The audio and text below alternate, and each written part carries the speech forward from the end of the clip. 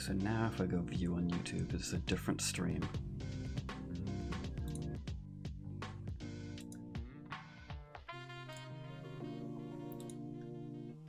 And that's ended.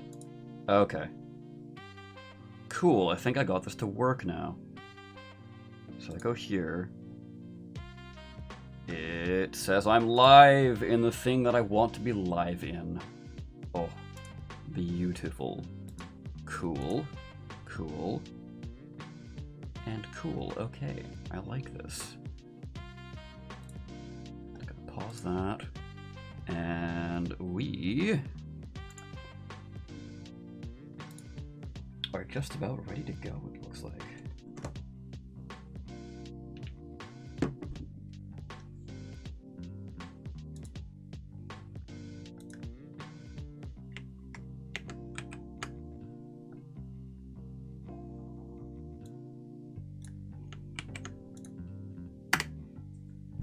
And let's push this out. Beautiful. Publish that. Very nice.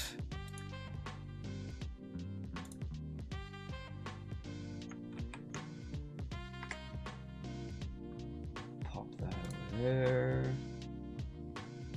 And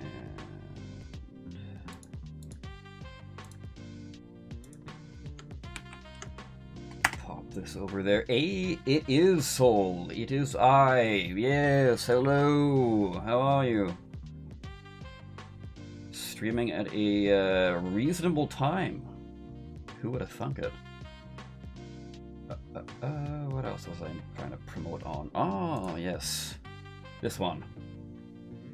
Should be almost ready to go. I just need to promote on somewhere. This one server that Hart got me to join. Impossible! Yes. There are so many channels on this one server, it's ridiculous. This one? There we go. Beauty.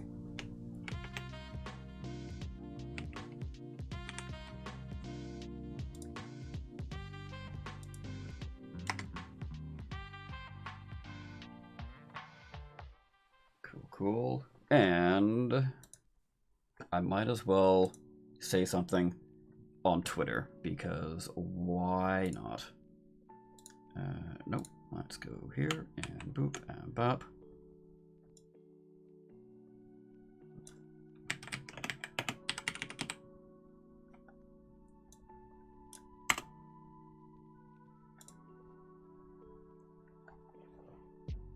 Yeah, there we go. All right, we are all set up and all good to go. So I'm trying out a new program called Restream, which is why in the chat there, well, for one, it says Restream. The chat's ready to display messages, but it's also got the little YouTube symbol beside your name. So if you hopped on over to Twitch, I don't know if you still have my Twitch, because I haven't used it in forever. It would show the little Twitch icon beside it. That's not what I want. I don't want the calculator. I want this. There we go. Okay. So I heard Spin said something about a game on a day off. Oh, there's two. There is two. Yes. Yeah, okay, cool. It's working. Got the little Twitch icon there. Something about games on a day off. Yeah, he was thinking like maybe once he gets a computer, he would run games on the day that I take off.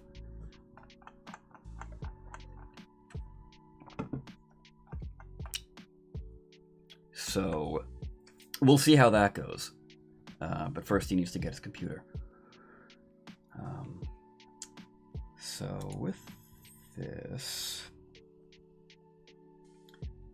Oh, that's interesting. I can see how many are watching in the chat. That's nice, actually. Got 2 people on YouTube, 1 person on Twitch, and I think that 1 person is me. So, I don't know if that counts, really. So, where we left off last time was... we made Pinnacle Scribe, which I'm very happy about. This one, it was originally going to be... also, I'm trying out a new camera angle, by the way. No, it's me because I'm on Twitch. Oh, maybe because I've got the Twitch stream paused, it's not counting. Trying out a new camera angle instead of head on, it's over here. I don't know if that's nice or good or what, but we'll see. Get more opinions once more people get into chat. If more people get into chat. I've never streamed at this time, so I don't know if it is a good time to stream at. Ow, yes, my elbow. I've had far worse, though. It's fine. My elbow is highly armored. Not really. I wish it was. But then again, no. That would look weird. But yeah, so last time we left off, this originally was going to be a scroll feature, then ritual. Yes, it was originally going to be a ritual Warforged. No, I am not a Warforged. Beep boop. So it was originally going to be a ritual feature, but then I kind of figured that this needs to be a seal feature, because this is the sealer, after all. Its whole, like, main gimmick is you get a seal, and you can draw things around the battlefield, and things that happen inside the area are affected by your sealing magic and whatever subclass stuff you get. So, I think this needs to be the capstone, where it provides some sort of bonus. What kind of bonus? I don't know. Yet, anyway. So, we'll figure that out, but what I want to do is work on the subclasses. Because, like I said before, the subclasses give you things to do with your seals. So I don't want to make this and then sort of pigeonhole my creativity when it comes to the design of making all the subclass stuff. So that's basically what we're going to be doing today. That's the goal, anyway. So we will come back to you once I figure out a cool idea. The only thing I've got in my mind right now is, like, some sort of, I don't know, some sort of maybe you get temp hit points when you're in the zone. I don't know, but it could very well just be something I put down here. And I don't want to make it like, okay, boom, this takes up like a massive chunk of potential future features for other orders, right? It's not going to bother me that my Twitch name isn't capital A. Well, that's on you. I don't think you can actually capitalize on Twitch, because my username on there is all lowercase, but then I went into the settings and edit my display name. Apparently that's a different thing, and then capitalized it, so I don't know. I haven't used Twitch in a long time, so a little lost there. Anyway, so I think what I want to start with is what I kind of alluded to on Twitch and various other places, is the order of messengers. Hey, it's fixed. Cool. But yeah, the order of messengers, because I came up with a really cool way of doing it. It's not like big combat power, more so like fun, wacky, zany utility sort of stuff. And that is this. Because they're a magical mailman, effectively, You know, they need some sort of like mail delivery satchel. So I'm like, okay, what about just a bag of holding, right? So give them a bag of holding, but improved. So anything in the bag can be teleported to a willing creature. You've got mail, is what I put in brackets there. I don't know why I did that, but for the meme, I suppose. If they are within X feet of you, X being maybe equal to your intelligence modifier times 200 or something like that. And then they'll have a other feature called Return to Sender. If the receiver is not satisfied with their purchase, they can return it. As long as it's been 7 days or less, they can use a bonus action to return it to the bag.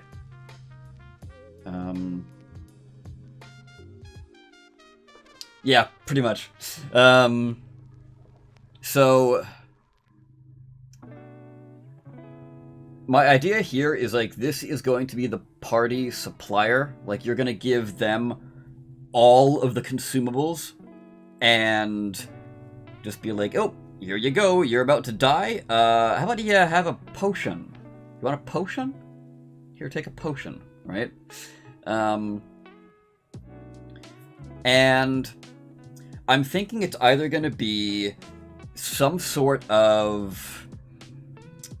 has to be a willing creature, or what could be cool is you can give this to anyone, but they have to accept it. So they'll get like a little hologram of the item in front of them. So if they're like, if it's a bottle of poison with like a big, you know, skull and crossbones on it, and they're looking at it and they're like, yeah, no, declined. And then it just, the hologram fades and they don't get the item, right? That'd be kind of cool.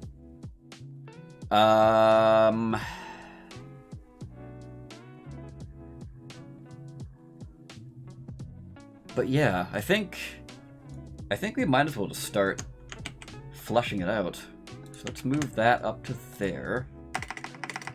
And put the order of espionage back down where it belongs on the next page.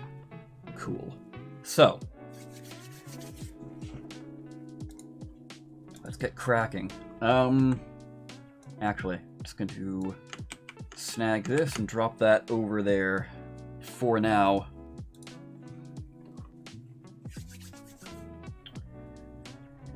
Okay.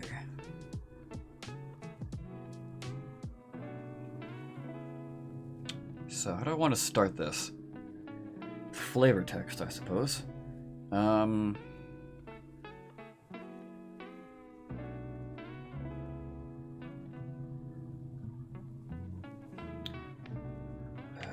Sealers of this.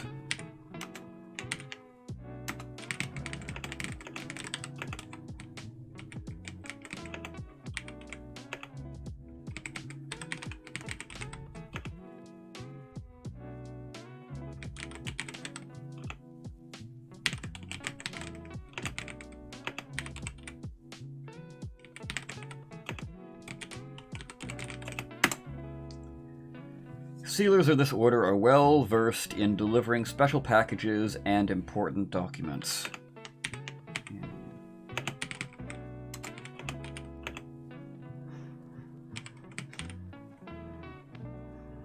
In order to keep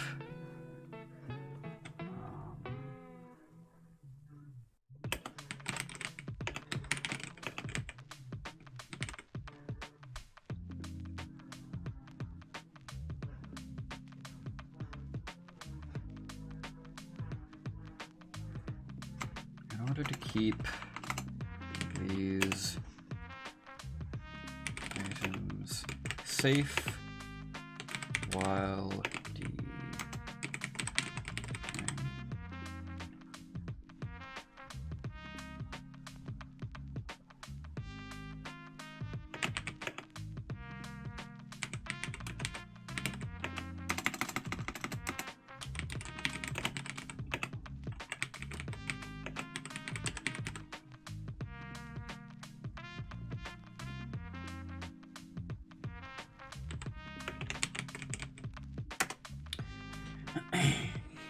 In order to keep these items safe while delivering and provide them added utility, messengers have designed a special satchel. Special extra satchel.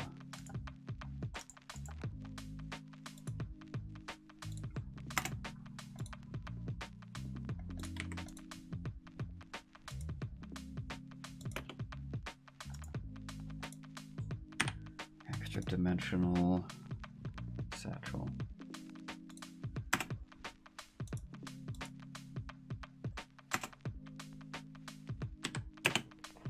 Yeah, cool. Okay, now let's get into the mechanics of it. Now the flavor text out of the way.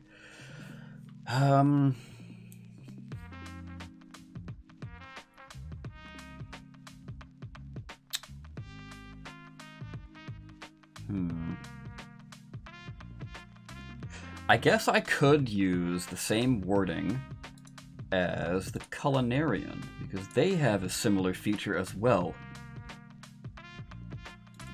So I'm just gonna go grab... Where is... PDFs? Cool. Let's just slide this over to the side here. Just gonna hide chat for me for a second. I'm just gonna quickly grab all this stuff.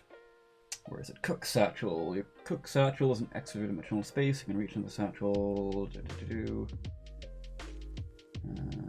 Okay.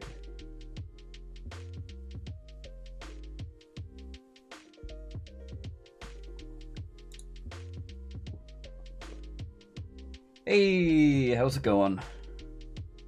It would be my lovely fiance. Would you look at that? How you doing?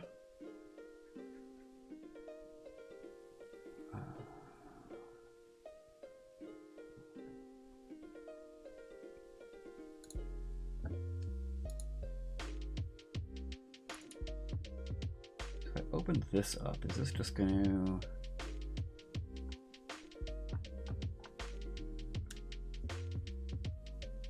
Oh, interesting. I thought that would overlay over top the overlay over top of the stream there. That's not the case. Let's see. Cook Satchel.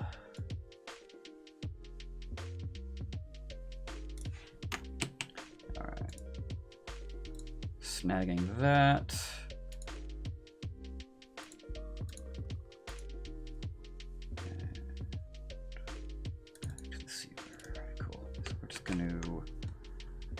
Grab this because that's kind of what I'm looking for here, and then tweak it as need be.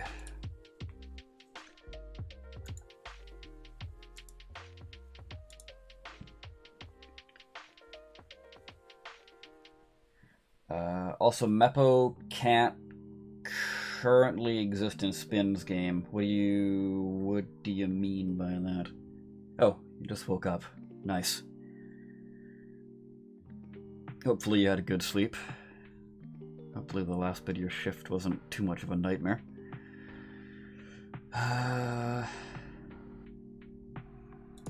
Okay.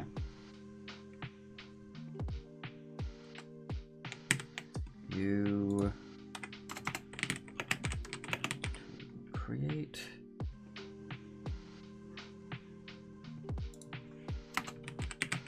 this magical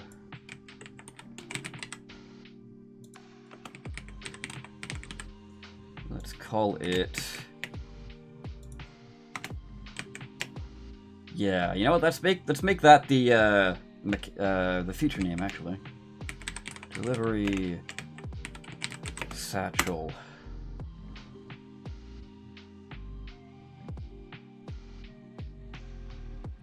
7 a.m. Oh, So like you got no sleep basically.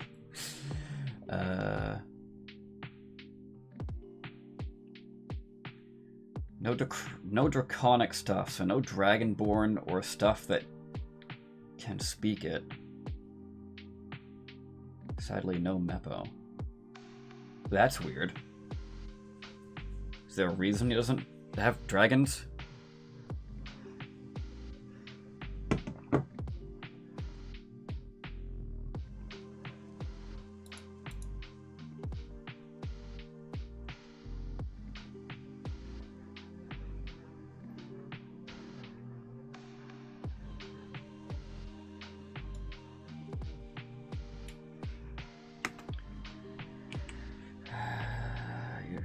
To create this magical delivery satchel.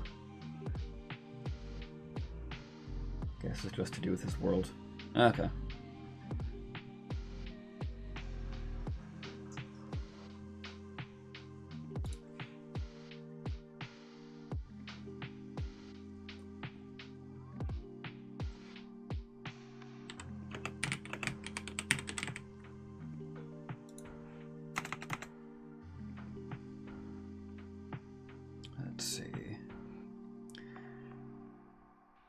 You are able to create this magical delivery satchel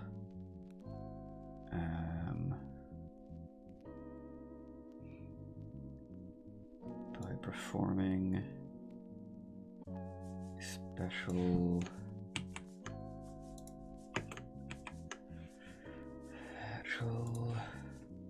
by performing a special 10-minute ritual.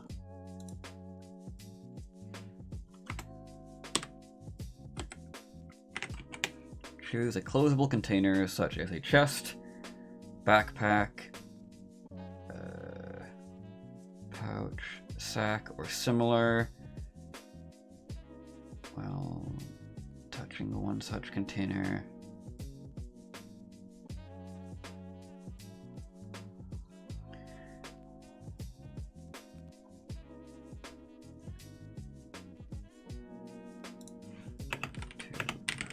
perform this ritual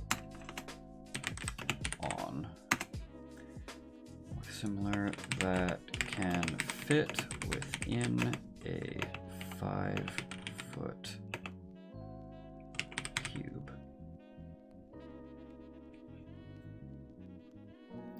Choose a closable container.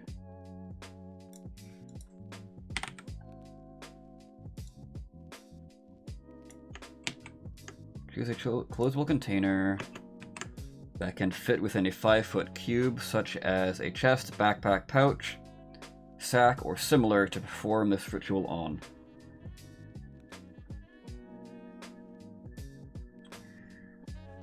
While touching one such container, will allow you to that.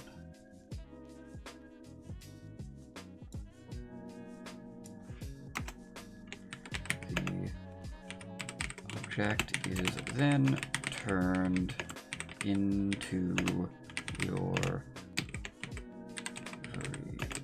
satchel. You can only maintain one delivery satchel at a time. Boom.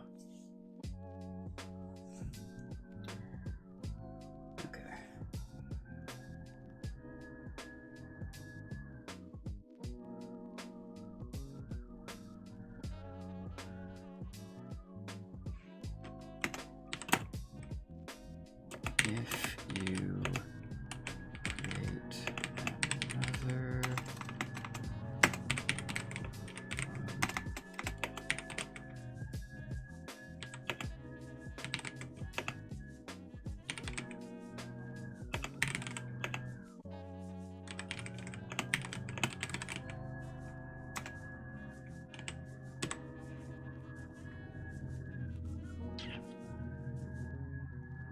create another the old item loses its magic. Cool. I mainly just did that because I wanted to make it so it wasn't just like, here, you've got that, and then the next line. It just looks weird. Which is why I tried to trim this down You saw me try to trim this down. Okay, the satchel, let's capitalize that. The satchel is an extra dimensional space you can reach.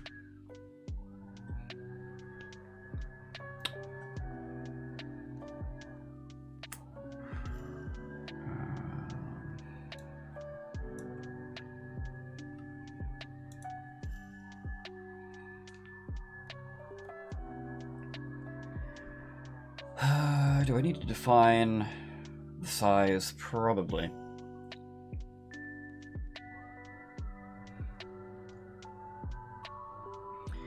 Yeah, because the thing with the cook satchel from the Culinarian was like you can't really put stuff in it. It basically makes food for you.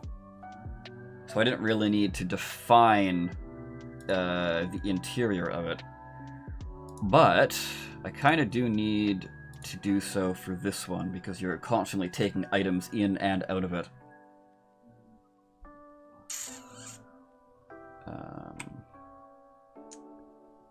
Yeah, so what we're gonna do is we're just gonna go look up the good old bag of holding to see how its wording is.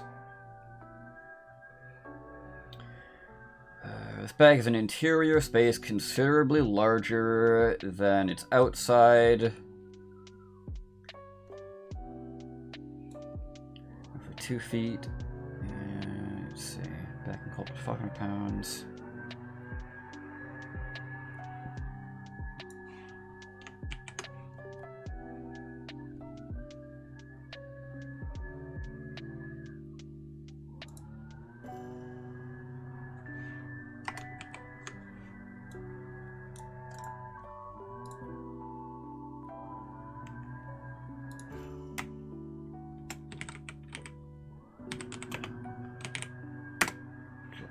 Basic and bring that down to 10 point.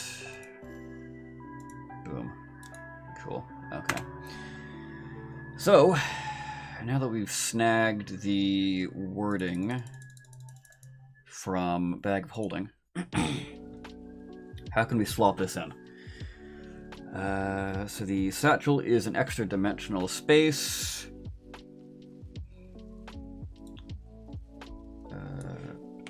With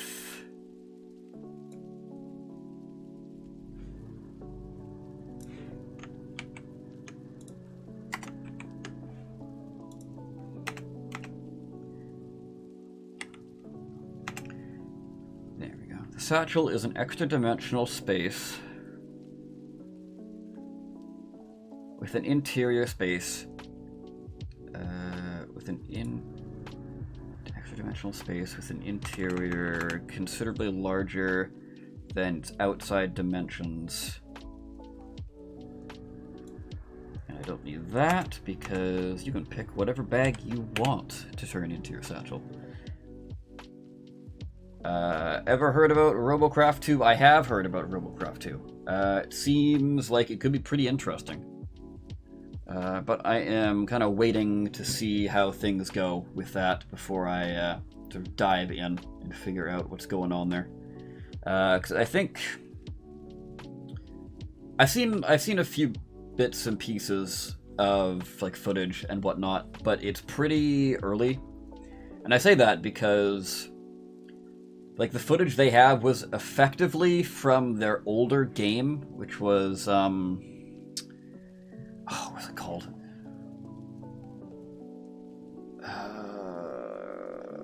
I forget.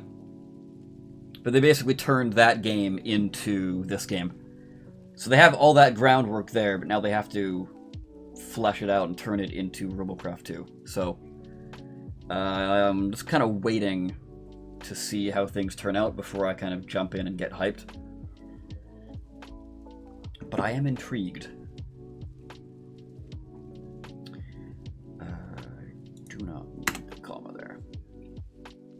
So the satchel is an extra dimensional space with an interior considerably larger than its outside dimensions. The bag can hold up to I think that's kind of baby numbers. You know, I think we could probably go more. up to a number of pounds equal to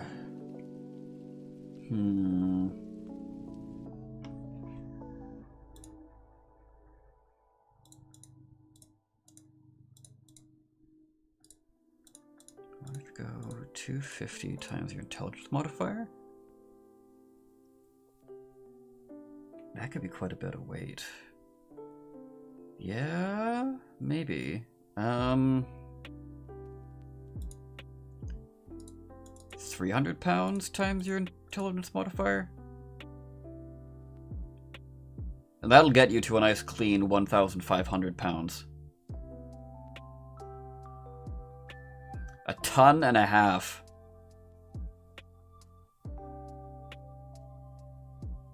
Yeah. Yeah. Yeah, this guy is not playing around. This is one hell of a mailman. Alright, he's gonna be able to, yeah, I like that. Okay, the bag of holding can hold up to a number of pounds equal to 300 times your intelligence modifier. Yeah, that's what we're talking about.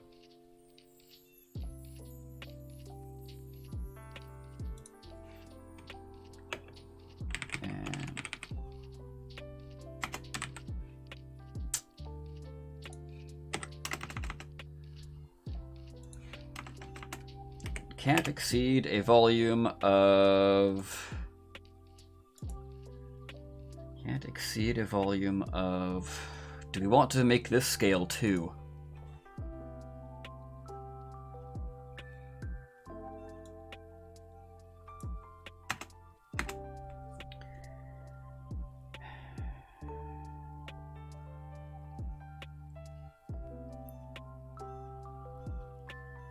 Can't exceed a volume of 64 cubic feet. Yeah, you know what? Let's make this scale. Because obviously the reason Bag of Holding doesn't scale is because it's not a class feature, it's a magic item. But this is something tied directly to a class and directly tied to character progression. So I think we absolutely can go ahead and make this scale. But how do we do so? 24 times your intelligence? 120?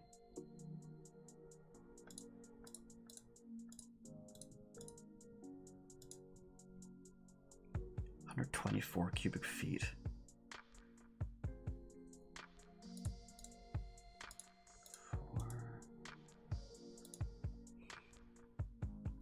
30 cubic feet times intelligence.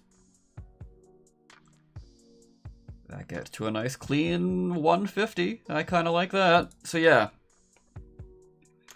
Cannot exceed a volume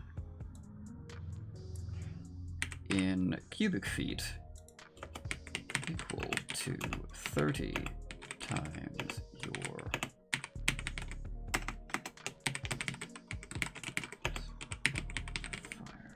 spelled intelligence wrong again, but what else is new, I suppose?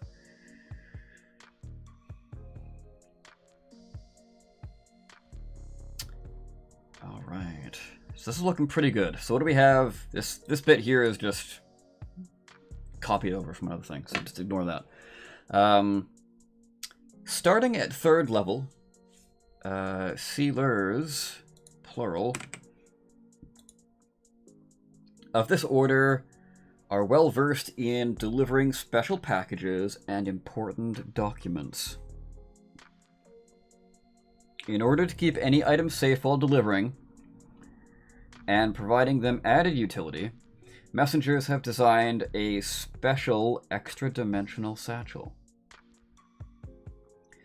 You are able to create this magical delivery satchel by performing a 10-mana ritual. Choose a closable container that can fit within a 5-foot cube, such as a chest, backpack, pouch, satchel, or similar, to perform this ritual on.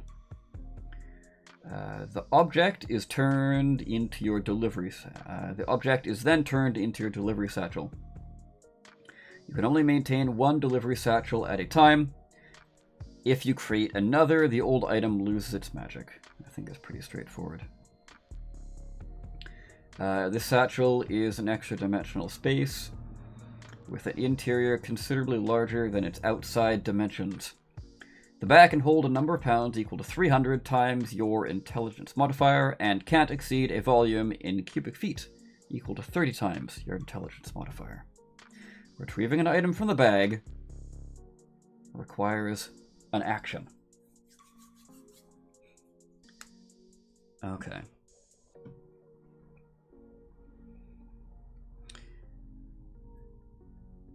Do we want to make this a bonus action?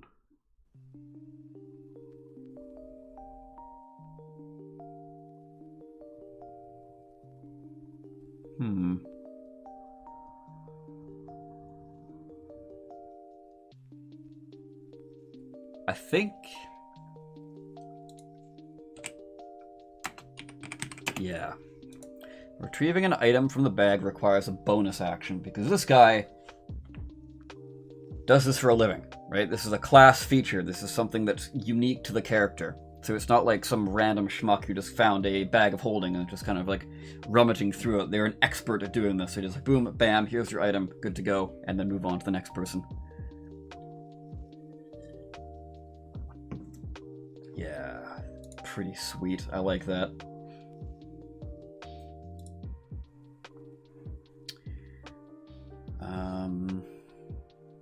By the way, how are people liking the camera angle? I know I've got a few more people in here now, so I've kind of got it off to the side instead of head on. I don't know if you've seen the old streams, but if you have, what is your opinion on that?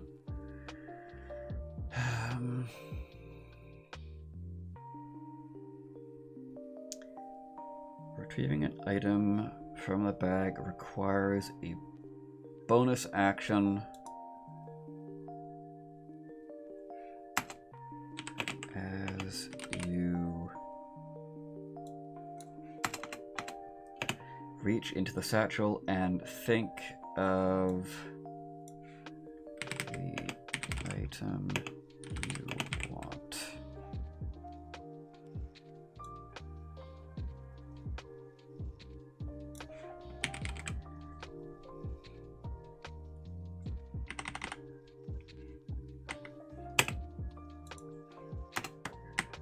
That item then appears in your hand.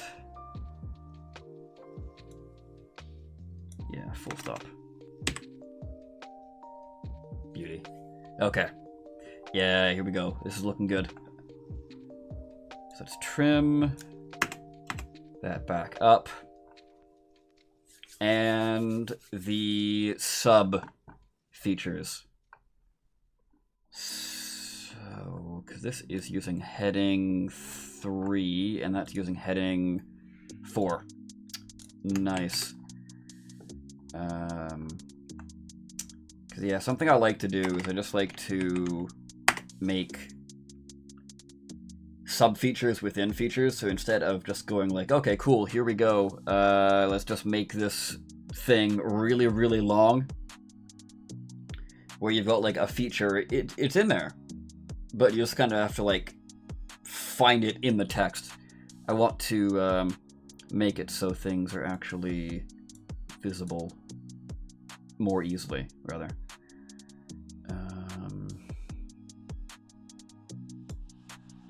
So I don't need that. So I need boom,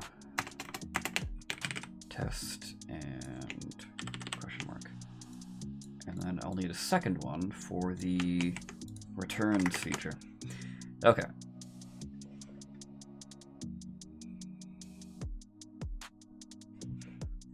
So special delivery and turn to sender.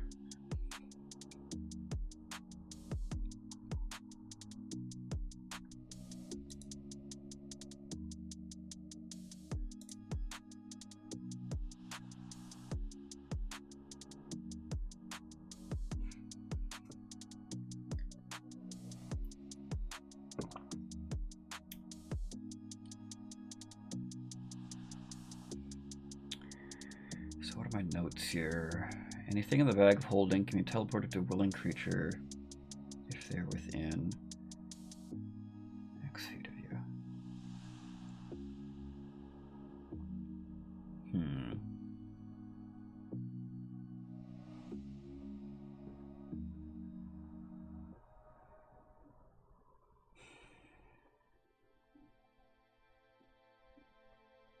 Yeah.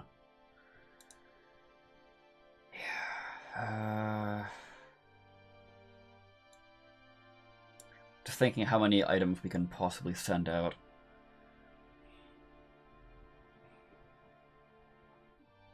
I think we tie it to the same number of sigils you make. Or can make.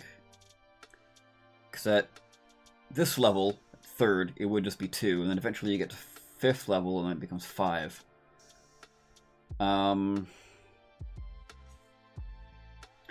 Because if we make this an action to give somebody an item, that's like, what's the point? Yeah, sure, you can teleport the item to them, but like, that's not that powerful. You're giving up your entire action, which you could have used to cast a spell, to give out an item. Which is not great.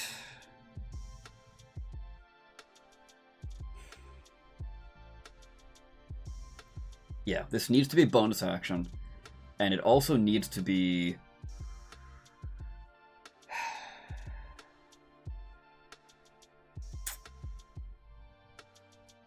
Yeah, I think we're gonna have to tie it in with the sigils, because, like,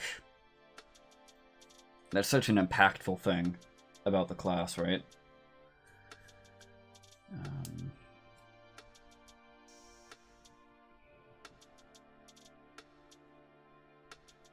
Yeah, so...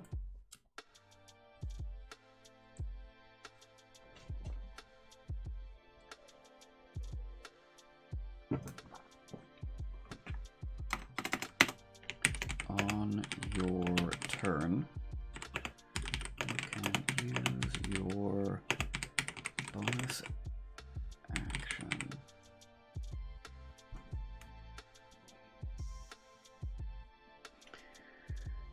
on your turn. You can use your bonus action. How do I want to word this? Because I could word it like, when you use your bonus action to scribe sigils, you can instead replace one of the sigils you can scribe with sending a item. But that seems weird, because like, alright, I'm ready to scribe sigils, and you don't scribe any sigils that turn, you just send items. But you're using your scribe sigil action, which is odd. So it's an odd mechanical narrative there.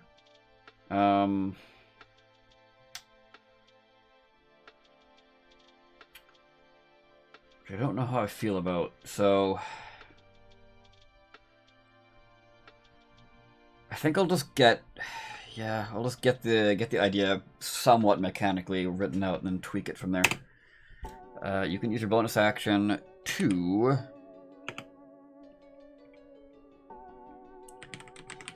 port items in the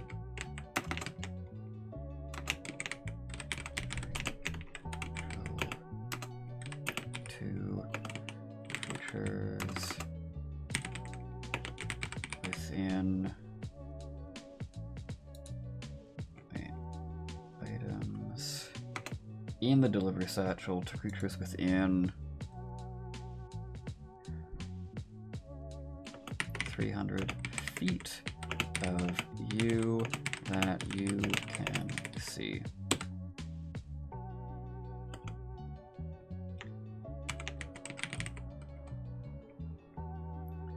Before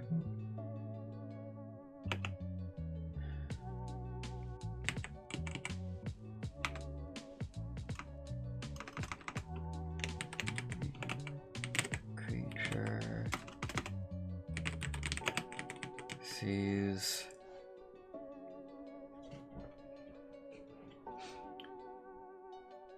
Does this have to be creatures only?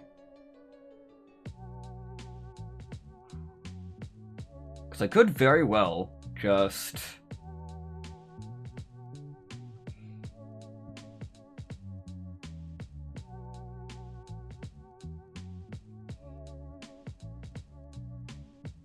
No. I think it does need to be creatures only, because I could see a lot of BS shenanigans where, like... Okay, cool. I drop like a lit stick of dynamite into my delivery satchel, and then I send it to a space I can see 300 feet away, and it then blows up. Like, that kind of cheese is probably going to do nothing but piss off a DM, so I think we're going to limit it, at least for now. I might change this later. At least for now, we're going to do, we're going to limit it to creatures only. The creature sees an illusory...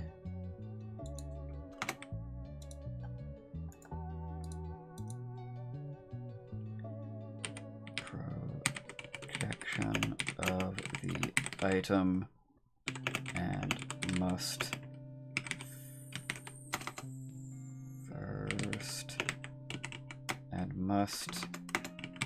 choose to accept it. No action required.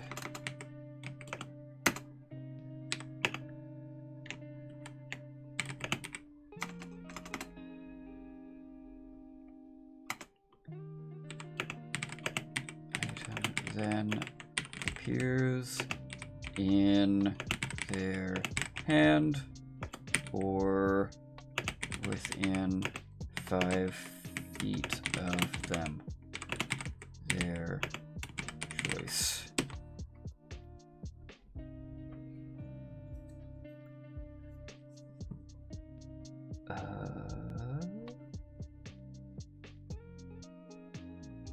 Yeah, I think that works out. I think that's basically the gist of the mechanic here.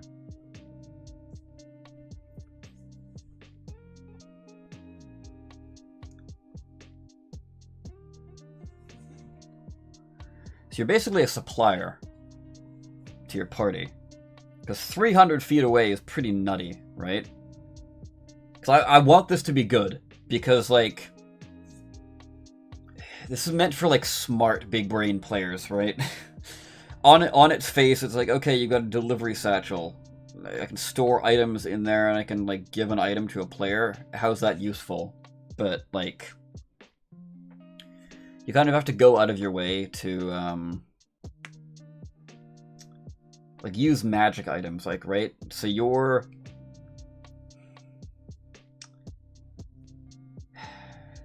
like the supplier, so you've got all the magic items, and you can, like, send them out to your player. It's like, oh shit, you're having a hard time. You know what would really be helpful? Circlet of Blasting. You need the Circlet of Blasting, and I got it. So I'm going to send it all the way over to you on the other side of the battlefield. Boom, they accept, they put the circlet on, and they start shooting off motes of flame against, like, some sort of plant creature that's nearby them, right? Because otherwise, yeah, you could be like, okay, cool, we're going to give the Circlet of Blasting to so-and-so, and they always have it, but, like, so-and-so's way over there, and the guy fighting the plant creature is over there, and they definitely need it, and the guy that has the Circlet of Blasting doesn't need it. So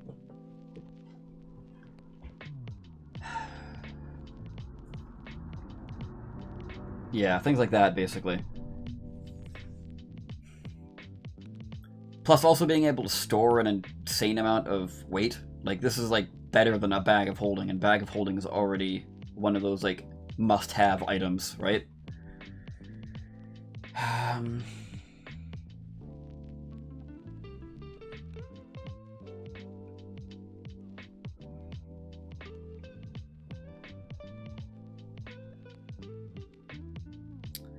You can use a bonus action to teleport Items in the delivery satchel to creatures within 300 feet of you.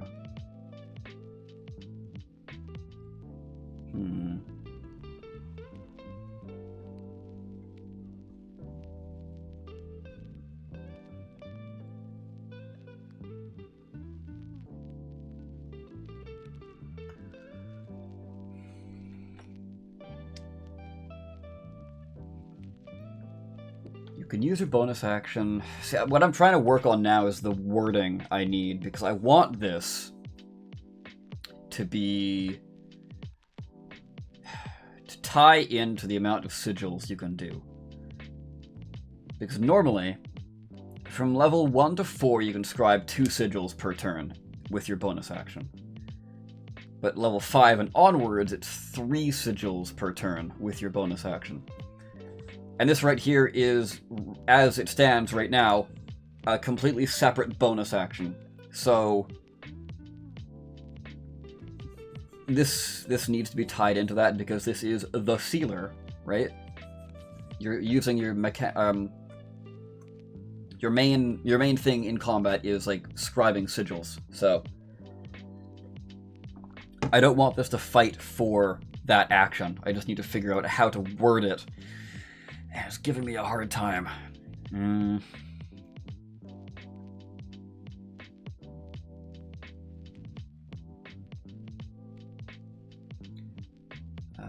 what a blast from the past. I remember watching a lot of your Robocraft content a few years back. I was very excited about the D&D content too, as I've recently started trying it with friends. Nice. Yes, join us. Join us, yes. Good to see this channel is still going. Yeah, it's done a complete 180 from Robocraft to D&D. But I mean, they're both like very creative. Well, the homebrew side of D&D is very creative. I'll say that, and that's what I mainly focus on. So, the creativity aspect of the channel is still here. It's just on a completely different game, which is also not a video game either. It's a tabletop game, so a completely different genre. I guess, whatever, you get the idea. I might pop back to Robocraft 2 when it comes out, but like I'm kind of torn here, because I'm trying to build the channel back up to be a D&D channel. And if I start re-releasing, like, Robocraft content, yeah, sure, I'm gonna have a lot of, like, people coming back, being like, oh my god, Robocraft 2, whoa, this is crazy! But then, like, it's gonna confuse the algorithm. Be like, wait, you were just uploading D&D content for a while, and now you're uploading this? What do you want to do? And then it might not, like, show my videos to anyone, so... I don't know. Currently playing a Warforged Cleric. Based. Absolutely based. I'm sure Ash, if he's still in the chat, will tell you how based you are for playing a Warforged. The Forge name... Cleric of the Forge names? Cleric of the Forge... Oh, Forge Domain. Named Siege in a friend's campaign. Nice. Only one session done so far. Nice. I like it. Personally, Rolecraft drifted from my life a while back. I mean, mine too. Which is why I am doing D&D. I like it. Personally, Rolecraft drifted away from my life a while back. Though I do visit it now and then. Yes, I saw about Robocraft 2 and it looks super cool. Yeah, it does look super cool. Especially, like, that one video they put out, like, you've got, like, your cube, right? Your cube. But then they showed, like, there's like a 3x3 grid on it. So, like, 9 spaces on each cube that you can place smaller items onto and, like, put stuff in that. It's going to be pretty cool. If they can pull it off. Rotating platforms, the thing that the entire community was asking for the entire life of Robocraft 1, looks like it's going to be in Robocraft 2. So that's cool. But yeah. I have art of him, so if you have a Discord, should I post? Yes, I do have a Discord. It's in the description if you're looking for the Discord. I'm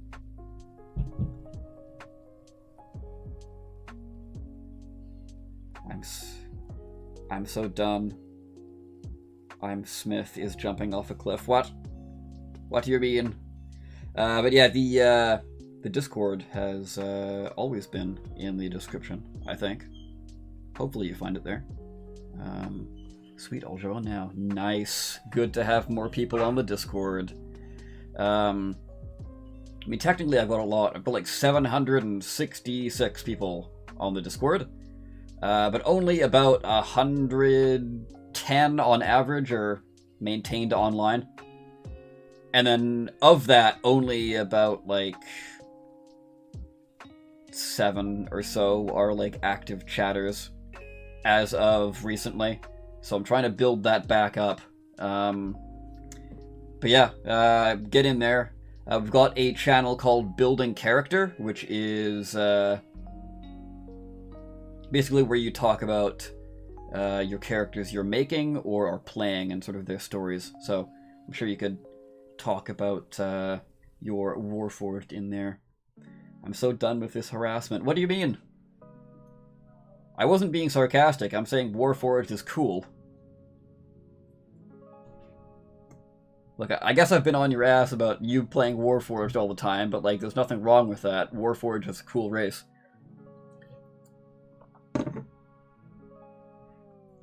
I find small communities easier to talk with, means I can get to know the members more easily. Yeah, exactly. Which is pretty cool. Which, I mean, you know, it's kind of nice for like this stream, because I can kind of like focus and then go onto chat and like look at things and then go back to this. Terran, Indestructible, who does another, like, does streams kind of like this as well. His chat kind of has been popping off a lot, and I don't know how he keeps up with it. Probably the same way I kept up with chat when I was doing Robocraft. Not very well. But yeah, let's pop back to Delivery Satchel, and you know what? No, let's not do Delivery Satchel. Let's stew on that for a little while. Let's go Return to Sender. Totally not looking around for a class idea. Totally not looking around for a class idea. What do you mean? Are you trying to make your own class now?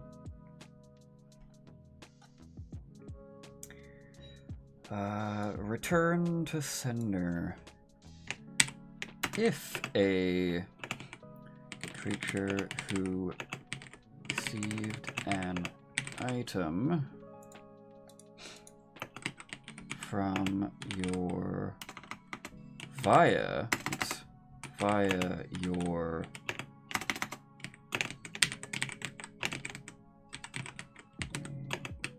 creature. If a creature who received an item via your special delivery feature is unsatisfied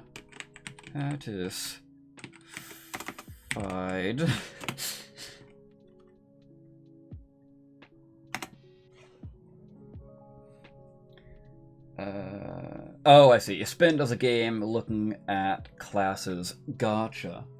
Gotcha.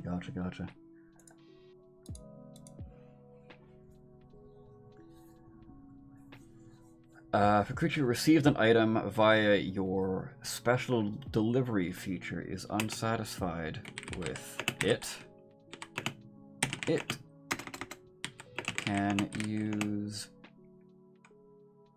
either its bonus action or reaction. I'm going to give them that option there.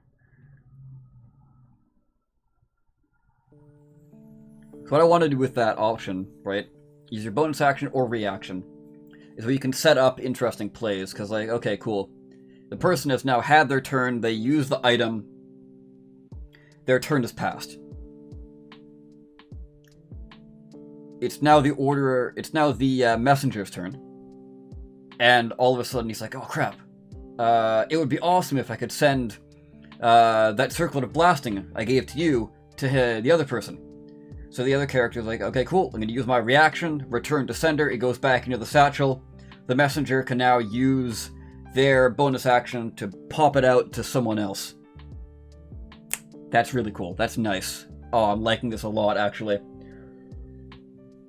Like, this is not raw power by any means, but the utility this provides is going to be a lot of fun.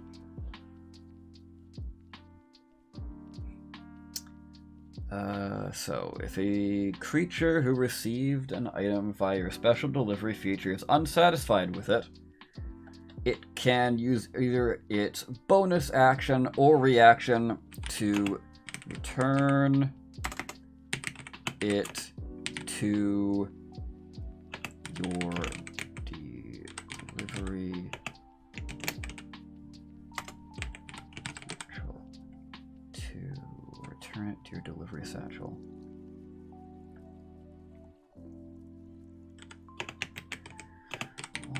As it has been 7 days or less, the item is successfully returned to the satchel. The item is successfully returned to the satchel if there is room for it.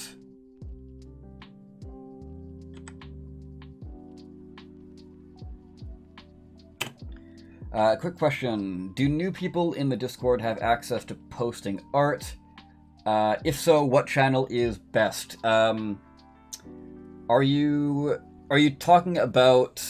Because there is the Artist Hangout channel, which is kind of like not necessarily D&D related, but if you're talking about character art, like I think you said you had art of your character, but if you got art of like a D&D character that you have, post that in building character. That's the channel for that. That's the channel for like any kind of people talking about their characters and whatnot.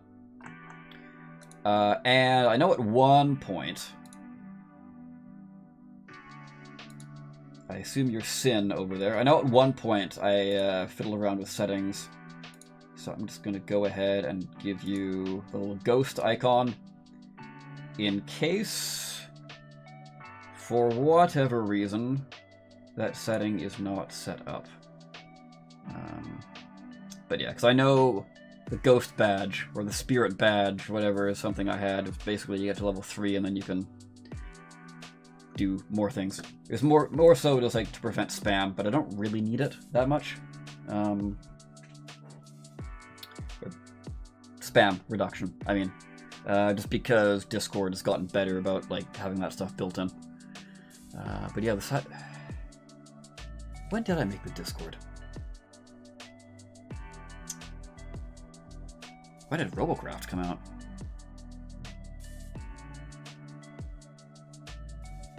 2014? Hold on. Now I'm curious. General chat. Talk about anything. Announcements.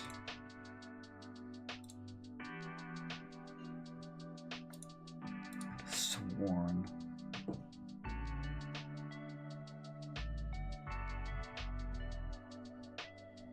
Could have sworn I had a channel tag saying like, oh, established such and such time. Oh, whatever. Doesn't really matter that much.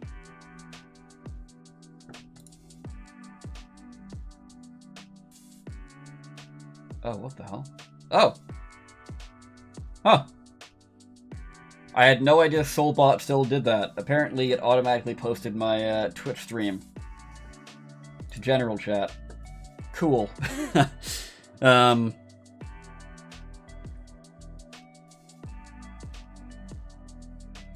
As long as it has been 7 days or less, the item is successfully returned to the satchel if there is room for it. The item turns with an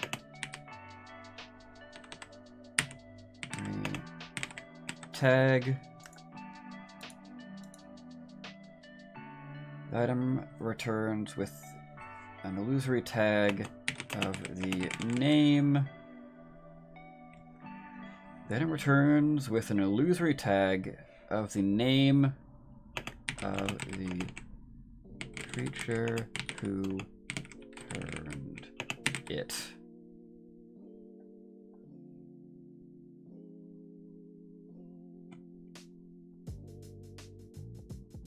Yeah.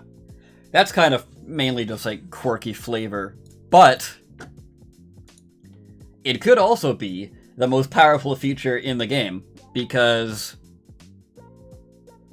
I don't know if you're aware, but like in the lore, right? Demons and devils never give out their true name, because if somebody has access to their true name, they can like control that demon or devil. So that means if you somehow get a demon or devil to return an item to your satchel, you would then get their true name, and then can control them.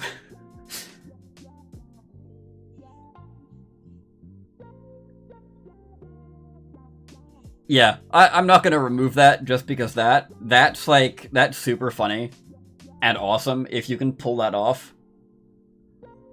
Art posted. Alright, let's take a look at this boyo. Oh, he is beefy.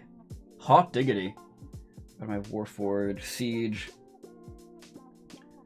Art by me, but the darker was run through an AI just for fun. Wow. That's really cool. I like that a lot, actually. Damn. Forge Cleric. 8 feet metal boy. Kinda dumb, though. What's his intelligence?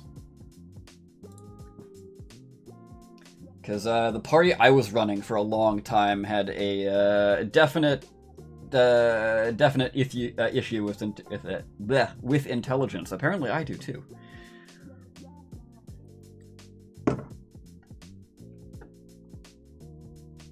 Beauty. Yeah, I like that guy a lot. That's really cool.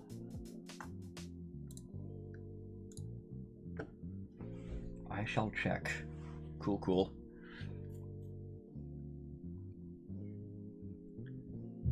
Okay.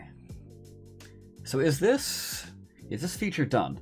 If a creature who received an item from via... No, I don't need that. Receives an item via your special delivery feature. Right. If a creature who received an item via your special delivery feature is unsatisfied with it, it can use either its bonus action or reaction to return it to your delivery satchel. As long as it has been 7 days or less, the item is successfully returned to the satchel if there is room for it. The item returns with an illusory tag of the name of the creature who returned it. You can spell this tag at will. Cool. Yes. Yes, this is so cool. I love this. Like, again, this is not like raw power, but like the utility this provides is hilariously funny.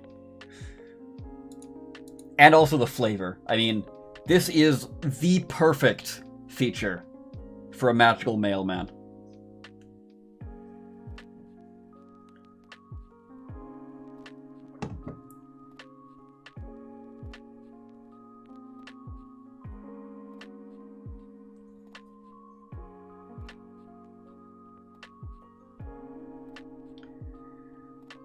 Uh, 13 strength.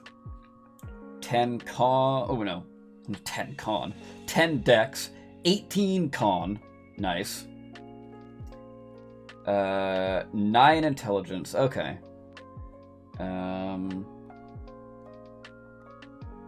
17 wisdom. 8 charisma. Okay. So he's not very charismatic. Just big scary metal man. 19 AC and level 3. Okay. Not bad. Not bad at all, actually.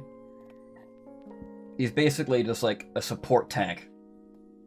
I like that. That's cool.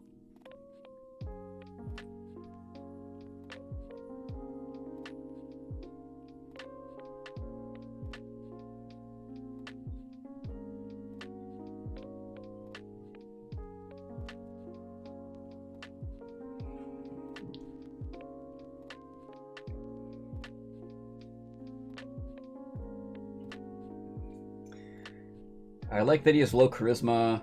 I want to lean into the misunderstood monster stereotype. He's big and scary, but actually really nice. That's cool, actually. Yeah, I like that. So, does he have proficiency in intimidation? Because he's, like, scary by default kind of thing? Or, like, did you not go with intimidation? Not that it really matters. I'm just kind of curious what your thoughts are on that. Just old and dumb. He's 768 years old. Jeez. But has been effectively buried under rubble for most of that. That's cool. I do have intimidation.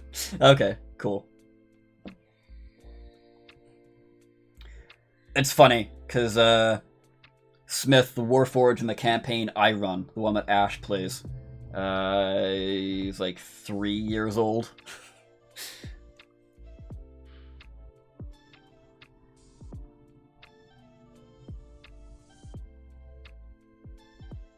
And I suppose if you want to, like, count the fact that he recently got a new body, he could be, like, I don't know, a month or so old.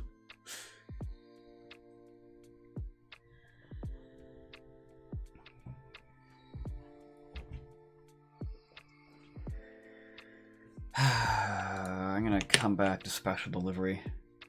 Yep, young AF. Which is hilarious, because that actually came in clutch one time. Because there's this one monster that, like, patrols this one forest region. And there's, like, rumors of it, like, oh, don't go into the forest at night. These invisible things will, like, destroy you. I forget what they're called. I don't think they're invisible stalkers. I think they're called something else. Because the invisible stalker is an elemental. This is, like, a humanoid. I forget what it's called exactly, but it has invisibility, but there are a few quirks you can use to get around the invisibility. One of the quirks is the creature can be seen by any creature that is younger than 10 years old. And technically, Smith was younger than 10 years old. So therefore, he was able to see the creatures and save the day.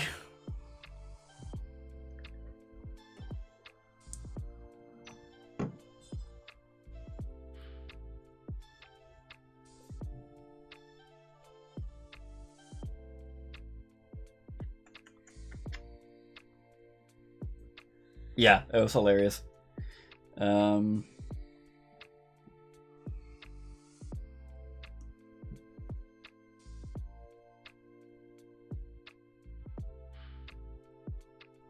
would appear that I'm getting a spam message. Goodbye.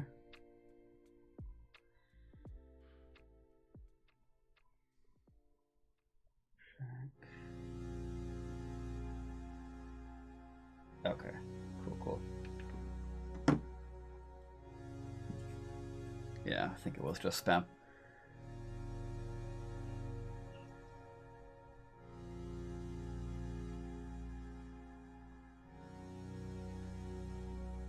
The reason behind it is a cool idea, and I'm still waiting for half his backstory to pop up. Yeah.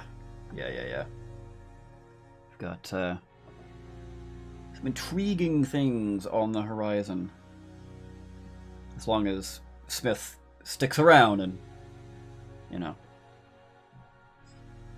doesn't get sidelined for another character. Not that that's a bad thing, it just makes me have to, like, switch my game up a little bit. I'm like, okay, cool, we gotta switch paths.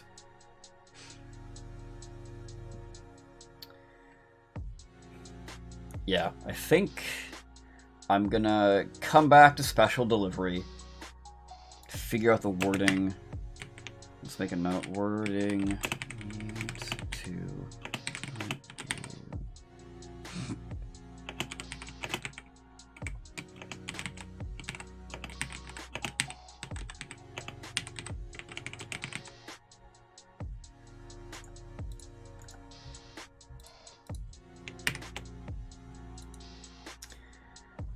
Siege is old, but he's only experienced like a day of actual time being awake, as he was accidentally given true sentience by ancient dwarves.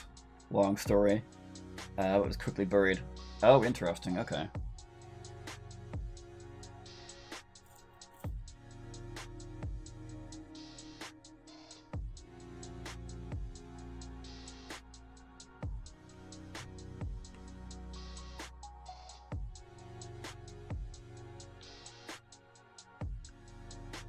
Gonna stick around for a while.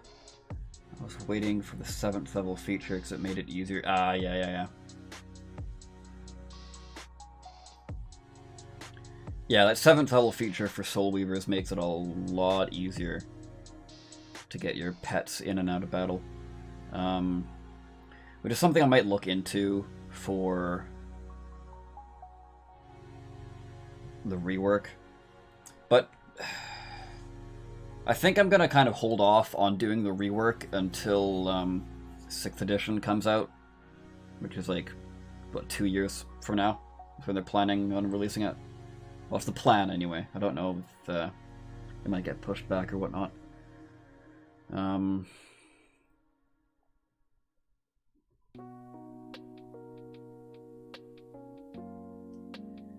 Yeah, so I think... Sender.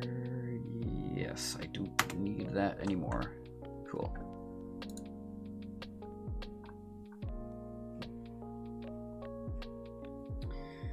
It's the only Warforged in the campaign that was fully sentient. My goal is to free my dormant brothers and give them a chance at life with free will like me. I want to make them a safe place to exist. That's a cool character arc. I like that.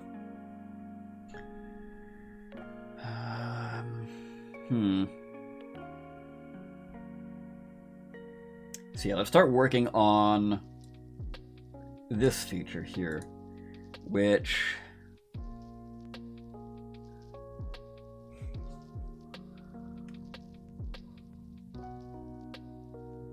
Yeah, I was originally going to call it Special Delivery, but now I've used that name for something else.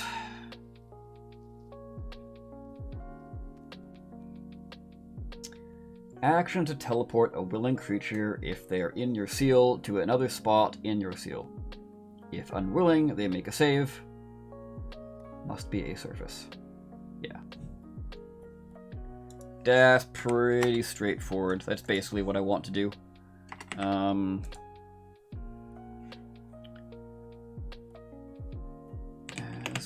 don't think I really need flavor text here. Like the feature quicksend. Yeah. I'll add that to a little list of things. Quick send.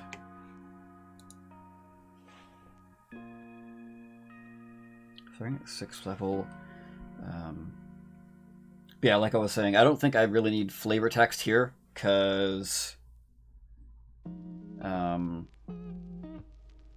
like the mechanic is like so very clear in what it does that it's like, oh yeah, I get it. That makes sense. Like, you can already picture the visuals in your mind without having to be like, oh, this does this and that, and then get into the mechanics, you know? Shifting seal. Shifting seal, yeah, shifting seal sounds like it's moving.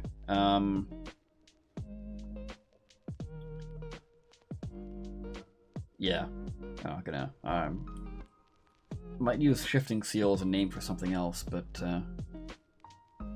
for now, quicksend, maybe? Not sold on it, but We'll see. As an action, you can report a creature within one of your seals to an unoccupied space.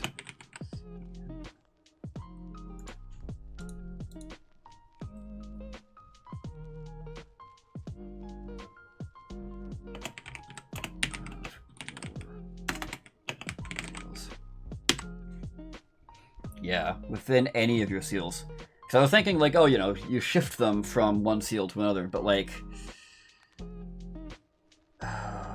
Because seals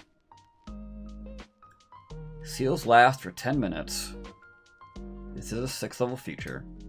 Seals last for 10 minutes.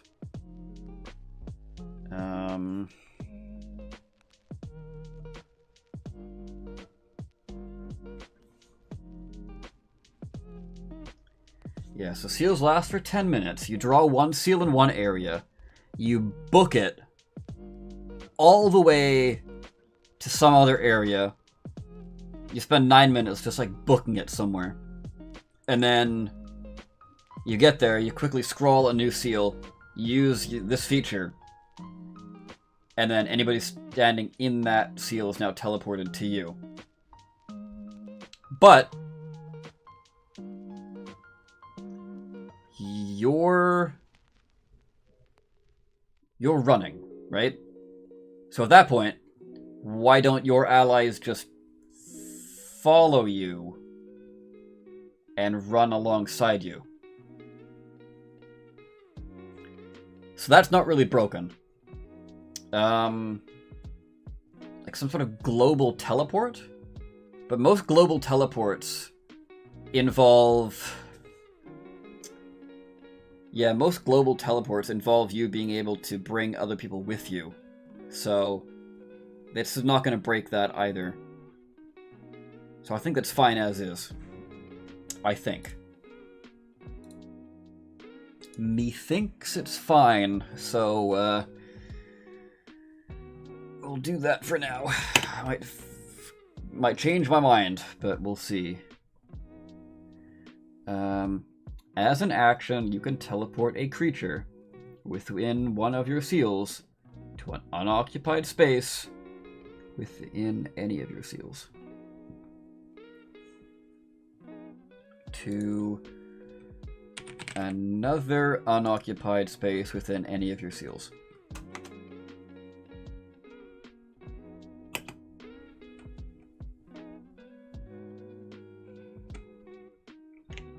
If the creature is unwilling, it must succeed on a... What kind of saving throw do you think this would be? Like, to resist being teleported?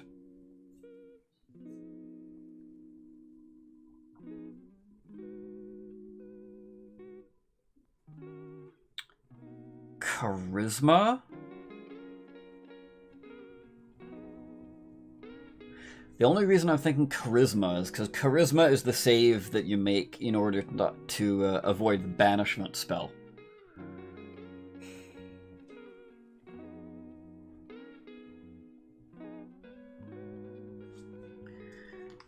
Could be wisdom, because you're perceiving, like, what's going on.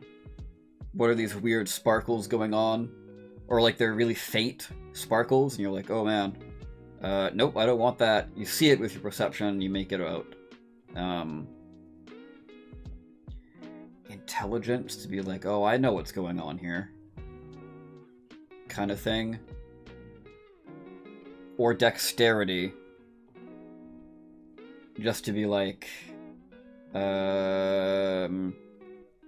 Yeah, what's this weird ball of energy? I kind of want to dodge out of that.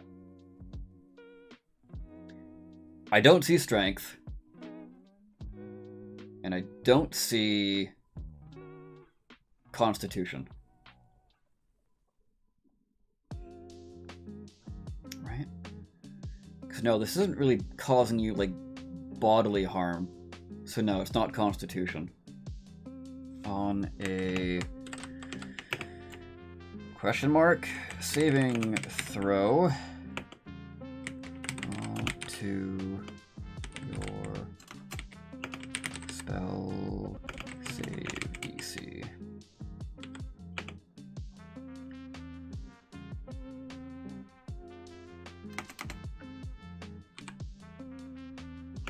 Or be teleported as above.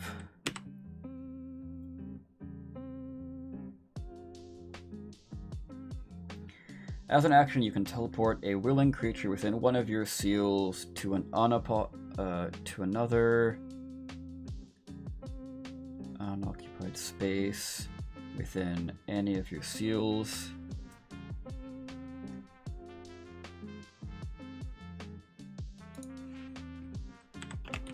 This must be on a solid. This must be on a solid surface. If it's not, if I don't specify a solid surface, they're just gonna be like, alright, we're gonna teleport you from here all the way to the top of the seal's influence, which goes up to 60 feet, and then you're gonna drop. That's not intentional, but people could do that if I don't specify surface, so there we go.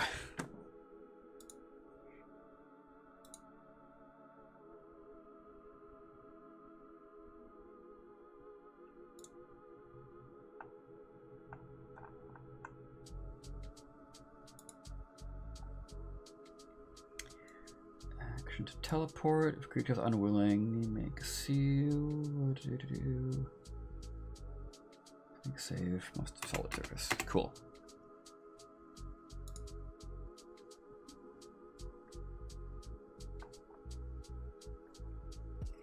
Alright.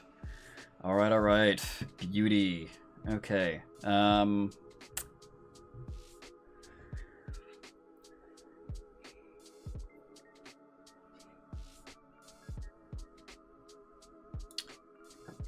Let's pop open my favorite site, Thesaurus.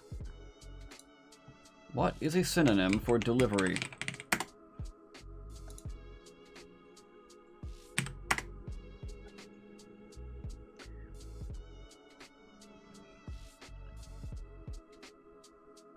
Consignment. Distribution, shipment, transmission, dispatch, conveyance, commitment, crafting.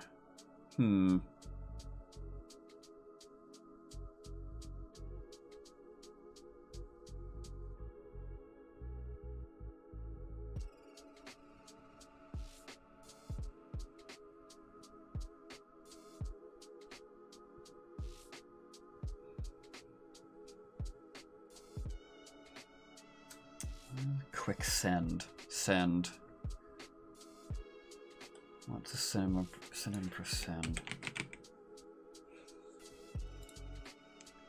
Address. Address. Assign. Dispatch. Express.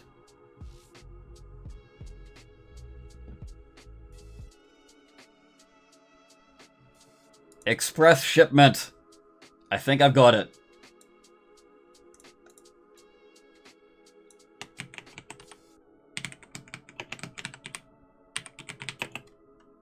Express shipment. Yes. Oh, hell yeah. I love that. Okay. Cool.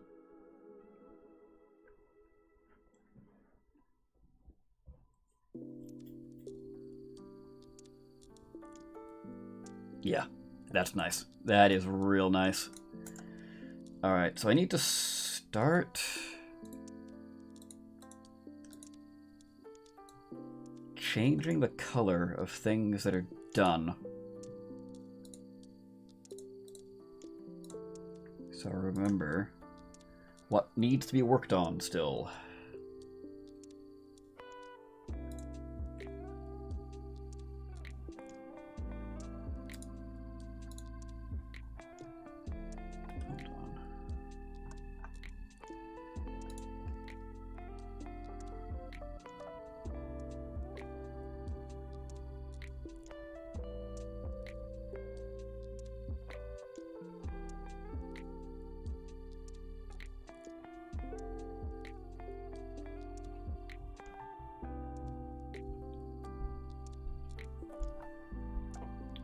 Just trying to find where my stream is in the Dungeons and Dragons section. Is it just not showing up, or is that because I'm logged into my account, so it's not showing me on there?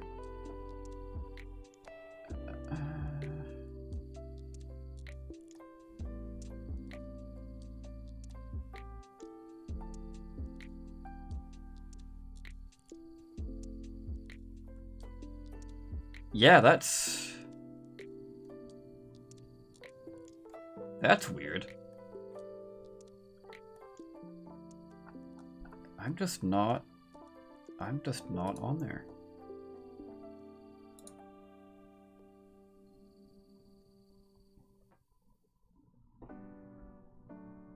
Oh, nope, there I am. Okay, that's weird. It isn't showing me.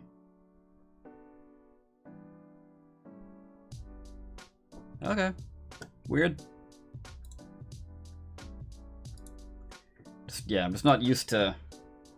Or I'm just not sure of how many people generally kind of patrol the Dungeons and Dragons section. But I guess it is kind of midday on a work week for most people, so I guess it's understandable, I suppose.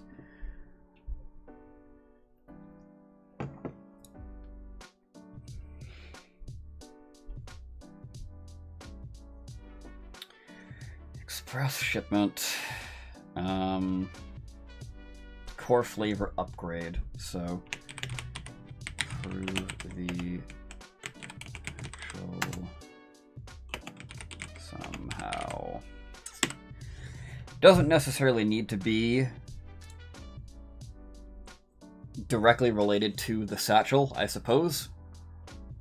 It just kind of needs to be an improvement to the core theming of the class.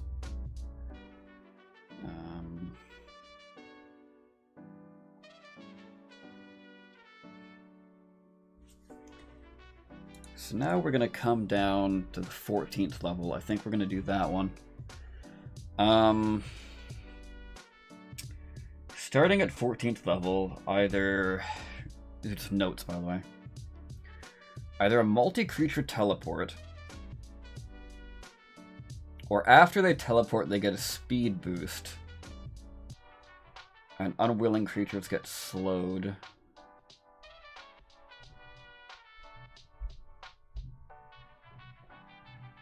Or dodge, disengage, or dash as a bonus action.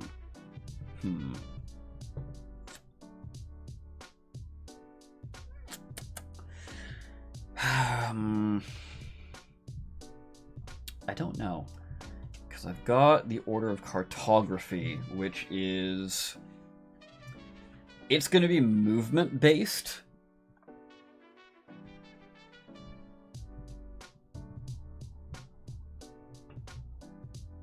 Cartographer's magic, yeah. Because the Order of Cartography is not teleportation. It's actually movement. Because you could just be like, oh, why isn't cartography about teleportation? They want to get around really quickly. No. They want to get around quickly and see the sights and write it down. If they teleport, they're cutting out all that room in between for them to write their maps. So this is mobility, but not teleportation. So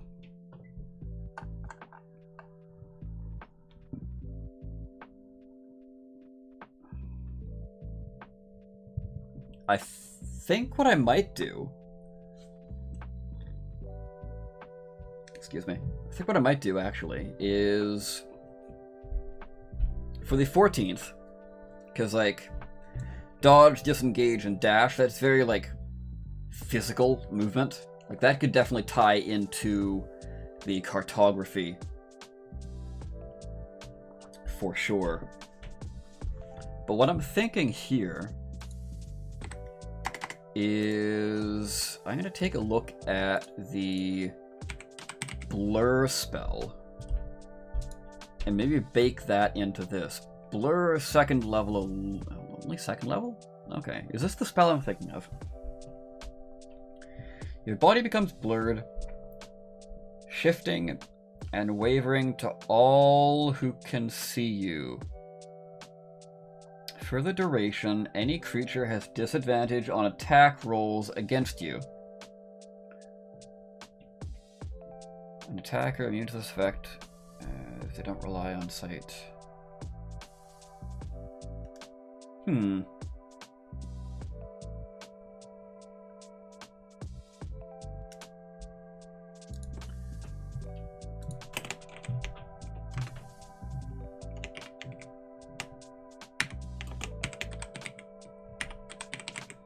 sort of blur-like feature. Or I've got that built in. Yeah. That could work. It could work.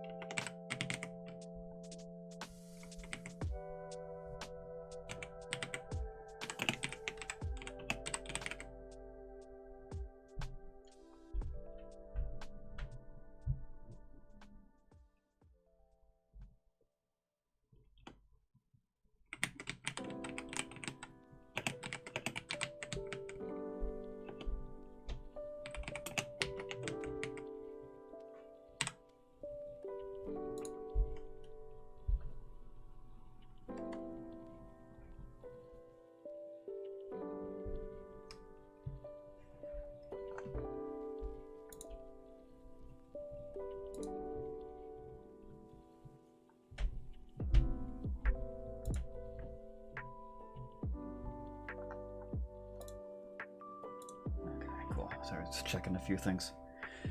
Alright. But yeah, the more I think about it, the more I think that this whole dodge, disengage, bonus action thing should be brought down to the cartographer. Because that's going to be like physically boosting their ability to walk around, right? And sort of sharing that ability with anybody in the seal.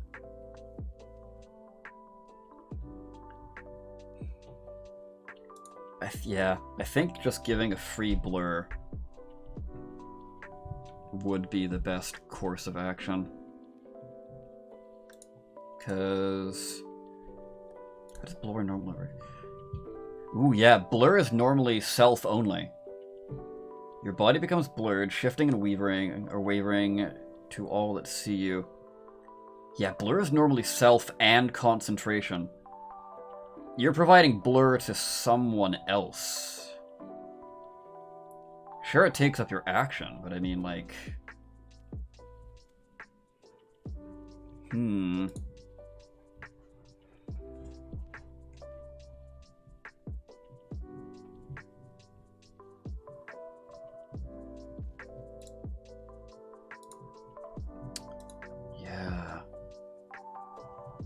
Yeah.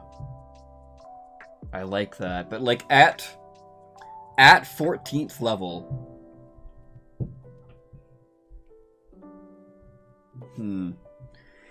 So you're using your action to teleport anywhere in your seal. And that could be a pretty huge area. So that's a pretty potent teleport. You're teleporting and blurring a creature as an action.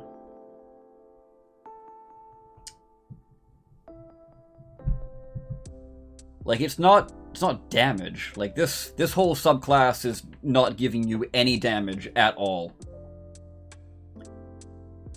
All support utility. But massive long-range teleport. Plus blur applied to another creature that you're not concentrating on. Yeah. At 14th level, I think that is an effective use of your action still. It's like, what else would they be doing at 14th level? 14th. You've got 7th level spells at that point. And you get Ceremonial Serenity, which doesn't really help you in combat. Yeah. Yeah.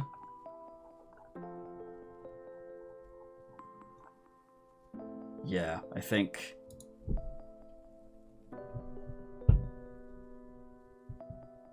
All right, I'm pretty sold on this now. Okay, we're doing this. It's Blur.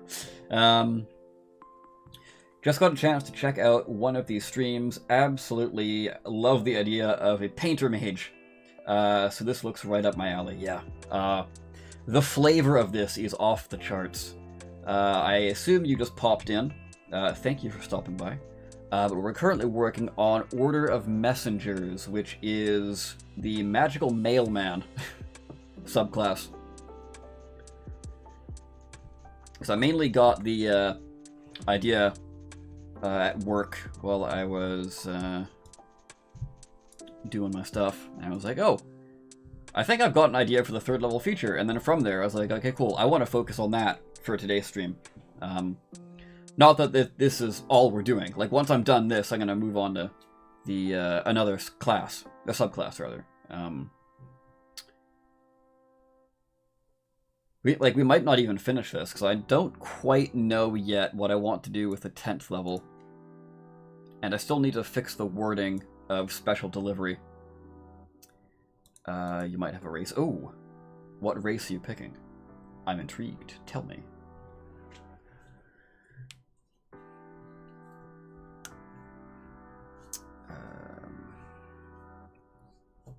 Oh yeah, hold on. Express shipment still needs to figure out what type of saving throw I'm going to use. So I'm not done that either. Damn.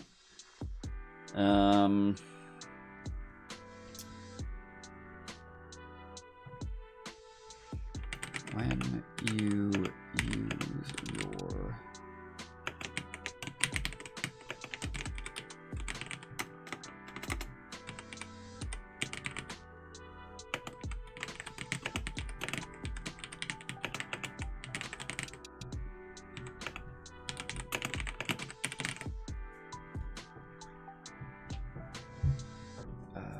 sent it to you. Got it.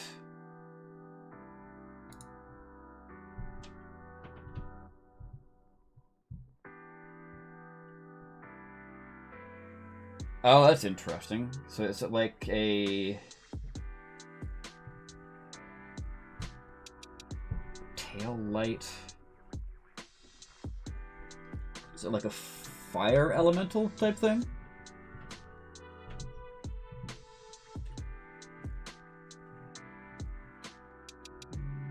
Acute hearing, tail light. They don't have dark vision. But that's fine, you've got a big old lamp on your tail. Interesting. I'll have to read that a little later. Or you could just give me the rundown, because I don't really have time to stop the stream to read the whole race. Hopefully you understand. I'm sorry. Forgive me. I love that so many people do these types of homebrew streams these days.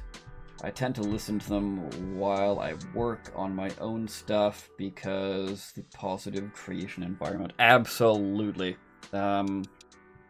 Before I started streaming, I was always listening to Terran streams constantly. Just give me a lot of inspiration. Not necessarily like, oh, I'm going to take your ideas, that sounds like a good idea kind of thing. It's more just like seeing the creative juices flowing in someone else kind of inspires me to be like, I don't know, just to work harder, if that makes sense. I don't know. Because like also you would you'd go about the stream and you'd listen, and then you'd be like, oh yeah, here's this one obscure rule that I totally forgot about, and then you're like, oh, I forgot about that rule too. Maybe I could use that inspiration to make a new feature, or like, oh crap, I need to now think about that when I'm writing this one feature I just did. Let me go back and change that kind of thing.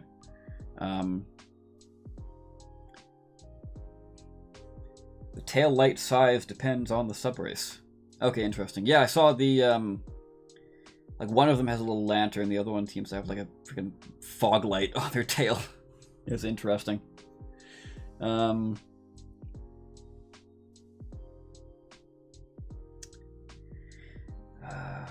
But yeah, when you use your, but yeah, also, Josh from Dungeoneers Pack has been doing, streams of his Luchador class, which seems pretty cool. Apparently he's like almost done. The stream he was doing last night, it wasn't for the Luchador, but he was talking about it, and he basically said that he's got like 2 more features he needs to write before that thing is done. So that'll be really cool.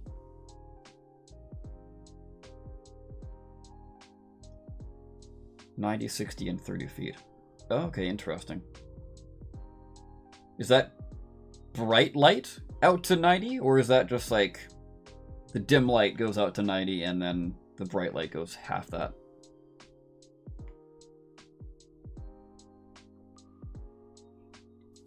When you use your express shipment feature to teleport a creature, you can choose to cause their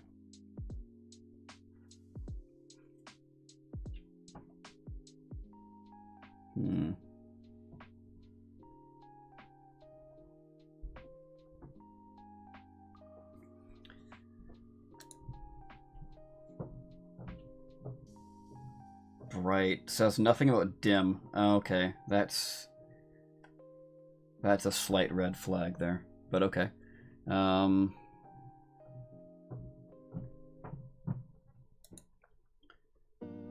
Choose to cause their body to become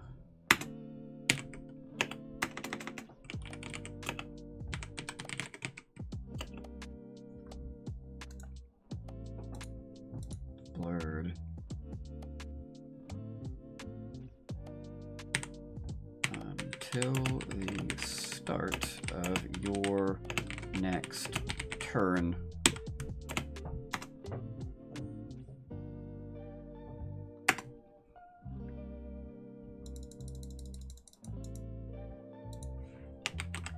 While a creature body is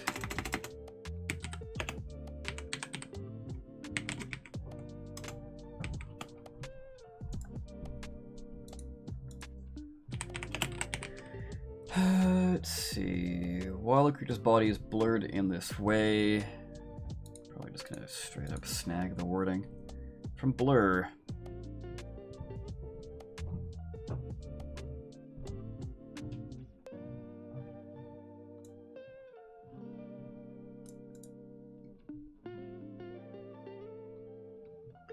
Creature has disadvantage on attack rolls against you. Blurred in this way, it appears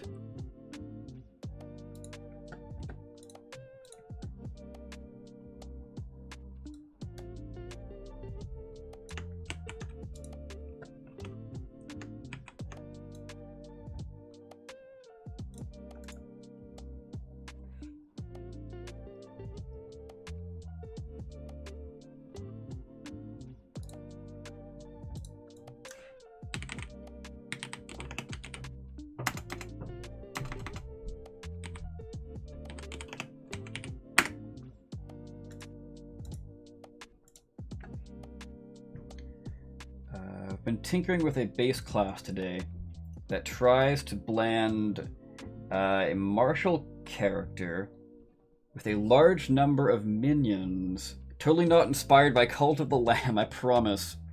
So far, slow progression. That seems pretty interesting. Like, how would... Minions, okay. How would the minions work, exactly? Are they gonna follow you into combat? Because having a huge horde of people might be difficult, unless you, like, somehow give it, like, a stat block of swarms.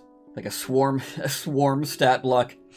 A large swarm of medium creatures, or something like that, I don't know.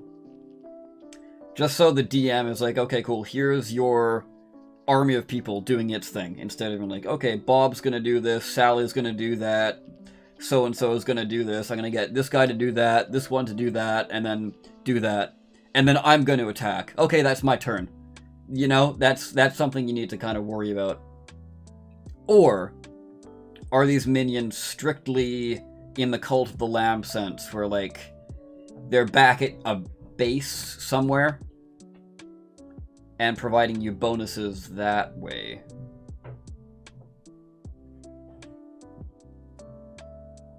Honestly, if I could work on a single class far more than a couple days before switching focus, I'd probably publish one of them now. As it stands, I've got a dozen unfinished projects. Yeah, no, I know the feeling. I had that problem when I was starting out.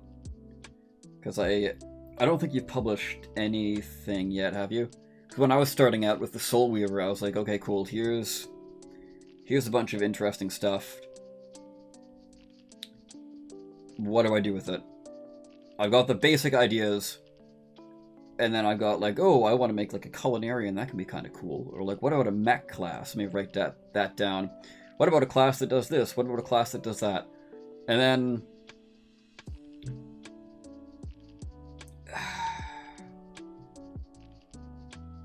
I don't know, like, the... What's the point I'm trying to make? Like, the,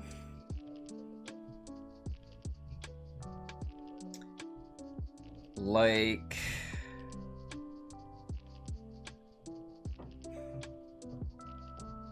Like, I was gonna say, like, oh, just commit to something, but, like, you seem to have trouble committing because you've got so many ideas. Like, the thing that you need is to make, like, a base pillar feature, and then once you have a feature that you can, like, okay, cool, I can branch this out and plug this core feature back into a subclass feature or another feature in the base class.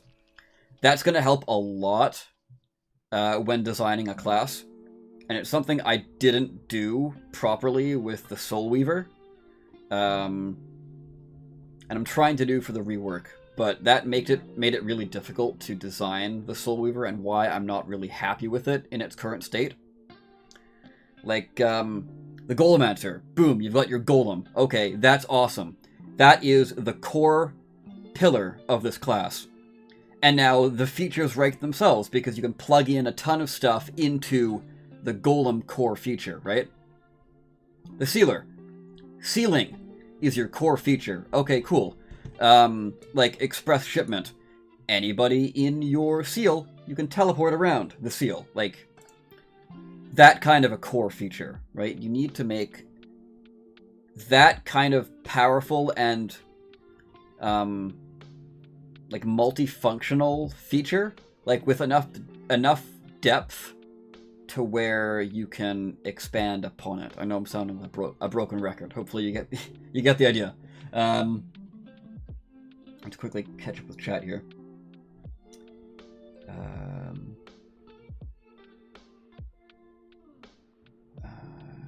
I would love more classes that allow the character to create things. Artificer is okay, but I feel like there'd be more ways of exploring a crafter type class. That's actually what I'm working on next once I'm done the Sealer, the Tinkerer. It's going to use the Golem core system, but it doesn't have the main golem. It just has the moppets running around. So it's got the moppets, and then from there it's going to let you make things, or improve things, or that kind of stuff. Like it's very base idea, but like one idea is like, okay, cool. If you've got like Weaver's proficiency, like Weaver's tool proficiency, you can like go about and like there'd be skills, right? So you've got the skill of armor dampening, and the requirement for that is proficiency in Weaver's supplies. So any of your allies with like heavy armor that like clunks around a lot and gives them disadvantage on stealth, you can provide the bonus to that item. Not the character, to the item. Where that item now no longer gives disadvantage on stealth. Like, things along those lines is kind of what I want to do with that class. Man, chat is popping off here. Okay. I would love... Swallow Forge Cleric. Leon, there's a few classes I would suggest, one being the Sculptor. Oh yeah, Sculptor. That's Ross? Ross's. Or is that Ben's? No, that's Ross's. Ross did that one, I think. Unless I'm going crazy. Never heard that one. I'm going to take a look. Yeah. It seems pretty cool. Ross said that he wants to do a rework of it. But from what I understand, the class as is really cool. He just wants to, like, improve it a bit. It's more just, like, quality of life stuff, from what I understand, rather than, like, oh, this class doesn't work properly kind of thing. You know what I mean? Going back to your minion class, it's more minions in the combat sense, using stat blocks that the player choose a way a caster would prepare their spells. Oh, that's kind of interesting. So, like, okay, cool. I want, like, a blacksmith or a lumberjack. And they're going to follow me around. And the blacksmith is going to make things for me. And the lumberjack is going to collect wood. But they're also good at chopping enemies down. They have a level-based point on how many minions you can have. That's pretty interesting. I kind of like that. Almost like Terran's...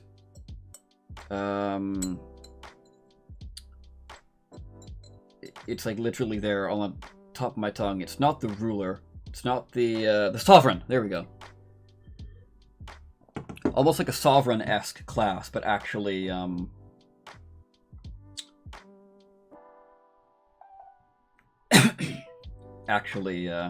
having followers. Because I know that's something he wanted to avoid, because it is pretty tricky to pull off properly, so, you know, good luck to you when you're designing.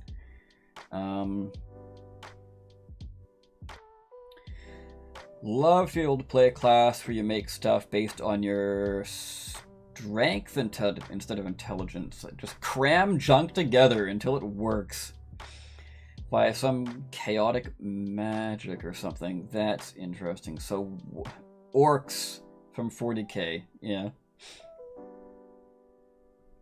I was gonna say that, but I ran out of characters. Oh, that's kind of funky. I don't really know too much about 40k to dive in to making a class like that, so I will leave that to somebody like yourself, perhaps. The idea would be they have plenty of stat blocks. Also going back to the crab or the follower class. You can customize your player through various means.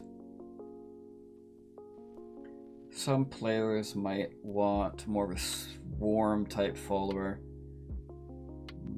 Some might want more small elite followers. Okay. It was Ross. Okay, cool. What would affect Siege in a funny way?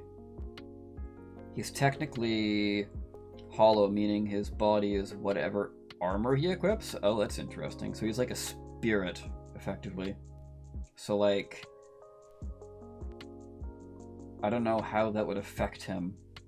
Oh, talking about the like the armor padding thing. I mean, that's like put the padding between the cracks, right?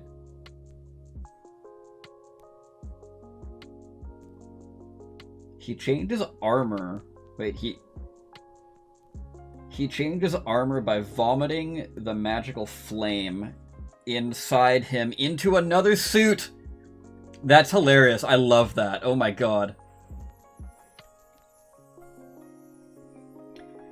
It's fairly cumbersome to make work smoothly. Yeah. Sorry for rambling. Yeah, no problem. I'm more than happy to hear what people are designing. It sounds like a very interesting class, but it sounds very difficult to pull off. So, again, good luck. You're talking about some kind of clunky member of the party for stealth checks. Yeah, armor padding. He's a living furnace. Yeah. Funny enough, I've actually got a subclass for the culinarian where like you turn your suit of armor into an oven and you cook your food in your armor oven. But of course that gives you like fire resistance and cold resistance and like little ember spirits you can send out to do things. It's kind of fun. That's rad. Yeah. Yeah, I had fun making that subclass. Improve this angel somehow. Yeah, that's where is that? While the creature's body is blurred, in this way, it appears to be shifting and wavering to all who can see them. While blurred, all creatures have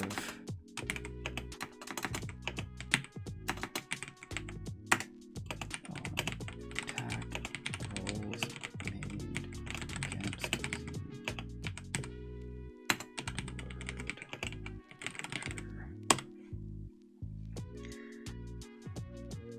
While blurred, all creatures have disadvantage on attack rolls made against the blurred creature. Simple, to the point. But I am gonna...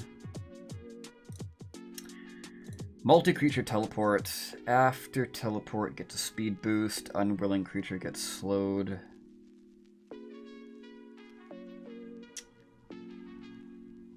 Or dodge, blur. I got that.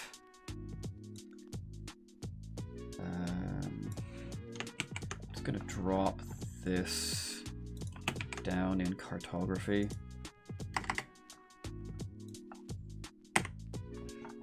Because I'm not quite sure what I want to do there just yet. Cool.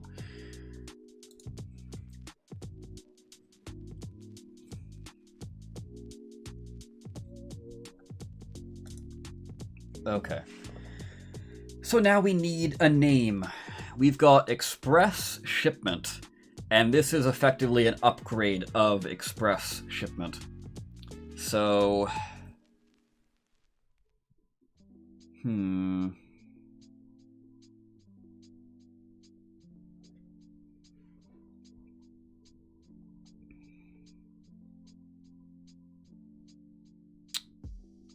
Express Shipment...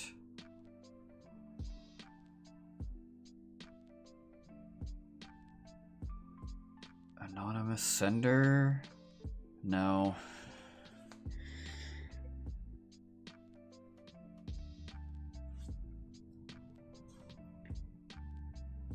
Instant exchange. What are they exchanging, though?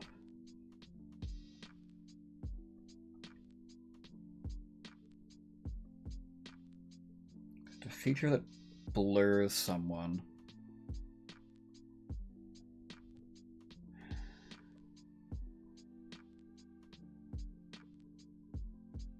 Unknown address.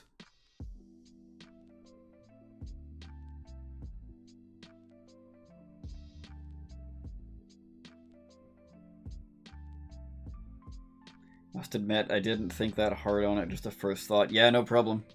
That's fine. I've done that before in Terran streams where I'm like, oh, here's a cool idea.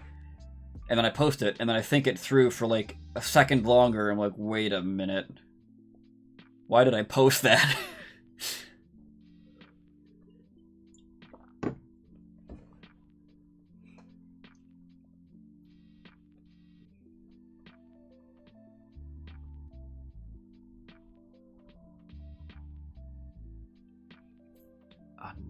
Unknown address.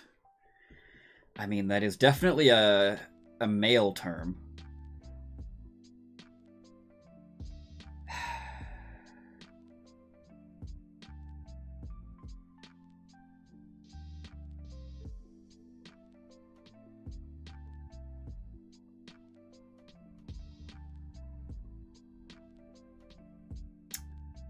Anonymous package?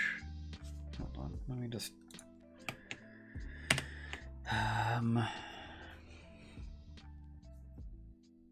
Special delivery? Yeah, no, I know. I love special delivery, which is why I've got it up here.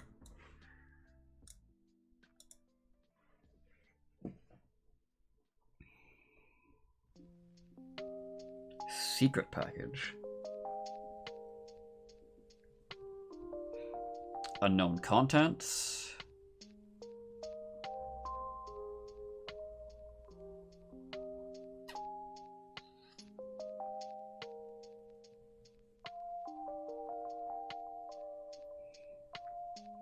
Priority package.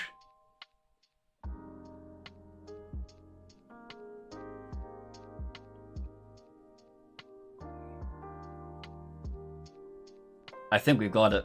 Because you know what's one, you got express shipment. You know what's one step above that? Priority shipment. This creature you're teleporting is a high priority, so you're gonna blur them. This is a priority package. We got it, baby.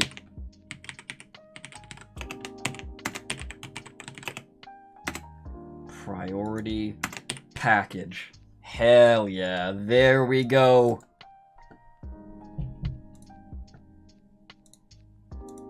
Beauty. Priority package. Nice. You'd think there would be more mailman related puns that could be used. But I think it's hard to think of them sometimes. Sometimes.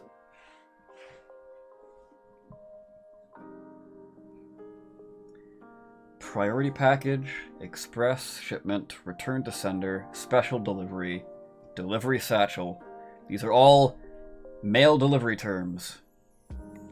So I definitely need to stick with that theme for the 10th level feature, which is an upgrade of the delivery satchel. Maybe.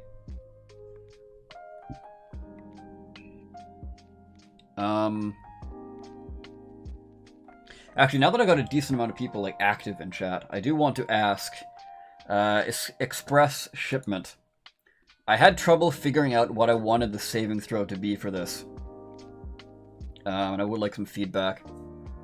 So as an action, you can teleport a creature within one of your seals to another unoccupied space within any of your seals. This must be a solid surface. If the creature is unwilling, it must succeed on a question mark saving throw equal to your spell save DC or be teleported as described above. So, I was thinking either charisma, but only because that's the save you use to resist the banishment spell. Wisdom. Charisma feels right to me. Yeah, I do kind of agree with that, like a force of will type thing. I always like that narrative. WotC never seems to use that.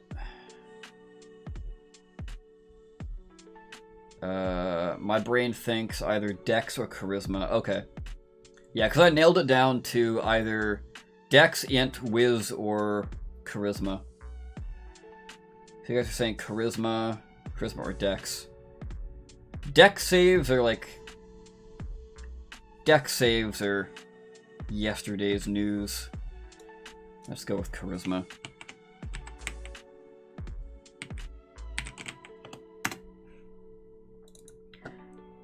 Yeah. Yeah, if you guys are suggesting charisma, and like charisma was the first thing I kind of jumped to, yeah, it's gonna be charisma. Boom.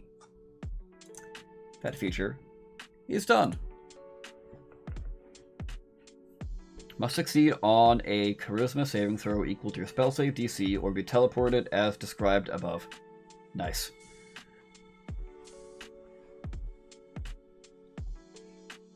Okay.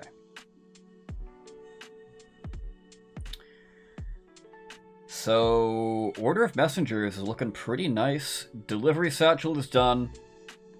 The Return to Sender sub-feature of it is done. But the Special Delivery feature, I need to tweak the wording a bit. Because I want that to tie into the amount of sigils you can place.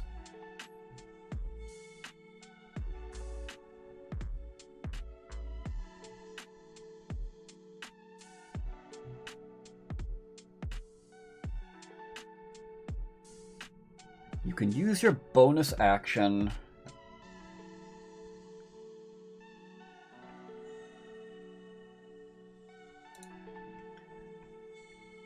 on your turn to either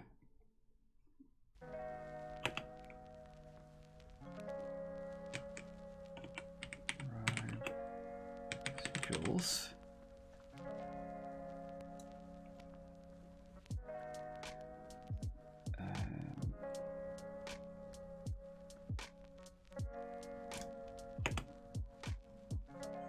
as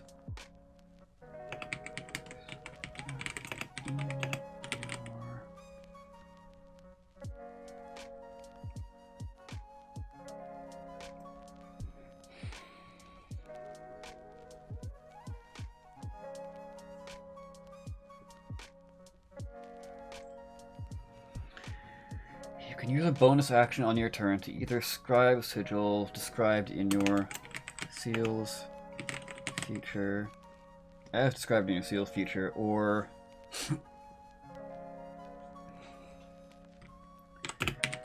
replace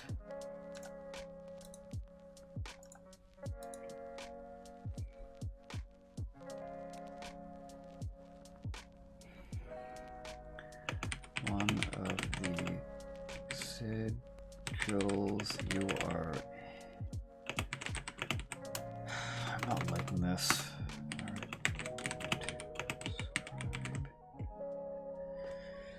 No, I don't like this.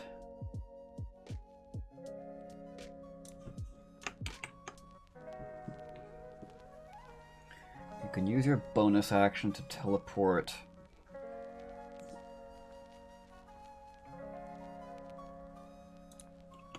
an item in your delivery satchel.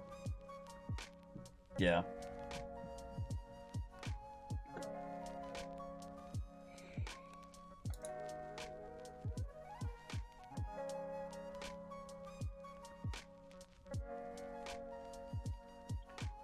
Don't give up. Keep going. Yeah. Well, I'm not giving up. I'm just trying to figure out the wording that best describes the fantasy of this without being like, okay, cool. When you take the sigil scribing action, you can now also teleport a thing.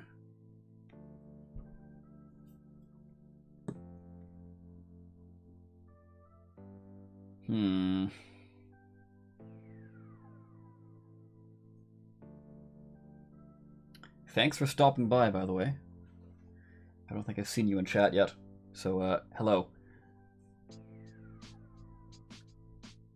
GG 40k. Is that a Warhammer 40k reference? Because it's kind of funny. People were just talking about Warhammer a little while ago in chat.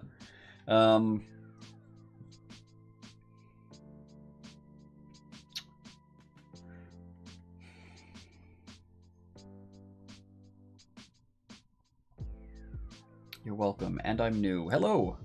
How are you? Hopefully you're doing well.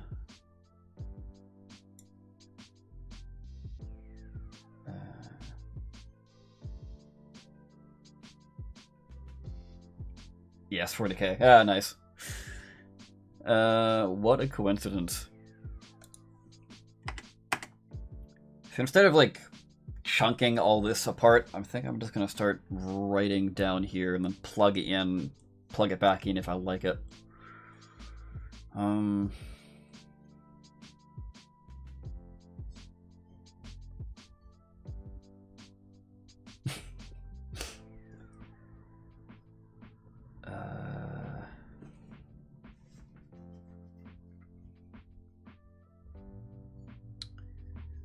Wording needs to let you mix and match signal placements. Yeah, I know. Oh, why is this so difficult? Hold on. So what's the wording I've used for your sigils? Sigils are the building blocks of your seals. At least 3 sigils or more are used to connect from a seal.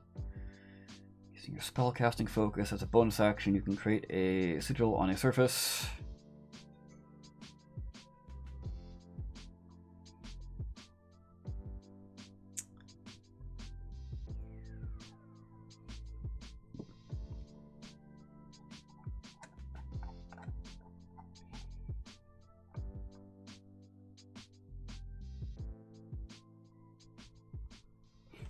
So, when you use your bonus action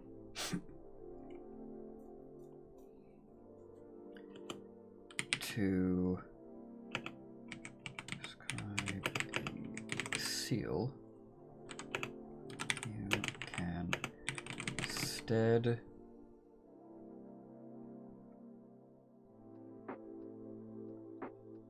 when you use your bonus action to scribe a seal, you can instead choose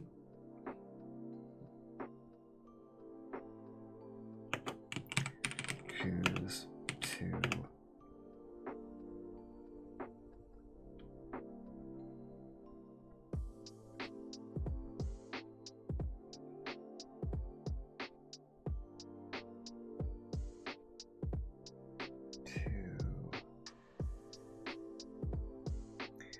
when you use your bonus action to scribe a seal, you can instead choose to teleport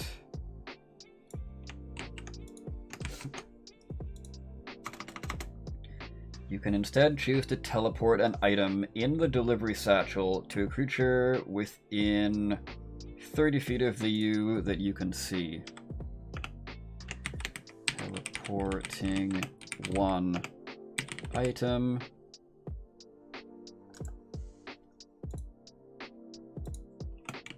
counts as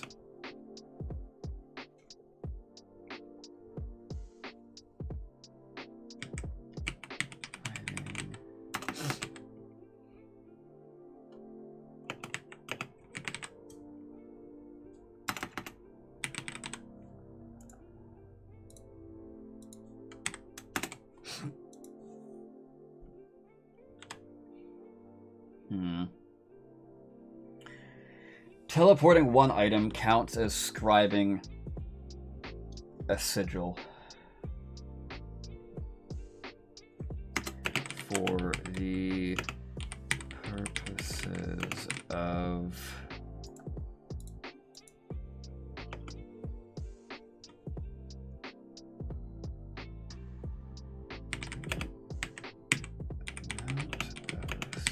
sigils you can scribe per turn.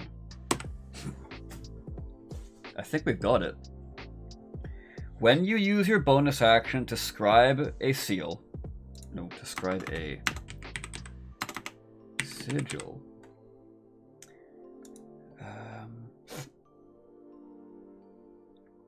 when you use your bonus action to scribe a sigil, you can instead choose to teleport an item in the delivery satchel to creatures within 300 feet of you can see. Teleporting one item counts as scribing. Teleporting one item counts as scribing one sigil. Hey, nice. You subscribed to the channel. Thank you for doing so. I've also got a Discord server too, if you want to hop in and talk about D&D homebrew, if you've got any cool classes you're working on, or a character you want to show off. It should be in the description of the video, I think, if I set it up correctly. Let's hope I did. Appear to have lost. Nope, there it is. We're good. Okay. I lost my slipper because I am an old man who wears slippers because they are comfy. Do not judge me.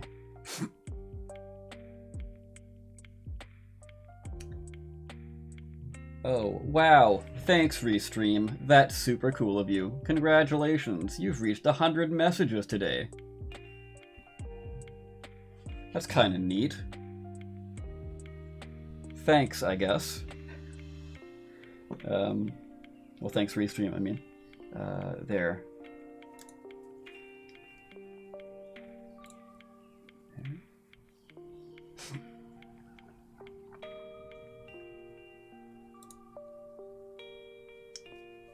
There.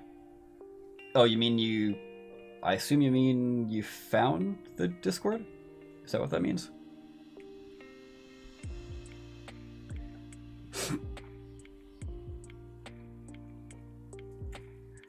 Is that clear enough? When you use your bonus action to scribe a sigil,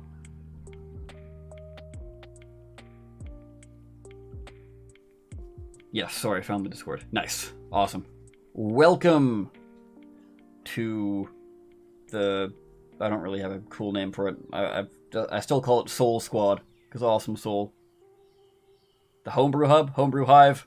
I don't know. I'm not going to change the name to that. I kind of like Soul Squad because it's nostalgic. That's been the server name since like 2014. So. But, yeah. Happy to have you aboard. When you use your bonus action to scribe a sigil, and this class's main gimmick is seals and sigils. So that's, as soon as you see that word, that's going to be on your mind. So I don't need it to be like, as said in your seal feature, right? I don't think so. You can instead choose to teleport an item in your delivery satchel to creatures within 300 feet of you that you can see. Teleport, right? Teleport. But teleporting apparently isn't a word. Teleporting one item counts as scribing one sigil for the purposes of the amount of sigils you can scribe per turn. I think we have it. Hold on.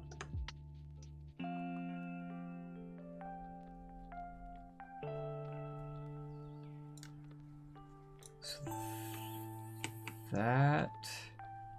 Hold on. I just realized I have not saved in a long time. Cool, we're saved.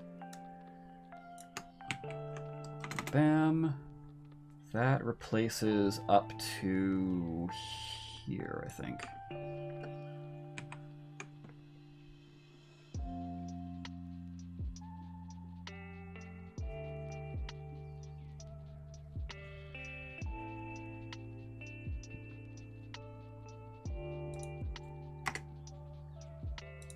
I think that's different enough that it warrants the split there. I fixed that problem, so I can get rid of that. Alright. Soul Squad sounds fine. Cool. On your turn, when you use your bonus action to scribe a sigil, you can instead choose to teleport an item in the delivery satchel to a creature within 300 feet of you that you can see. Teleporting one item counts as scribing 1 sigil for the purposes of the amount of sigils you can scribe per turn. The creature sees an illusory projection of the item.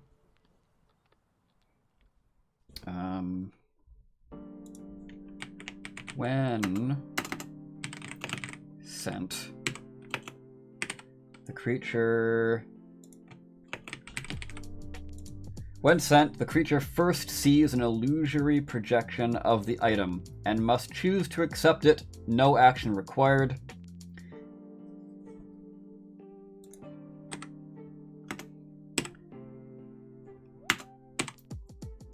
Choose to accept it. No action required. If they accept, the item then appears in their hand or within 5 feet of them, their choice. I think special delivery is done. We can get rid of that little asterisk. This is looking mighty juicy. Order of messengers. Super flavorful. I am loving this. This is really cool. Okay. Delivery satchel done. Express shipment is done. Yeah, the only thing I was missing there was the saving throw, and we've decided to go with charisma. Thank you, chat, for that, by the way. And priority package is done. So now we need to figure out the 10th level feature, which is a core flavor upgrade. And the core flavor is delivery satchel. This is the scaffolding, by the way.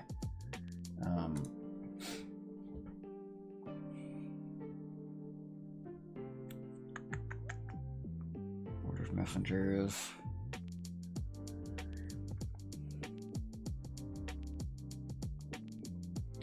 What do you guys think?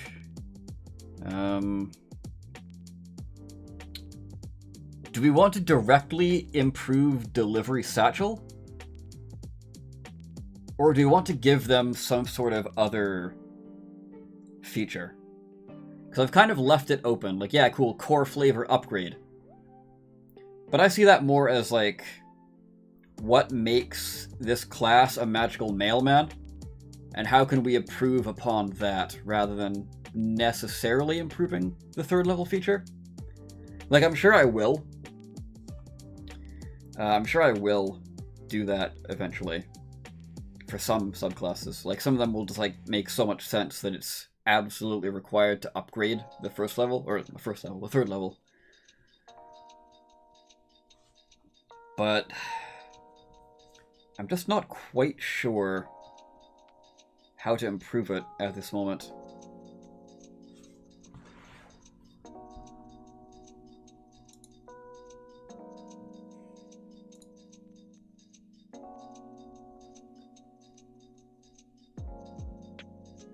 I think I'm going with the Lux Light Ray. So that's the one you were showing me before, the lamp tail one.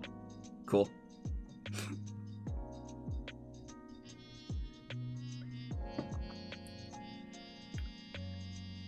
Perhaps take a look to see how many combat tools versus roleplay tools you have to pick the lower. If you have more PvP-based tools at your disposal, then perhaps go with something more utility-based. No DM, just spitting out random thoughts. I assume that's in response to the 10th level feature. Because, like, this subclass is all about utility and getting your allies to teleport around and, like, getting them positioned correctly, right? Like, this class overall is not a damage dealer whatsoever. This class is, like, gets barely any offensive spells. Like, it's a full caster, but its list of damaging spells is, like, teeny tiny. It gets a decent amount of damage in cantrips, but I don't know.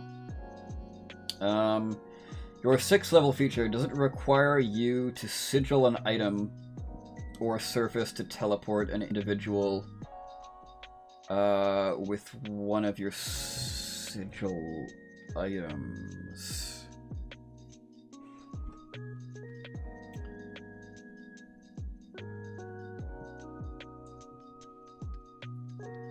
See, I'm not quite sure what would be the best thing, not gonna lie. Yeah, no problem. I don't know either. That's why I'm kind of stuck. So your 6th level feature doesn't require you to sigil an item or a surface to teleport an individual. Oh, I see. Okay, yeah, no. I guess if this is your first stream, you don't know how the whole sealing mechanic works. So if we go back up to here, seals. I'll just park it here if you want to read it. But basically the gist of seals is you got sigils which make up seals. So you take your paintbrush or your pen or whatever sealing instrument you have, you go to a 5-foot, like like on a map, right? You've got a little square or a hex, depending on what grid you're using. Like a 5-foot space. You go up to it. If it's within 5 feet of you, you scribe a seal onto that space. You then walk around to another space. You now scribe a seal in that space. And eventually, once you've got at least 3 sigils scribed, from levels 1 to 4, you can scribe 2 sigils per turn, and from level 5 onward, you can scribe 3. A seal requires at least 3 sigils to be made into a seal. Once it's a seal, so at least 3 sigils, and they're spaced far enough apart to where they can actually magically connect. Then you infuse with a spell slot, and you give it a special effect, which are all the way down here. This is what I've got so far. So we've got the Seal of Safety, which people or enemies or people you deem hostile have a hard time getting in to the sealing zone. Seal of Containment, which is the opposite. People you deem hostile have a hard time getting out of the zone. And things like that, right? Depending on how many sigils you've used to make up your seal, i.e. making the seal bigger and covering a larger area, the more spell slots you need to infuse into the sigils to make the seal pop into existence. But this is all I've got so far. We're going to work on the seals list a lot more later. But one thing of each of the subclasses is that it's going to improve your seal in a specific way. So all of your seals are going to give an effect based on the seal you impose on it. So like the Seal of Containment, for example. So you've got a Seal of Containment, and your enemies are having a hard time getting out of it. You, as a messenger, even if it is the Seal of Containment, can still use Express Shipment inside. So you can teleport things around. But if you're like the Seal of Safety, you can still use this. If it's the Seal of Cinders, you can still use this, right? It just has to be a seal. Any seal. And you can use your Express Shipment. So all sealer subclasses at 6th and 14th get a new way to interact with their seal. In the Order of Messengers case, it has to do with teleportation. Trapping... Wait. That's quite interesting. So, a slower setup, a big payoff, which is cool. I've not seen anyone do that before. Yeah, exactly. Because normally with like regular spellcasting, you set down a big zone. But almost always, that's concentration. Seals are not concentration. You just have to take the time to set them up. So it's not something you can you cannot have this right from the get-go. It takes a bit of setup time. So at the end of, actually once you're 5th level, you can set up a 3 seal sigil on turn 1. That's totally fine. But if you want to make something any bigger, you've got to spend more time, right? You've got to spend a whole nother turn.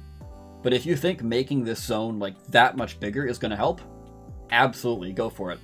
Or what you can do, the really cool thing is, you can scribe, or you can have a number of sigils active equal to double your proficiency bonus. That means you can have multiple seals going at one time. So if you're like, if you can have 8 sigils active at once, you can have a 4 sigil seal over here with the seal of safety. And way over on the other side, you can make another 4 sigil seal with the order of containment, right? So that's really cool. This is it's fairly simple. It's not like a brand new spellcasting system. But it kind of is, but it kind of isn't, you know? Trapping stuff with this class reminds me of some secret government FBI agent tasked with containing extreme criminals. Yeah. One that... Order of Contracts is kind of gonna play into that a bit more. But I don't really know what I want to do with contracts. And I've gotten pretty solid ideas for, well, maybe Order of Tattoos. I haven't really written down much, but the flavor is there. It's too good to not do for the initial release. Because I like to release 6 subclasses when I release my classes. And that's already considered a lot by most people's standards. So I've got like 14 subclasses, 14 subclass ideas. I just need to rein them in a bit. So the ones that I'm thinking are going to be here for the initial release are tattoos, artists, which is basically your summoner, you paint things to life. Order of Cartography, which is like an exploration-focused one. Espionage, which is stealth and secret messages. Messengers, which is a magical mailman, so delivery and teleportation. And Order of Origami, which is like your gish. So think like an origami blade made out of spell scrolls.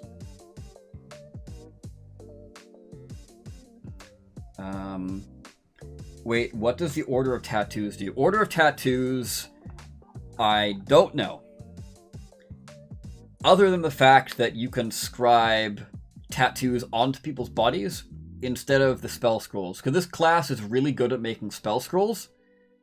And the rules from Tasha's, basically spell rot tattoos are spell scrolls. You just like write them onto a creature's arm, for example. So because of the similarities and like this is an ink and paint mage, ink, tattoos, you know, that connection there makes way too much sense. So other than that, like really strong connection, I don't know what to do. So Order of Tattoos might not make the cut. One of these other guys might make it, but Like, that's not to say that these are gone forever. Like, I absolutely will, at some point or another, get all of these features out, or all of these subclasses out, because the flavor in a lot of them is just way too good to pass up.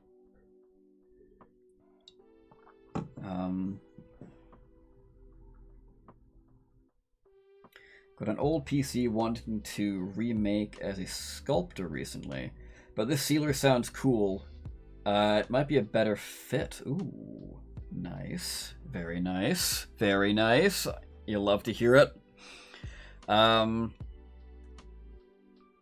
hoping, fingers crossed, because I've got all of next week off, that I'm going to be streaming like crazy. Well, streaming and or working on it like crazy. And getting as much done as possible, because I want this to be out. Well, I mean, the sooner the better, but it's done when it's done. I'm not going to force it out when it's not ready. Contacts reminds me of Demons and Devils, so you could theme it. Yeah. That was my issue, because, like, Order of Artists, painting things to life is a really cool fantasy. So I've got the Summoner there. So I'm thinking Contracts is basically a pet class where you... Excuse me. It's going to be a pet class where you've basically outsmarted either a demon, devil, celestial, or elemental and bound it to your will. The narrative of that is kind of like a little, but I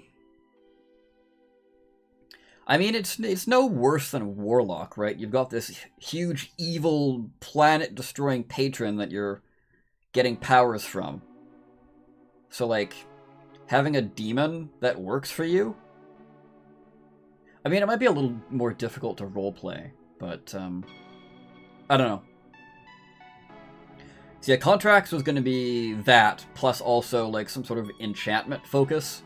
Like, maybe getting somebody to, like, if anybody, like, signs their name on a dotted line on a piece of parchment you've enchanted, they're, like, bound to you for X number of days or something.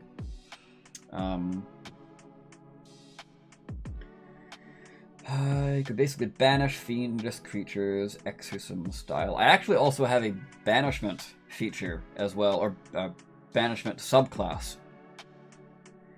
But I'm thinking that might be a little too powerful. Because the banishment spell is, like, way too strong, in my opinion. Banishment is, like, the same thing as doing, like, a bazillion points of damage to a creature. Because effectively, you're just removing it from the fight, and that's the same as killing something. So, it'll be hard to balance that one. Or perhaps lean into the fiendish nature, allowing you to make deals. Yeah. Lol. 6 is quite a bit. And Order of Tattoo. Yeah, 6 is quite a bit. And, that's not to mention, this class gets 2 sets of subclasses. We haven't even gotten into that. Anyway.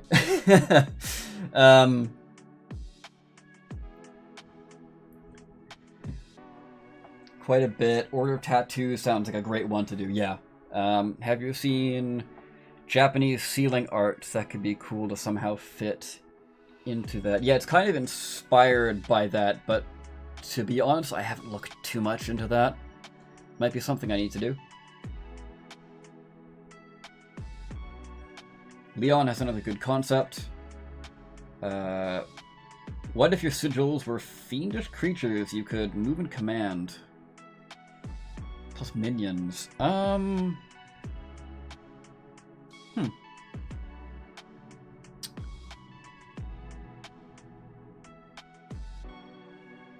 Maybe. Yeah, at the very least, I will write that down as an idea. Maybe Gets minions.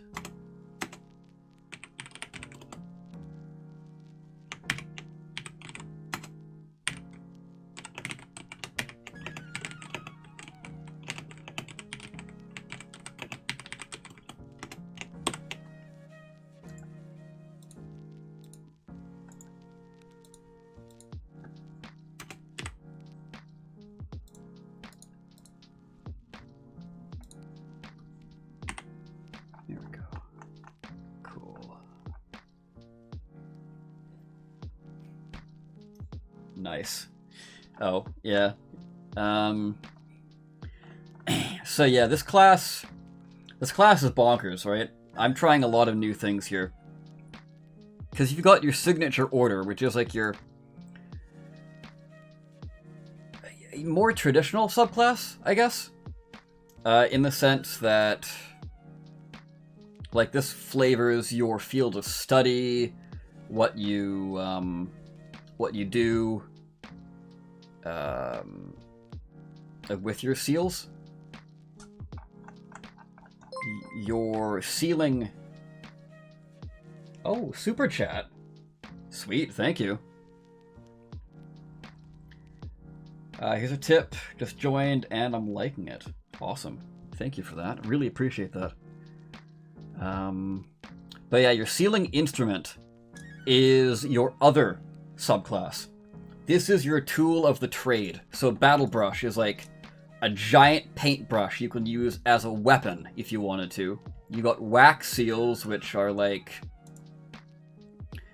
you can place sigils further apart because they're more like sturdy. And I'm thinking maybe some sort of like wax wall you can set up. These ones are a bit more fleshed out. Like living ink is... You've got like a little pot of ink on your back, and you can command it to kind of like slink out, and it's actually like an ooze creature that you can command to run around the battlefield and make your sigils for you.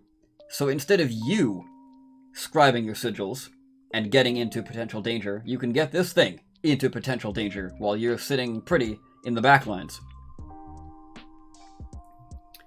And then ink and quill, this is like the offensive one, where you've got like a little ink quill you can throw as a dagger kind of thing. And it'll curse people to where they get disadvantage on their save, or their next saving throw against your seal. Sigil cards can be thrown instead of like painting something, so you can throw them to make a seal, or a sigil. And Aegis Stamp is like, you got like an ink pad, like so on your arm is like a big old fancy ink pad that'll open. You know, you can put your stamp in, boom, you stamp it on the ground, but this thing is armored, so it provides you like a shield. And they don't normally get shield proficiencies, so that's like a cool little defensive one if you want that. But yeah, I am loving how I'm making this class. Like, it's really cool. I'm hyping myself up here, but like, I think I've done something cool. Watching the stream gave me an idea for how to finish up the final base class feature from a vehicle focus class. Nice. Oh, I think I saw you post that a long time ago in Terran's channel. It was like... It was the guy on the bike, right? It's been a while since I've seen that, so sorry if I'm not remembering correctly. Now I just need to finish up the subclasses and clean up the balance. Nice. Oh my god, Living Ink sounds amazing. And then being a drawing familiar is great. Yeah. Yeah, it's super cool. Like, it's, because the stat block for it is cool, because in sort of like the normal, typical class, subclass pet thing, normally what you do is like 5 times your class level. The Living Ink gets 3 times your class level, but it has resistances to bludgeoning, piercing, slashing, and acid. and immunity to poison. So I've kind of balanced it out that way. Because, like, if somebody wants to come along and, like, burn it and dry it out, that's going to be a lot more effective. Like, I didn't want to give it a vulnerability to fire, because that's... I don't like vulnerabilities that much. But, like, okay, cool. You're now chipping into your true kind of, like, 3 times health if you do fire damage, right? So it's going to be taking a lot more of a beating.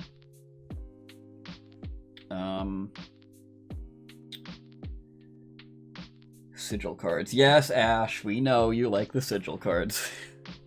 What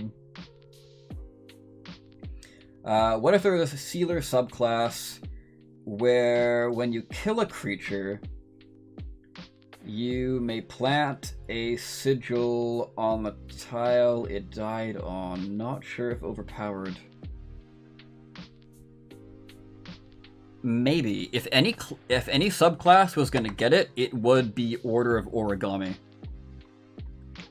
When you kill a creature, you can choose to plant a sigil in their space for free.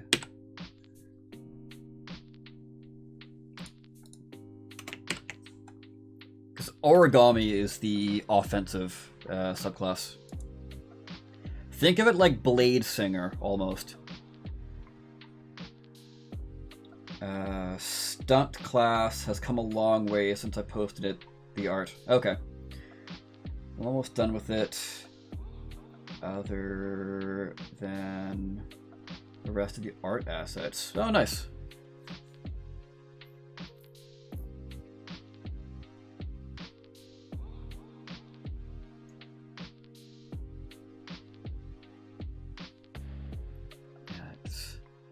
Yeah, it'd be interesting to see how it turns out.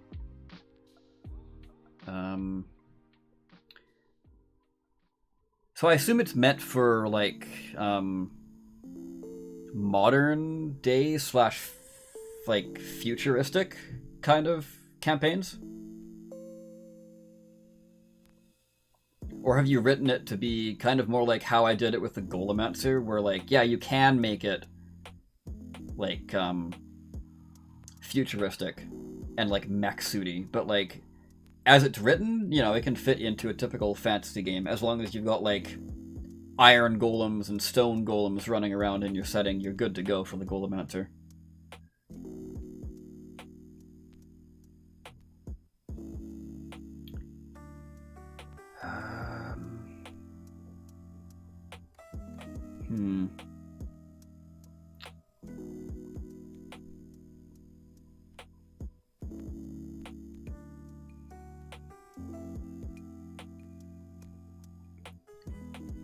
Yeah, still not sure what I want to do for the 10th level feature of messengers.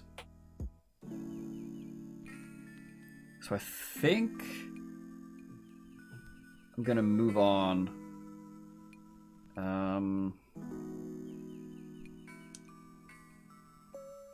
Espionage. Maybe move on to espionage or cartography. Artists. Actually, I think I've got the most. Yeah, I've got quite a few notes for artists, so I think I might move on to artists. But before then, I am going to quickly take a short break and come back in like 10 minutes, maybe, or so.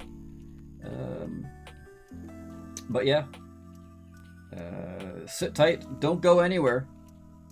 I will be back. Oh, also, this is very old, so it's got like this is the AFK screen from back when I was starting to run a Pokemon channel that I only ran for like 2 months and then kind of gave up on. So hence why there's a Glycopod in it, if you're wondering why that is. But anyway, see you in 10 minutes or so. Oh! I'll quickly grab the chat here. Origami, do you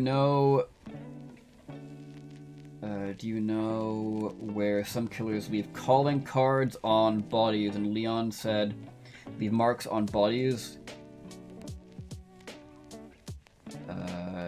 That what it made me think of, like a calling card. Ooh, yeah. I like that a lot.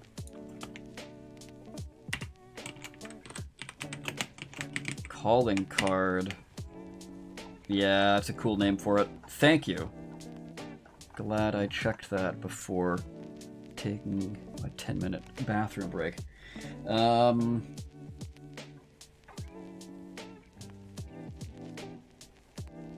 You'll be doing a bunch of... I assume you mean you were doing a bunch of Pokemon stuff? Yeah, I was. I got out... I was doing a bit of streaming of Pokemon, and then I also got...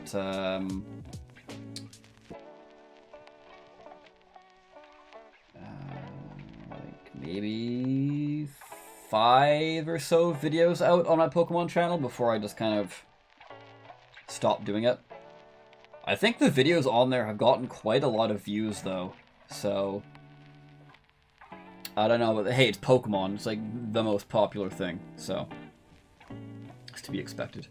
Anyway, I will be back. Sit tight. Maybe take a break yourself, grab some food, popcorn, I don't know, whatever you want to do. I'll be back in 10. Goodbye. For now.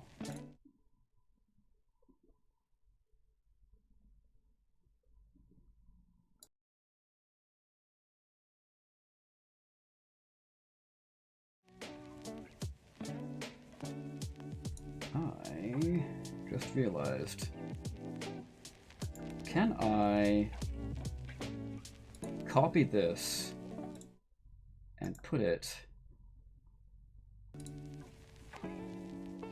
Hey, there we go. Cool. Now you guys can listen to the...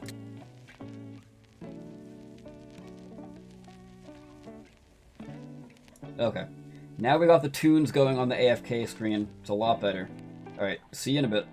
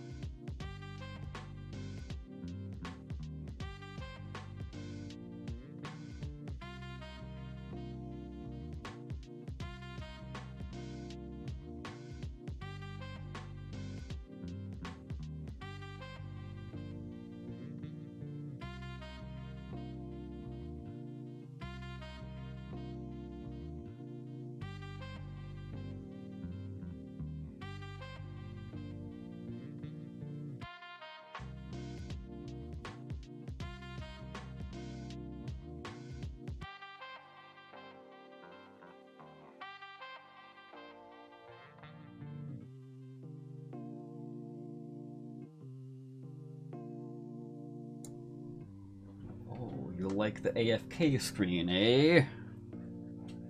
Well, that's good. Not really very fitting of D&D, but still pretty cool, I think. Anyway, hello, I am back. I have returned. Hopefully everyone didn't go anywhere. I'm watching you. Anyway,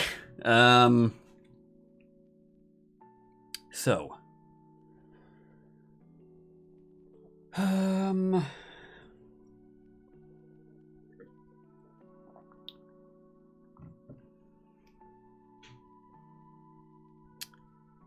I guess. Yeah. I guess just work on the Order of Artists, I think is what we're going to do.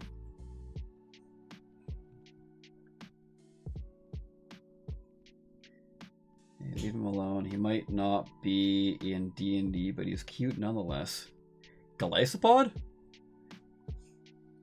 I mean, I guess you can say he is cute, perhaps.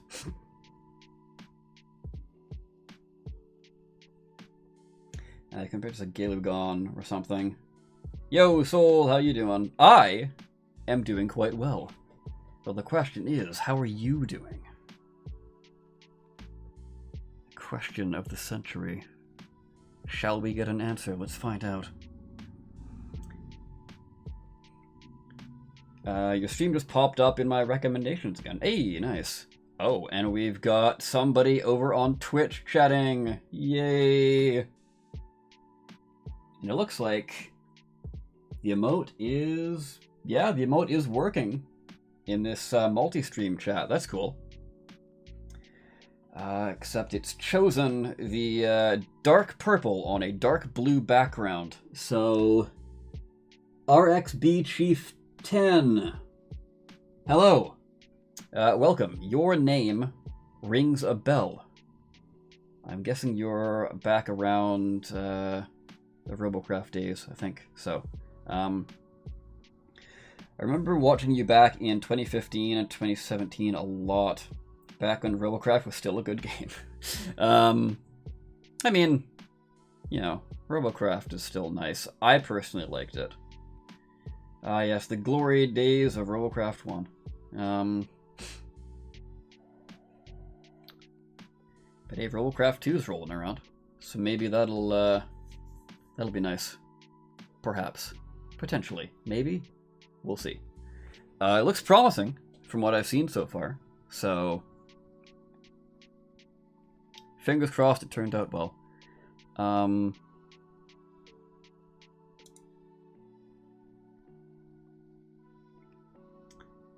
think 2015 to 2016 era of Robocraft was a blast with a pit, battle arena elimination, etc.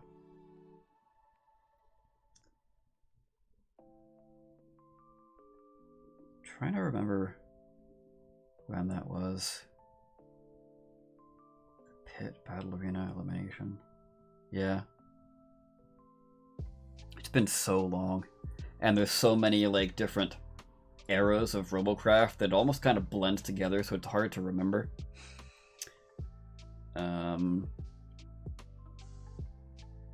Yes, I've heard about it. Yeah. Seems pretty interesting. We'll see. Hopefully it won't end the same as Robocraft 1. Yeah, no. I think they've, as a studio, I think they've kind of learnt their lesson, because from what it seemed like from me, as someone who like followed the game very heavily, because that was essentially my side job, it basically seemed like they kind of designed themselves into a corner, and all the stuff the community wanted, the game engine they had kind of built for themselves or were using, couldn't really support it without having to like go in and gut everything out. So what they're doing with this Robocraft 2 is it's like a completely new thing. It's like not the same as Robocraft 1 at all. Like you can actually run around outside of your vehicle, get in. Rotating platforms have been confirmed to be in Robocraft 2. The one thing that the entire community has been asking for all of RC1's existence, they're doing. So that'd look pretty cool. Just realized I'm a mod on YouTube, but not on here. Oh. Rotating platforms. Hallelujah. Once a concept, it's now reality. Yeah. That'd look cool.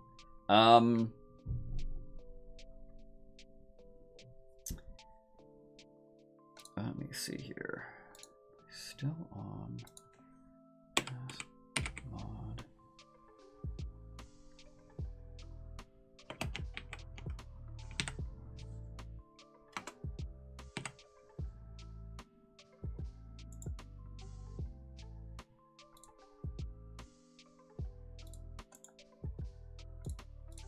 There's no autofill for the /mod command.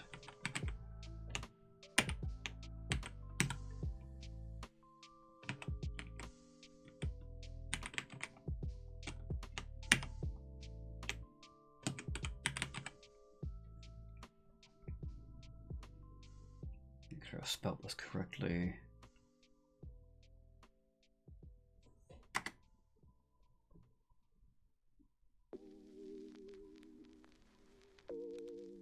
Let's hope that worked.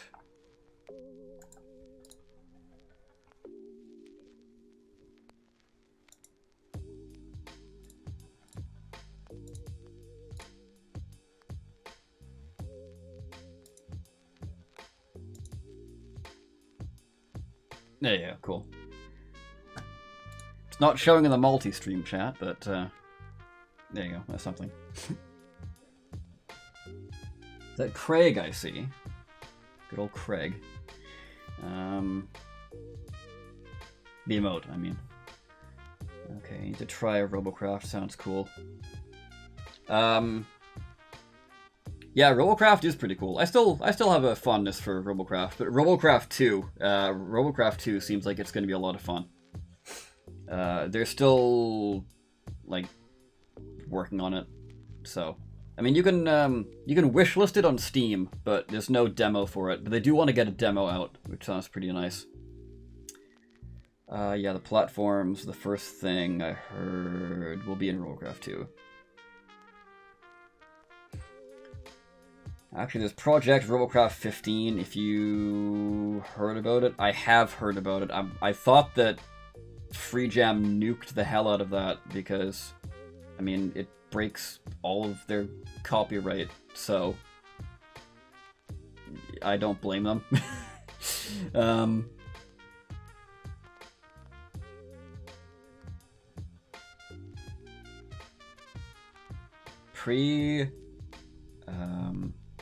Spitzer Dam.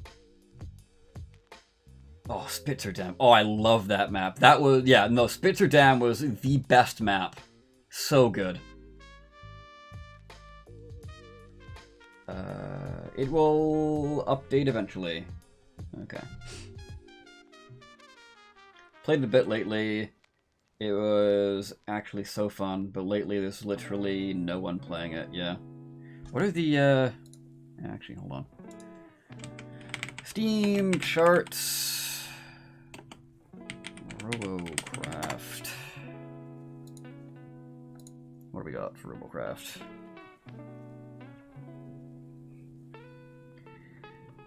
Peak, all-time peak was 26,000. Really?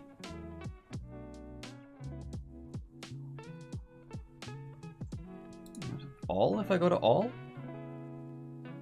Yeah, no. Okay, yeah, no. Huh.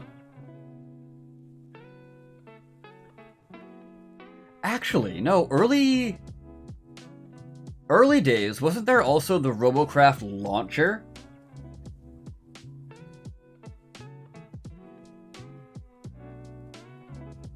Before it was on Steam, I can't remember, it's been so long. 24-hour peak. 272 players. Last playing 23 minutes ago, 216.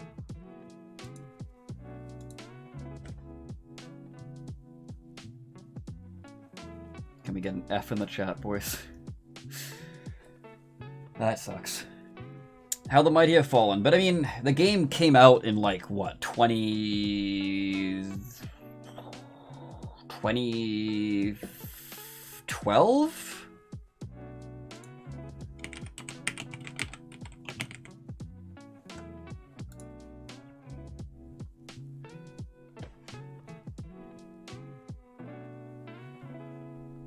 August 24th, 2017. Yeah, I don't know about that. But I guess it was in beta for a long time, so... yeah. I guess it's not counting the beta, so...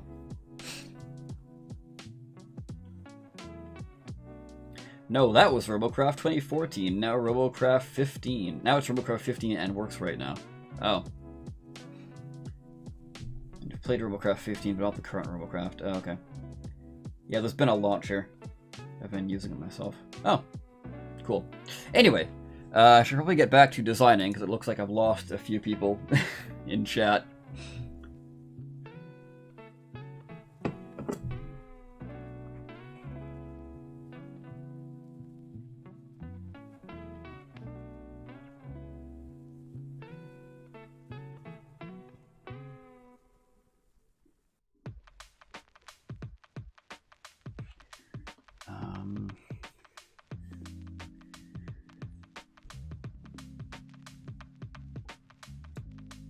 I think I'm just going to go with Drawn to Life here. Nowadays, I'm playing Halo Master Chief Collection, Halo Infinite, and Forza. Yeah, it's mainly, for me, it's mainly Halo Infinite. If I'm not doing design work, it's either Halo Infinite or Omega Strikers. Those are my two go-to games right now. So I'm interested to see if anybody's heard or played Omega Strikers, because it's a lot of fun. And it's free, which is always the best kind of game.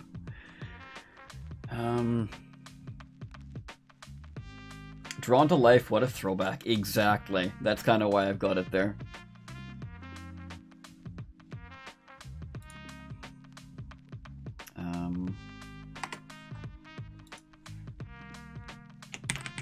Using your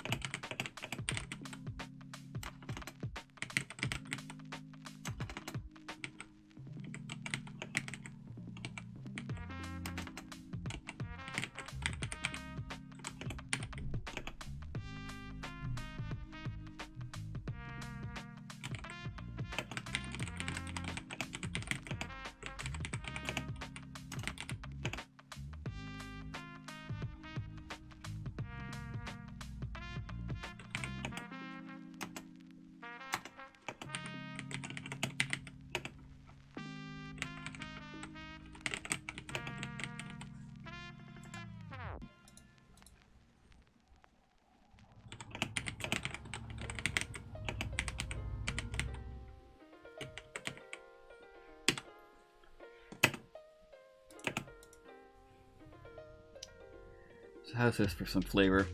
Using your artistic skills, you can quickly paint the likeness of a creature to summon it into reality. It might be a perfect recreation, or be something more akin to a piece of abstract art, or somewhere in between. When summoned, it might appear There we go, that makes a bit more sense. When summoned, it might appear to be a perfect recreation, or be something more akin to a piece of abstract art. When summoned, it might appear to be a perfect recreation, be something more akin to a piece of abstract art, or anywhere in between. Yeah, that's better. There we go.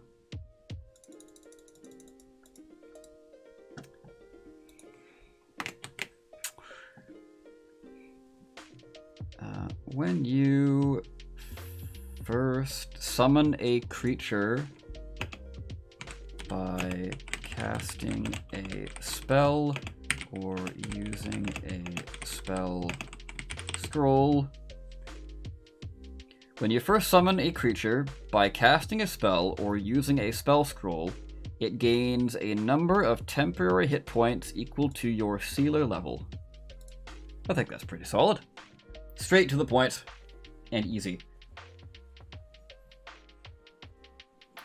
It's the first I've heard of a Mega Strikers. Good game. Yeah, it's a really good game. Super fun. I've seen you playing it. Yeah. It's a lot of fun. It's like a team-based air hockey game, but like your characters are actually running around the field and like pushing the air hockey pin, but they've got like abilities that go like primary and like a super move. It's really cool. If you ever want to play it sometime, Ash, let me know. Or I guess anybody in my Discord server, hit me up if you want to play Omega Strikers sometime. Shameless plug to the Discord server. Anyway,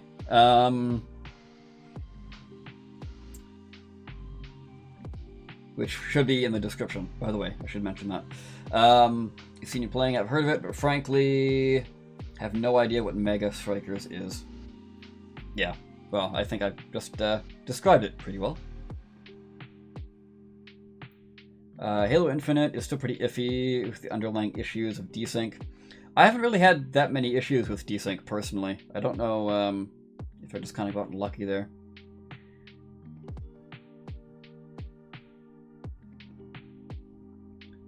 Yeah, Halo Infinite's kind of it's a little bit of a rough spot, but I don't know. I think they're gonna pull through. It mainly the thing that's gonna save the game is the Battle Royale mode that Certain Affinity is working on for it. Like, it's a whole other studio headed by Max Hoberman, which is like, he's been there since like the OG Halo days, and he's got like the typical formula for Halo down pat, where it's like it's a party game first, and then it's also a competitive game second, right?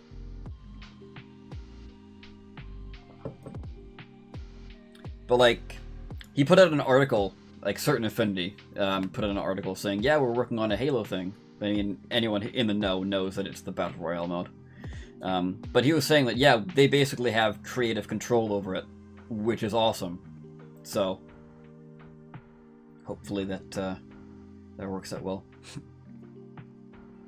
Agreed on the temp HP. Yeah.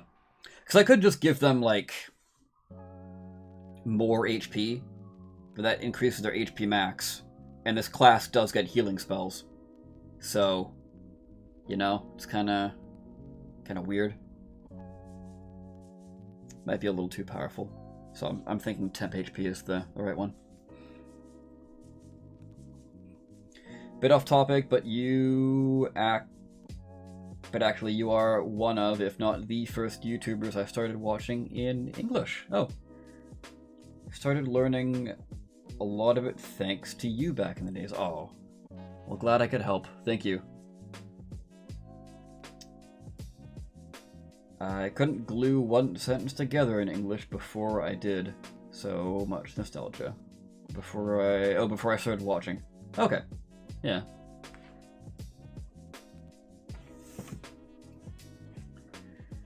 But yeah, that's super cool.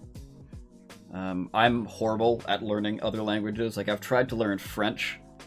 It did not go well for me. So, that's awesome that you're bilingual there.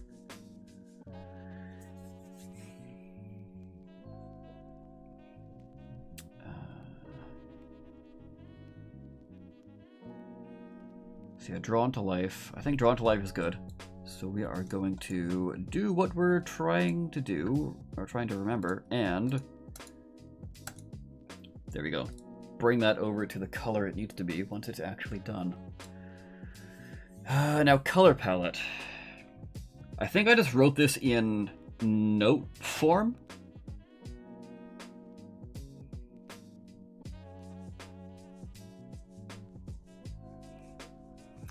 While you are inside a seal,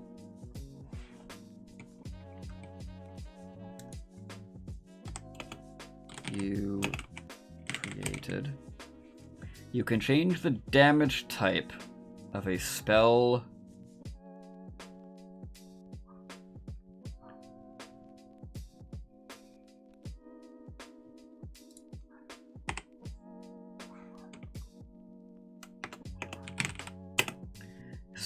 while you're inside of a seal that you created, you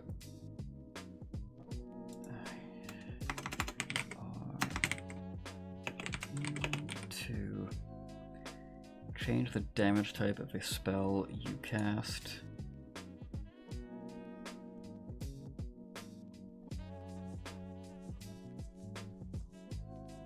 Yeah.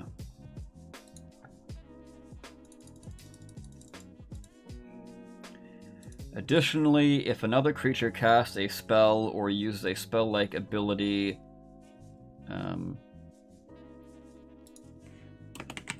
while in your seal, you can use your reaction to change the damage type. Yeah. I think that's basically it. While you are inside a seal that you created, you are able to change the damage type of a spell you cast. Additionally, if another creature casts a spell or uses a spell-like ability while in your seal, you can use your reaction to change its damage type.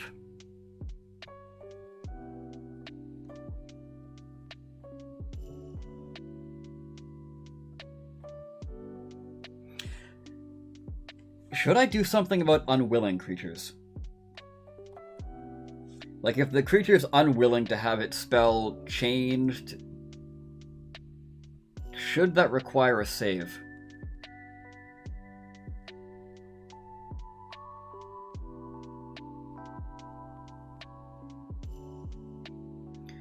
Because if you got a Forge, like at high levels, if you got a Forge Cleric, and you're up against a, I don't know, like a blue dragon, so it's doing like lightning breath, right? Forge Cleric at, I think 18th level, gets immunity to fire. So if you can somehow keep that dragon in the seal zone, you're just constantly changing their lightning breath to fire breath, and your Forge Cleric is not going to take any damage.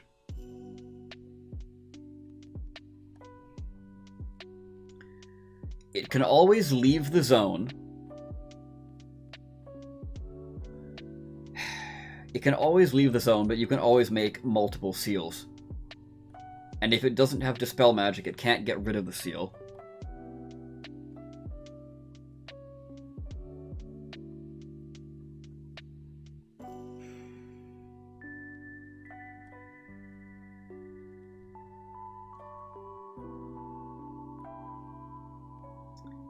Think on this a bit. Let's see what chat's got to say.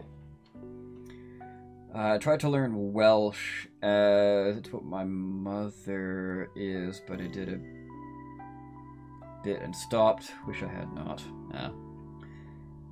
Color palette sounds great. Love how you've written it. Yeah, I think it's pretty cool. I just need to settle on whether or not the enemy needs a save or not.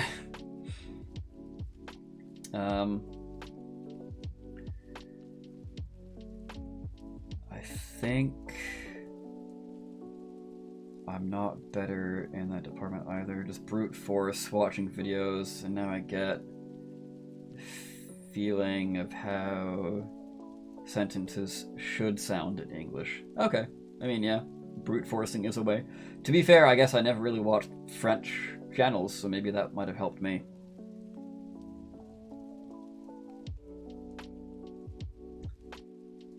English is the main language of the world, so finding something interesting you in Welsh might be challenging.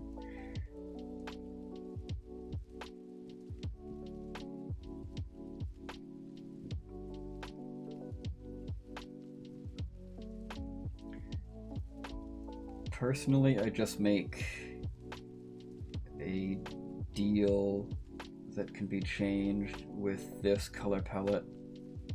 I might be overthinking it. Not sure what you mean. Oh, a seal. Okay.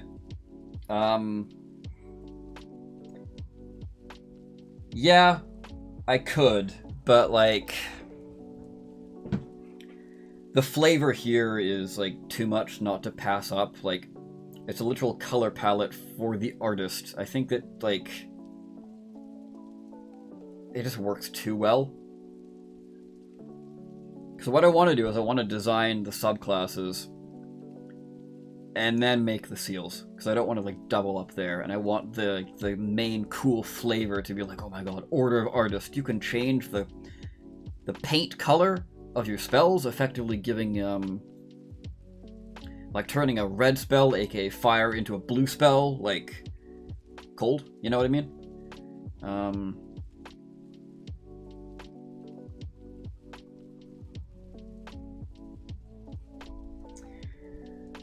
To do with damage against enemies, with changing their damage, not change the color palette.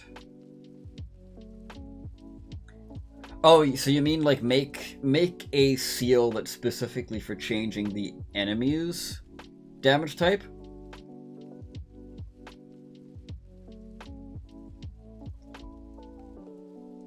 So if that's the case, Yes, okay, yeah.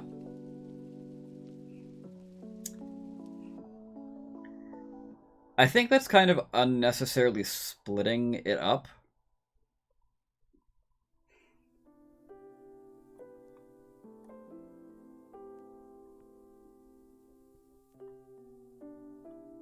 Yeah. I don't think it needs to be split up like that. I think it's fine as is.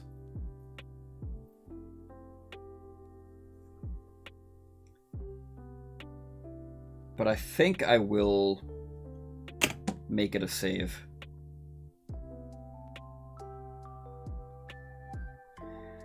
Or maybe make it give resistance against them as long as they are in the seal.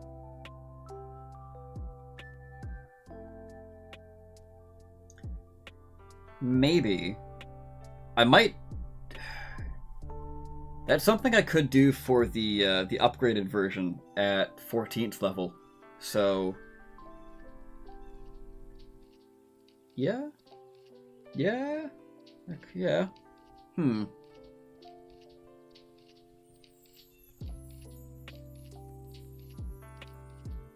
Absolutely could do that. Maybe. Let's see. At the very least, I'll write that down.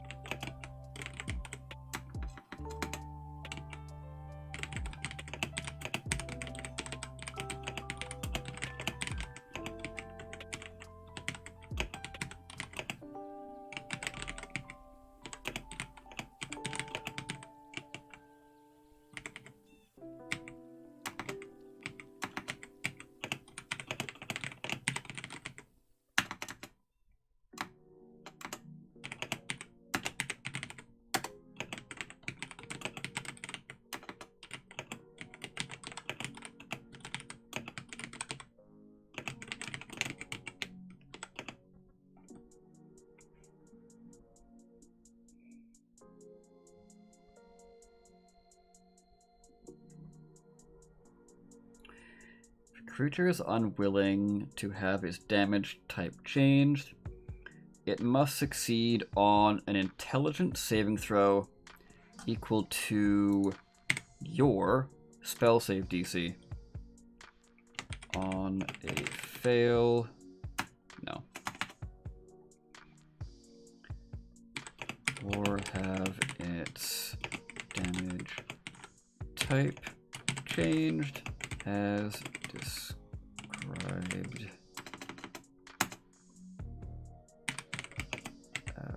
above. Cool. I think that's color palette done.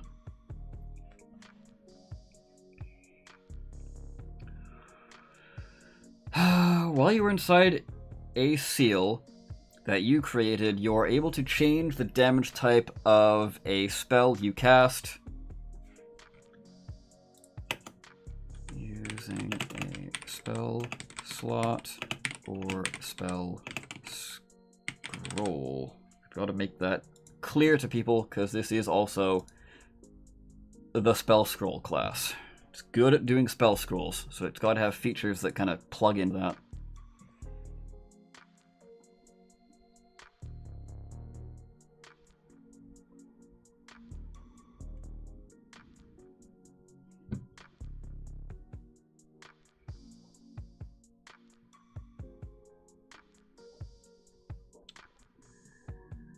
Additionally, if another creature casts a spell or uses a spell-like ability while in your seal, you can use your reaction to change its damage type. If a creature is unwilling to have its damage type changed, it must succeed on an intelligence saving throw equal to your spell save DC, or have the damage type of the attack changed as described above. Of that attack described above. Boom. Cool, cool. I think that's color palette basically set. So, I mean, of course I'm gonna sift through everything with a fine-tooth comb later, but color palette is good to go.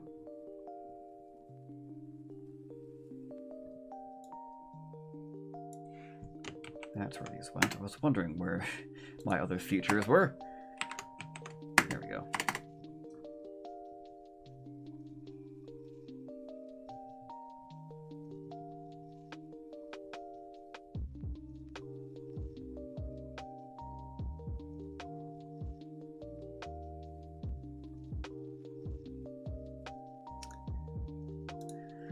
Okay, so Order of Artist is coming along pretty well. So what do we have for our notes for 10th level? Any summoning spells that require concentration, you ignore. However, you can't cast another summoning spell. Ooh.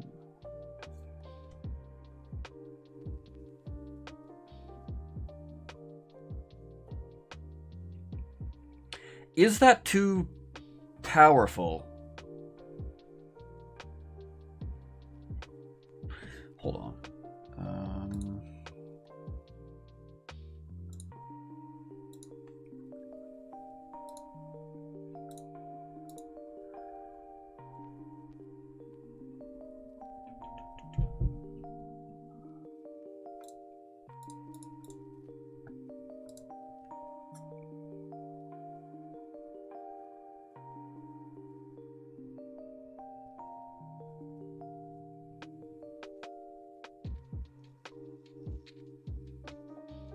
Just checking to see how many summoning related spells require concentration.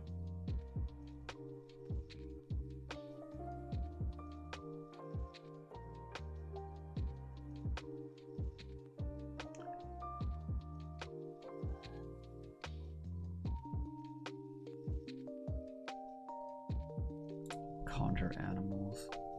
Yeah, conjure animals is the classic. Yeah, even that's concentration. And all of the Tasha's Cauldron of Everything summoning spells, which are the ones I like personally. They're all concentration.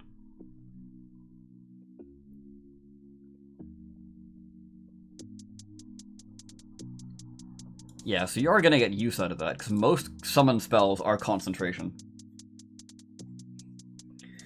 I'd say it's fine, as you can only summon once without concentration.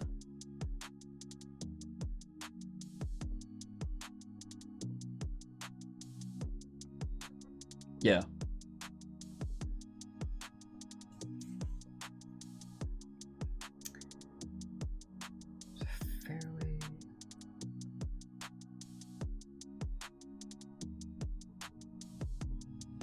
Yeah. That still would be a pretty big power spike. Because concentration spells are usually pretty powerful.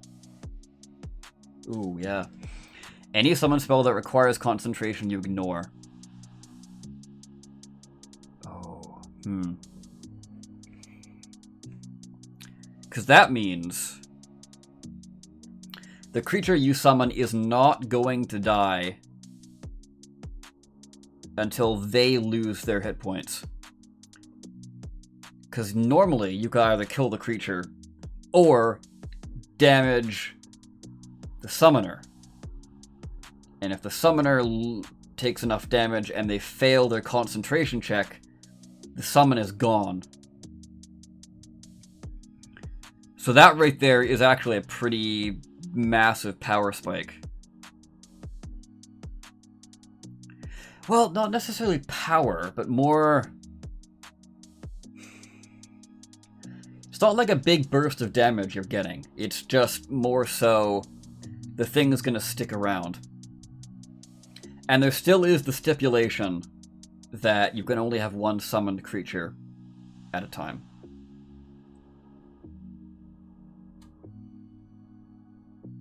And then you're going to be able to concentrate on another spell.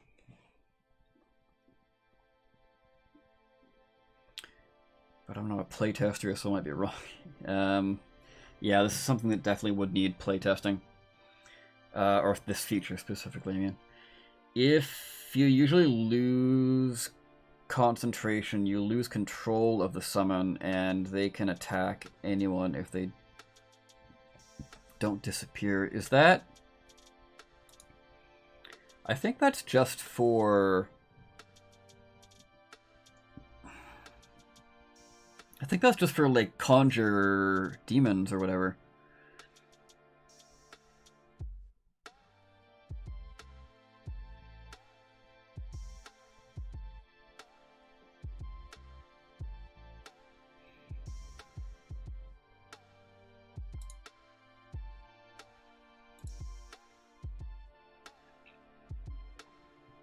Yeah, Conjure Elemental specifically says that if your concentration is broken, the elemental doesn't disappear. Instead, you lose control of the elemental.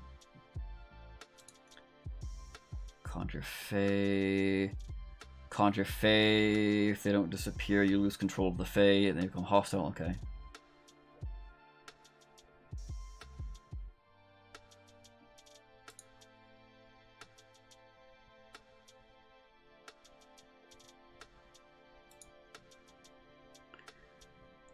Tasha's spells.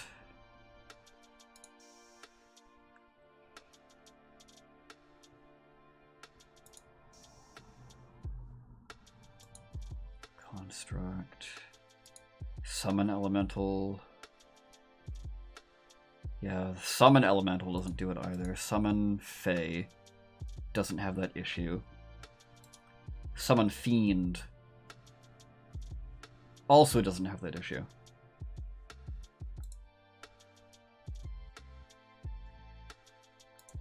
Yeah, it's mainly some of the higher level player's handbook summon spells that have the stipulation that if you lose control, they go on a rampage. But not all of them. Like, conjure animals, for example, like the 3rd level summon from the player's handbook. That doesn't. Like, the animals just, I assume, disappear? It doesn't say, but I assume they just disappear.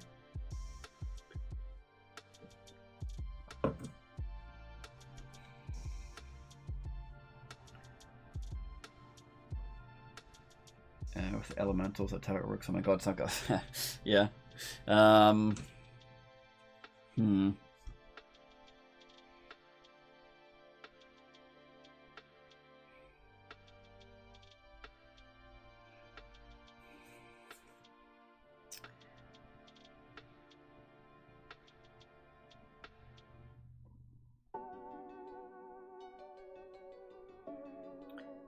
Any summoning spell that requires concentration, you ignore.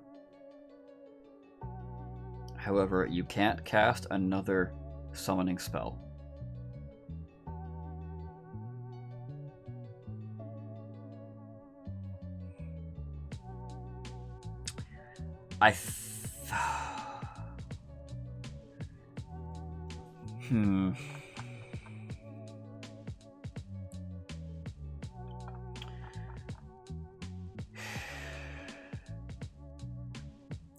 Yeah, because I don't have anything written for any 10th level feature, so I don't really have anything to base this off of power-wise.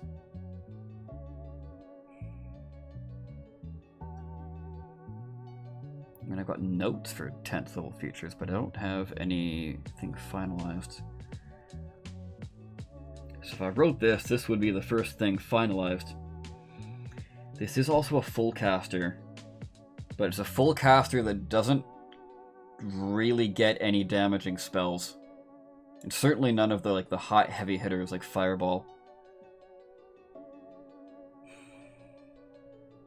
10th level, you have 5th level spells. You don't have your 6th yet. You get Decipher Arcane. Oh, Decipher, okay, yeah. Letting you read other spell scrolls.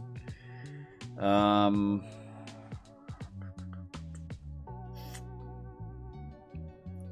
level, it's 11th, you get your 6th level spells.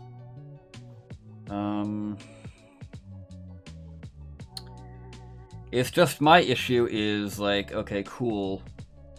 They now don't have to concentrate on this.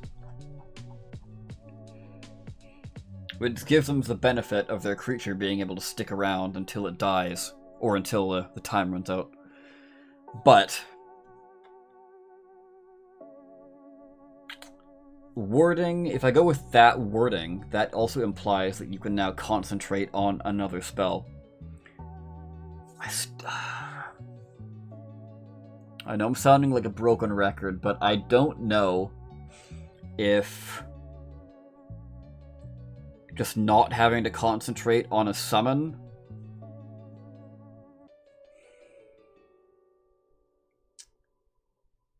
is powerful enough to be its own thing.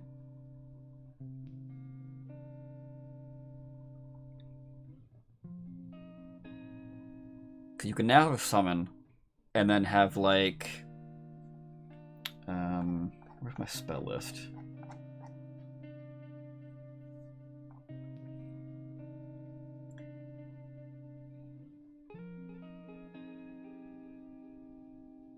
Clairvoyance, I think that's a concentration.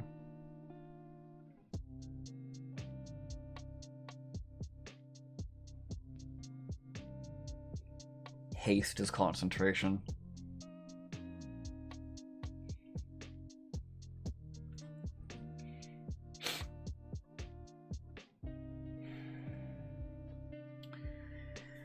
Yeah, because then you could haste your summon.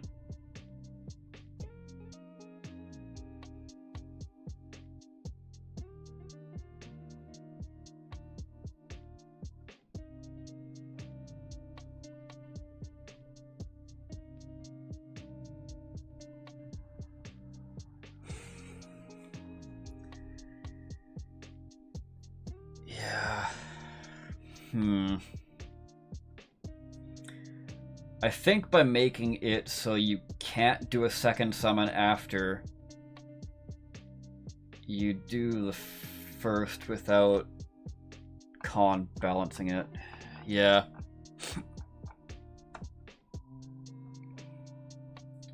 I think... Yeah. I mean, that's definitely a balancing factor, but like...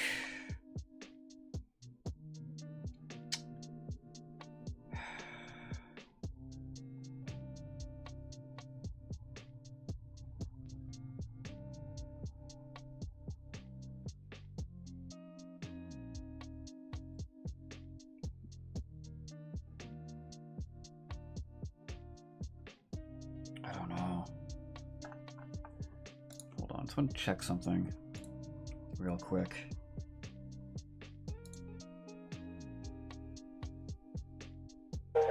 You have not.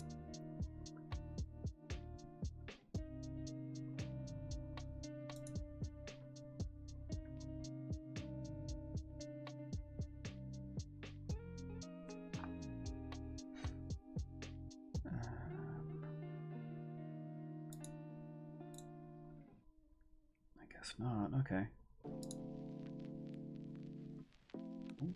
Didn't mean to do that.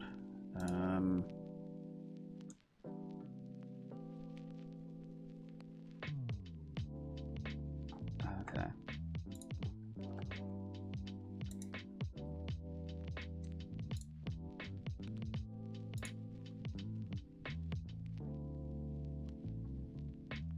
Okay.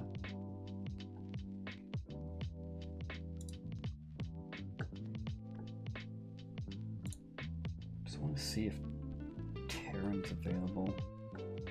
You got a second opinion on this?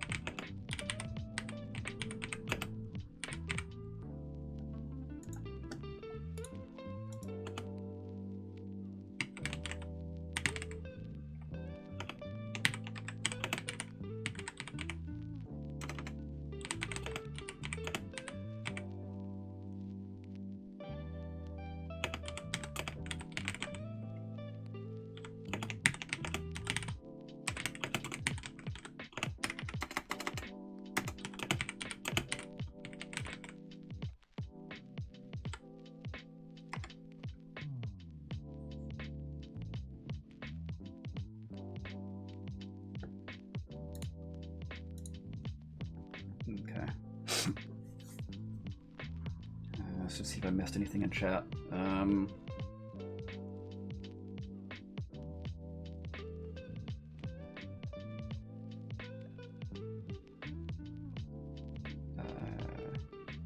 No, not Terrence. It's just Terran. Sorry if I was like slurring my words. Taron is Indestructible. Yes, Terran is Indestructible.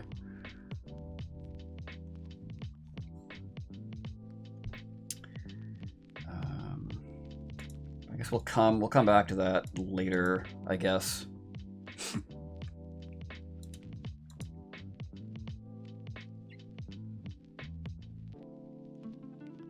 Yeah.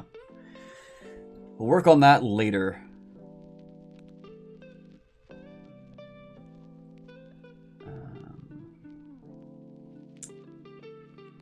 14th level. Yeah, we'll do the 14th level thing. So, this is going to be an upgrade to color palette. So we need some sort of...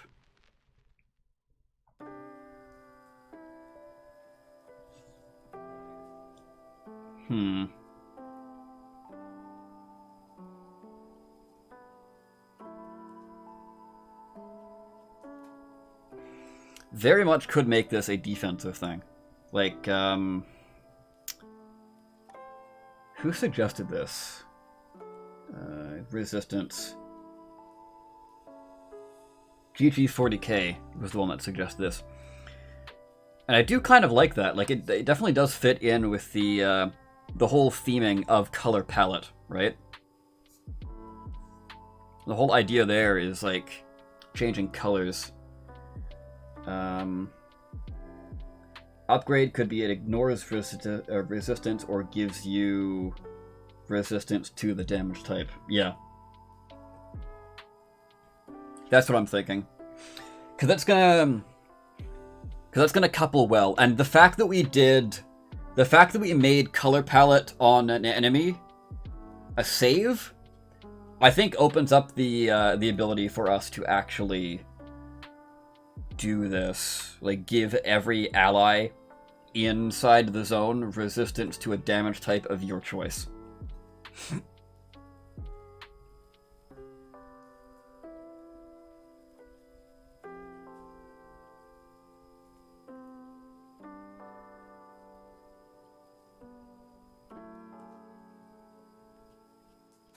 Yeah. Yeah. I think that's what we're gonna do. It's a cool defensive feature. And like, well, it's still support, right? It's big team support, but defensive, especially at 14th level. Because like the further you go into the game, the more abilities you're gonna see that are not just like, I attack and slash you, or I punch you. It's gonna be like, yeah, I'm gonna look at you funny, and you're gonna take like a bazillion necrotic damage. Right? I think that's the Bodak that does that. Oh god, Bodaks. Nearly TPK'd my party with a few Bodaks one time. Yeah, I think we're doing the damage resistance. What is color palette? Color palette is this guy down here. Basically the gist of it, it's still there, it's readable. Right, it is readable on stream. Yeah, it is. Might have to make the stream a bit bigger, but it is readable, I think. Basically the gist of it is you can, while you're inside your seal, you can change the damage type of one of your attacks. Or you can use your reaction to change the damage type of a creature who casts a spell in there. So if you've got an enemy, like a big enemy dragon that's got a fire breath, and you've got somebody that's resistant to cold damage, the dragon in your seal, you can use your reaction, and when that dragon spews its breath, it makes an intelligence save. If it fails the save, that fire breath is now a cold breath, and because your ally is resistant to cold damage, it's taking half damage. That's pretty nice. I can't read at this resolution. Oh, okay. Let's see here.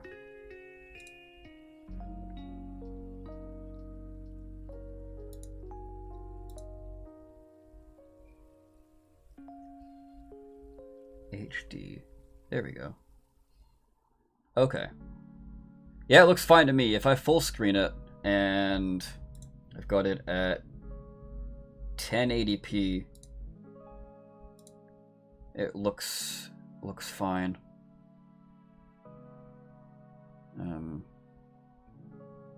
So might have to wait for it to load a bit more.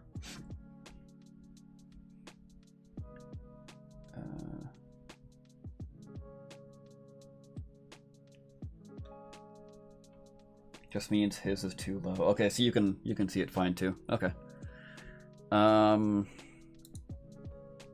Yeah, we're definitely doing the damage resist thing. I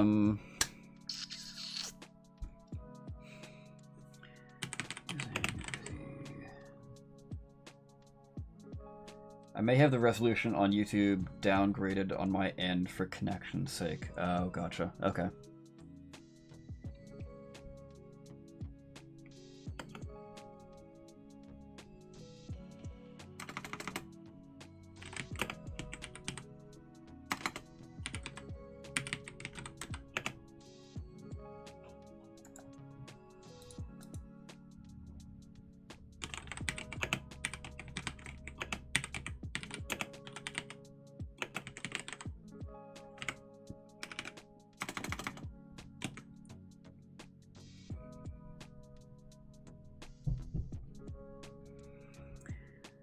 Using the colorful magic infused into your seals, you can grant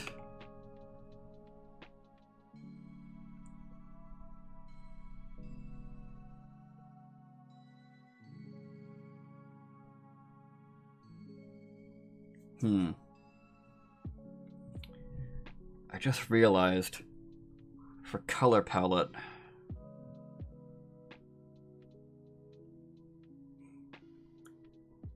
the way it's worded,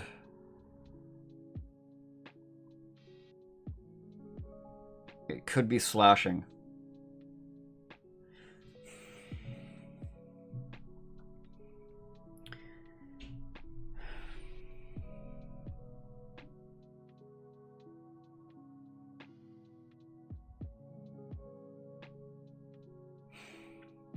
Yeah, no, the whole theme of it is color. There's no real color associated with, like, slashing, bludgeoning, piercing. But there is with fire, there is with force, there is with cold, so on and so forth, right?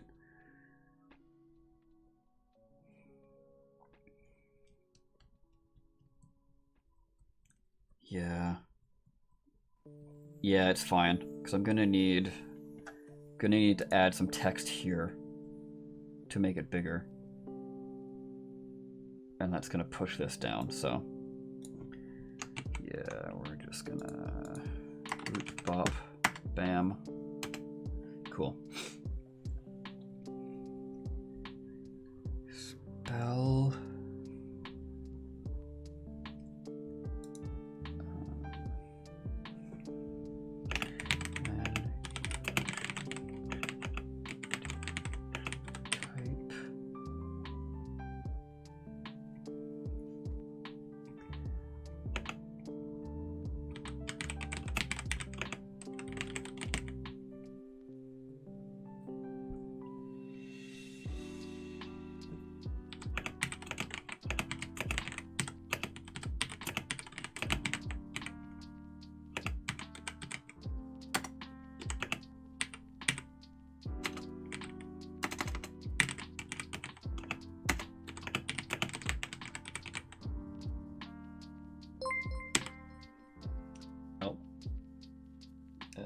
Super chatted again with no message, but I thank you for that.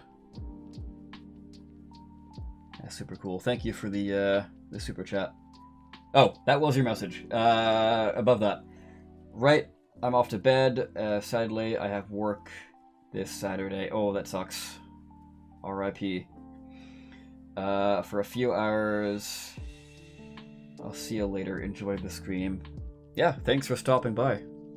Hopefully I'll see you around on the Discord and future streams in the future. Have a good night and good luck with work.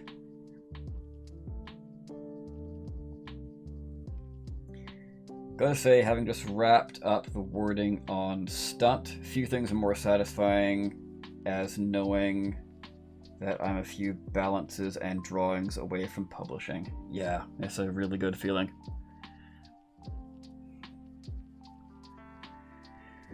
I've still got quite a bit to go on the sealer here, as you can clearly see. But it's chugging. It's getting there.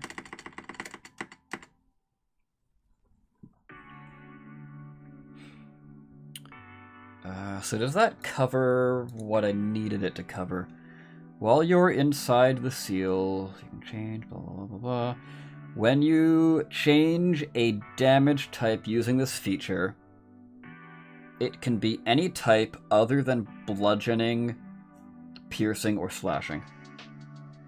You change a damage type.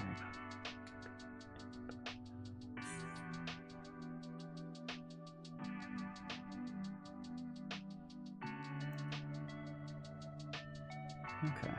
Yeah. When you change a damage type using this feature, so automatically that covers everything below it. So yeah, that's fine. That's all good. Okay.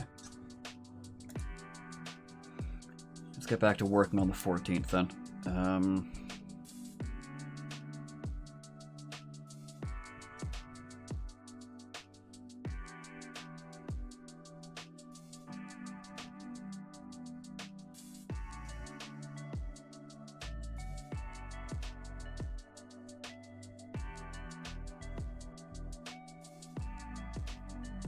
Psychic and Force.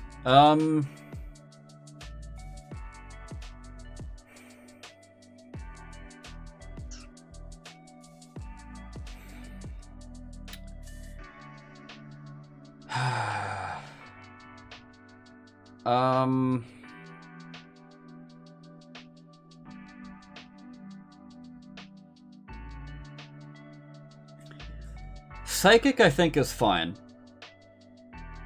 But Force, though, you...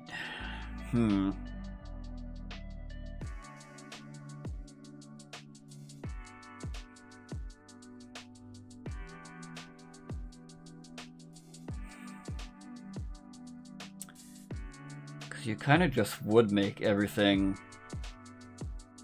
Force.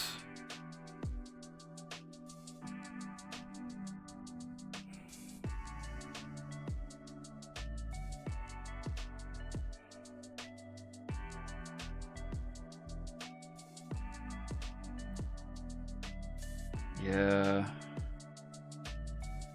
I mean, because it's a pretty wide thing. Like you can literally change it to any damage type, so resistance isn't that big of an issue.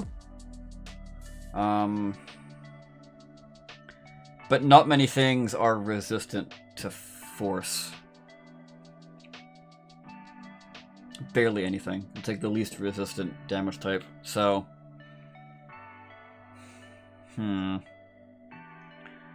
like the thing with, like, you know, you got a fireball, you turn it to a cold ball. Oh crap, it turns out they're resistant to cold. Well, I know not to do that again. If it's Force, if you have access to Force, it's just gonna be like, alright, Force ball. Turn that fireball into a Force ball. Yeah. Yeah, Parka, I think you're right. Slashing or Force. I don't know. I always see Force in my mind as purple. So I'm like, okay, we've got the purple color. But I guess Psychic is pink. So we don't have a purple color, but does that really matter? It doesn't, no. Yeah. Yeah. Just because I want the colors to look pretty does not make Force any more viable of an option.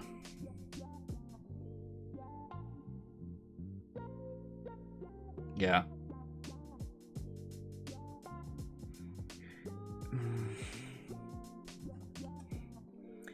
When you change a damage type using this feature, it can be changed to any damage type other than Force, bludgeoning, piercing, slashing, or Force. I put that change to in there because I just kind of had the thought that, you know, Magic Missile is on their spell list. And that's Force, obviously. So what if you want, like, oh, you know, like, fire missiles or cold missiles? So that kind of means changed to. So that implies, okay, it's a Force spell. So I can change it to anything other than those things. So I think that kind of covers that, the wording, I mean. But yeah.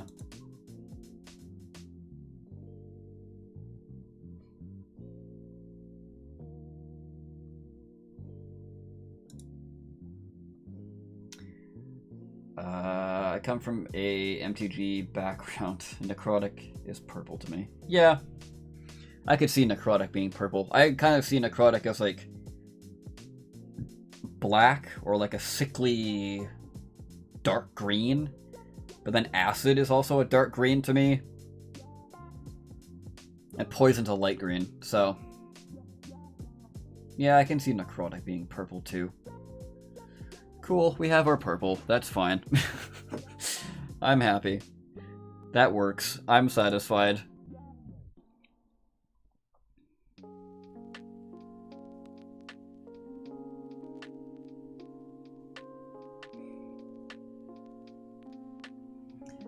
Using the colorful magic infused into your seal, you can grant...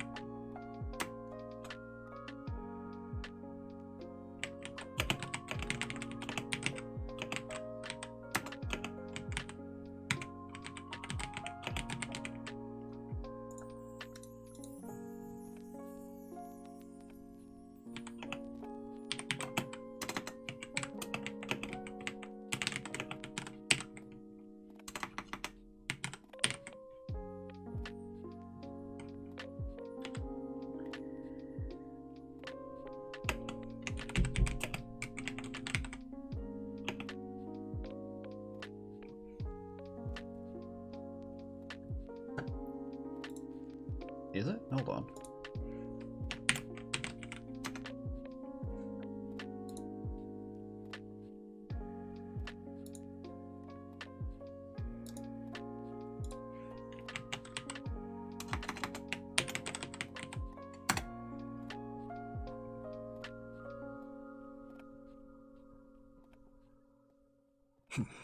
Yeah, you're right.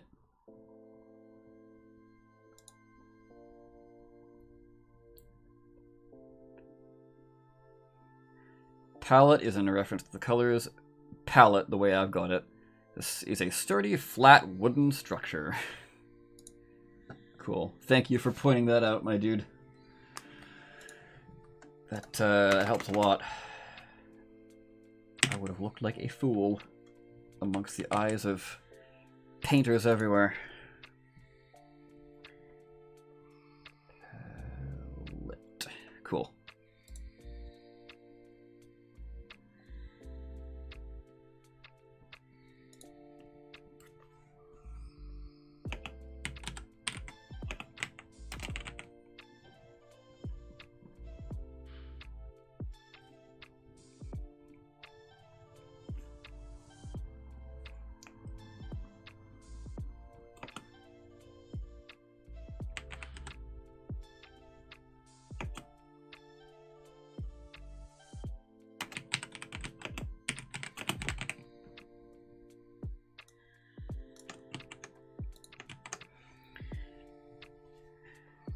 When you first create the seal, and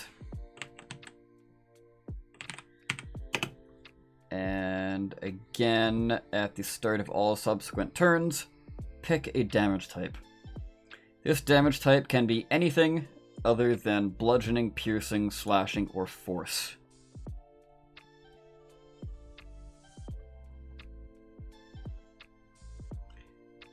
I think for the resistance, actually, we can allow force. Yeah, allowing force on resistance is fine. It's just dishing it out, I think, is where the issue is. So that's fine. It's an easy mistake. I did it on editing, heterographs. the most common. Next, oh, okay, yeah.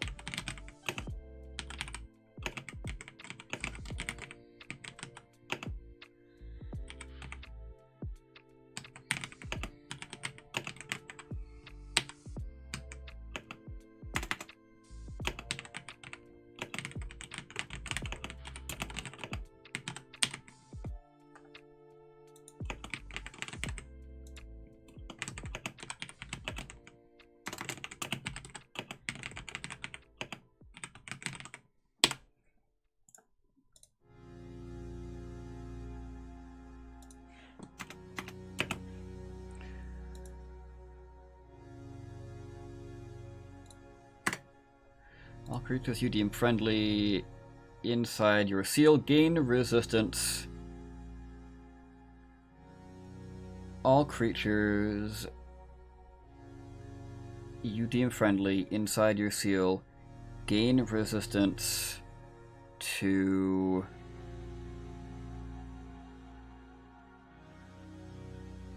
that damage type as long as they remain inside. I think that works.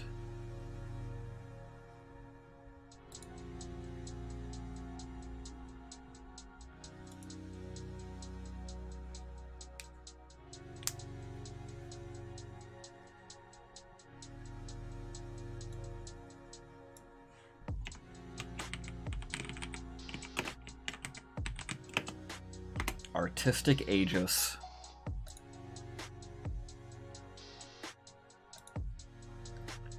Hold on.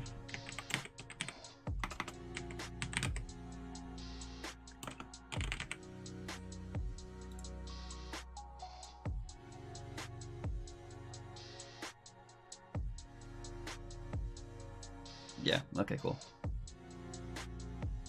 Protection, or the protection, backing, or support of a particular person or organization. Beautiful.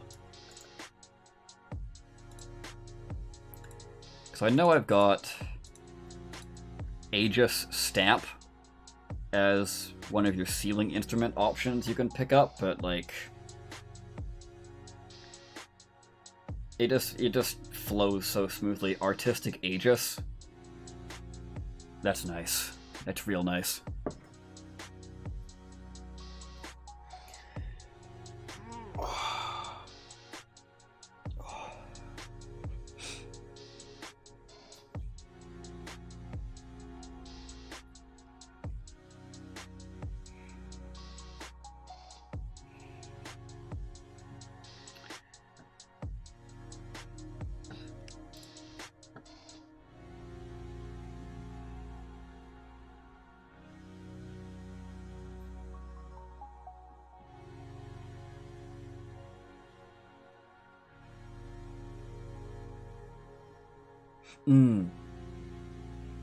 Yeah. I do need that, don't I?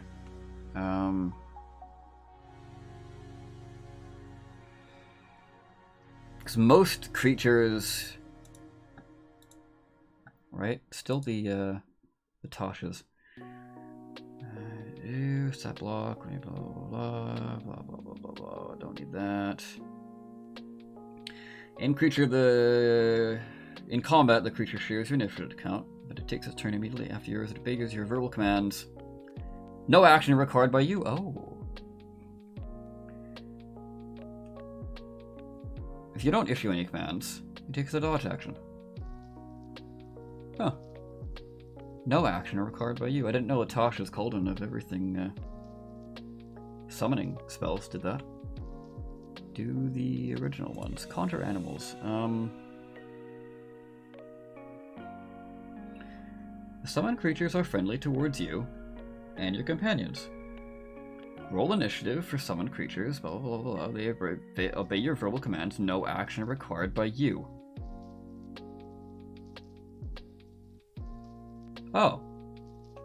Is it literally just... I've never actually used any of the conjure or summon spells. I always assumed they work just like how the pet classes do. And it's like, okay, use your bonus action, but like, apparently not.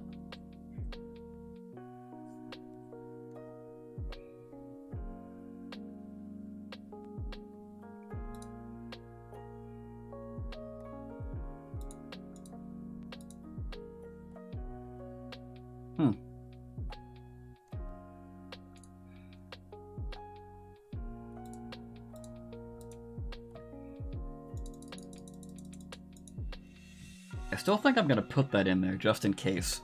Like, in case you run into any sort of, like, homebrew spell you want to add that summons something that requires the use of your bonus action. And, like, people made it under the assumption that I had. That, you still have to use your bonus action for spells, or summon spells, but nope, apparently not. Yeah, I'll just put this in here as, like, a future proof that... Oh, hold on, find familiar. Rolls it on initiative. And acts on its own. Okay, you know, you can find familiar. I thought find familiar. No, I guess not. Okay.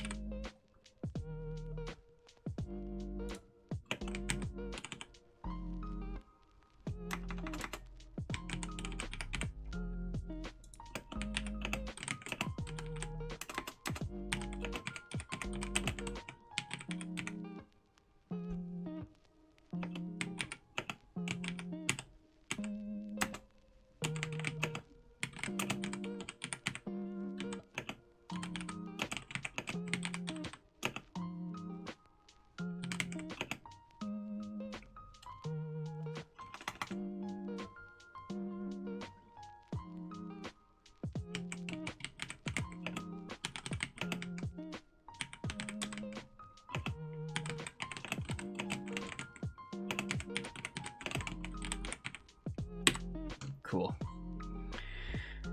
If a summon spell requires you to use your bonus action to command the summon, you can still scribe your sigils using the same bonus action. Cool. Again, that's just there for safety reasons, basically. It seems like most, if not all, summon spells don't even require your bonus action.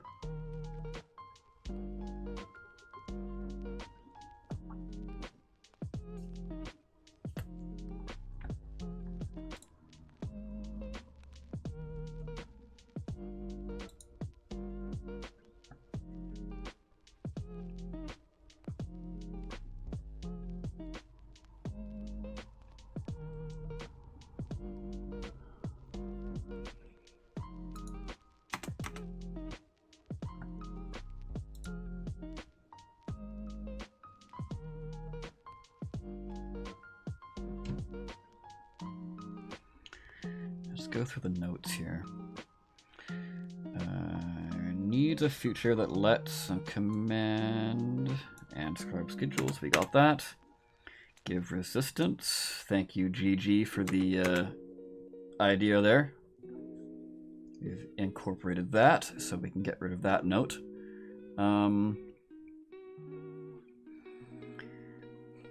You can summon in the seal even if it's out of range of the spell. Most spells are 60 to 90 foot range.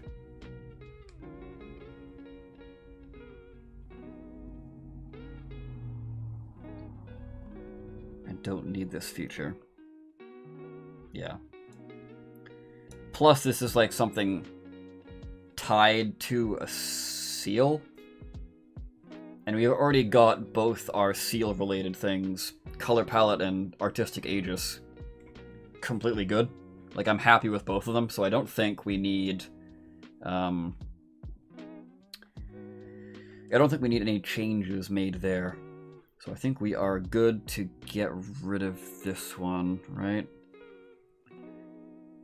Summon, even if it's out of range. Yeah, like I said, most summoning spells have a range of 60 to 90 feet, so yeah, don't need that. Summoner subclass, draw your summons to life. Get lots of summoning and get lots of summoning extended spells. And we've done that with the extended spell list. Beautiful. Okay, all our notes are tackled. Now I just kind of need to...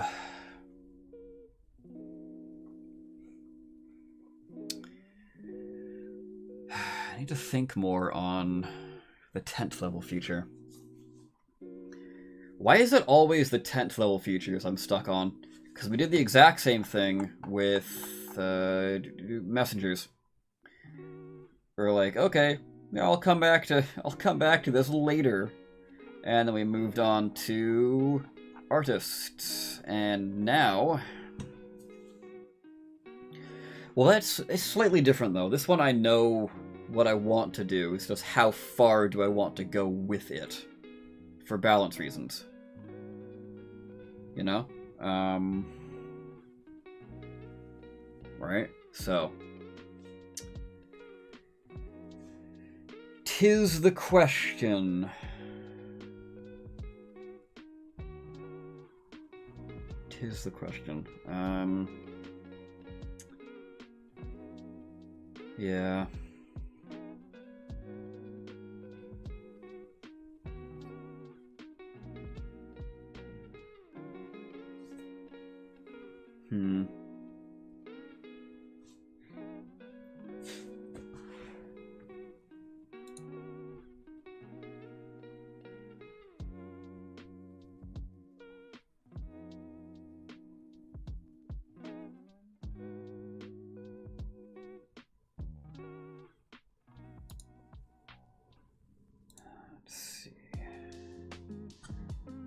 Let's just see what I'm missing on Discord. Oh.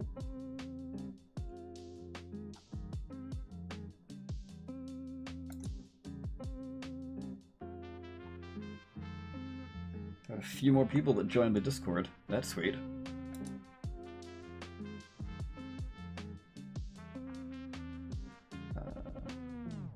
RBX Chief, nice. And KizAJW. At least that's your Discord name. Hello. Welcome to the server if you are in chat and happen to be using a different name.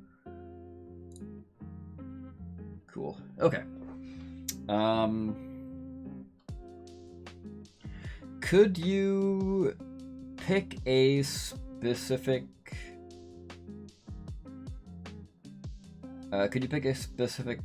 spell type, like illusion or something, that you can concentrate on, and you can concentrate on a summon. Oh, I see what you mean. Okay.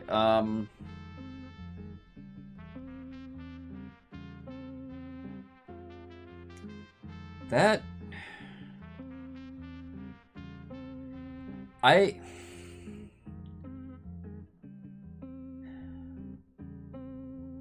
I don't think there's really enough narrative room there, if you know what I mean. Like, this class doesn't really have anything in its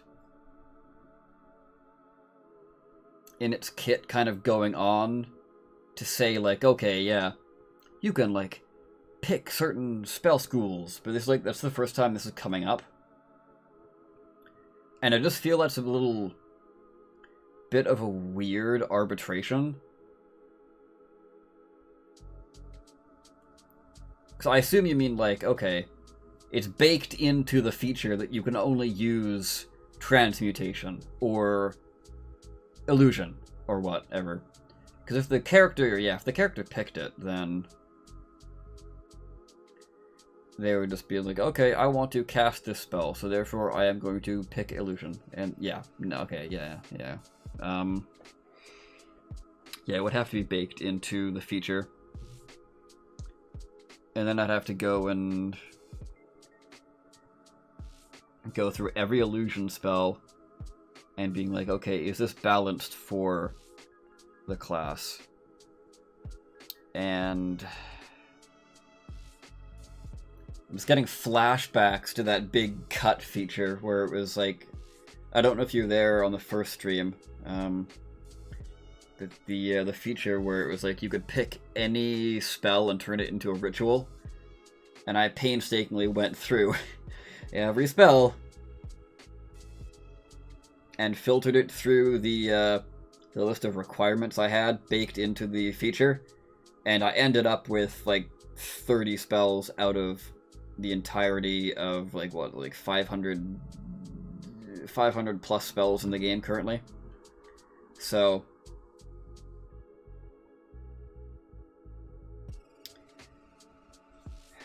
specific spell school, I don't know. Yeah, I don't know.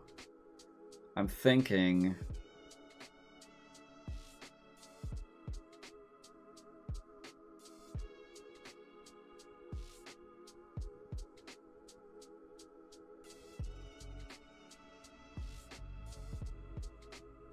yeah.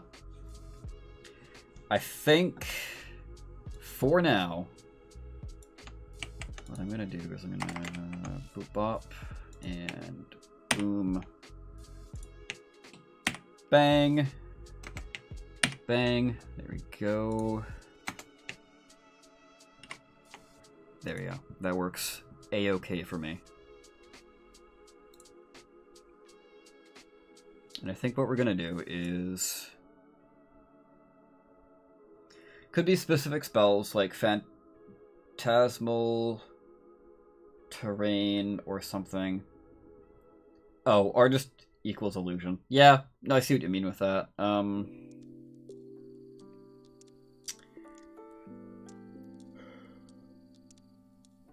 Sorry.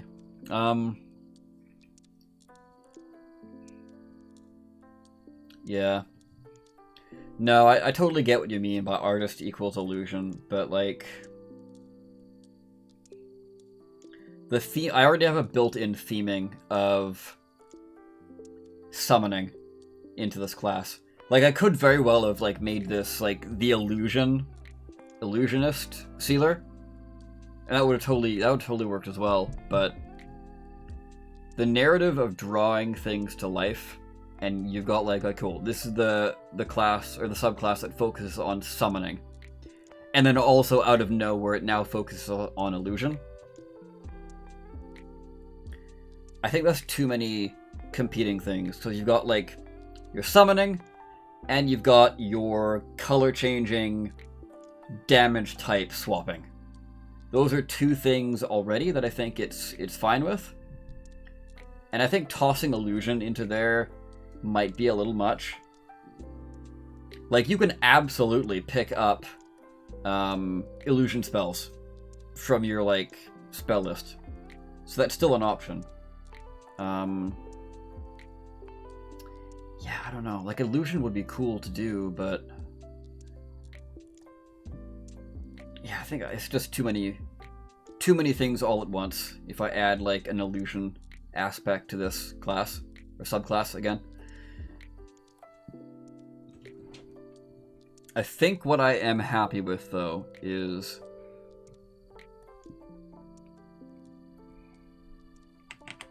any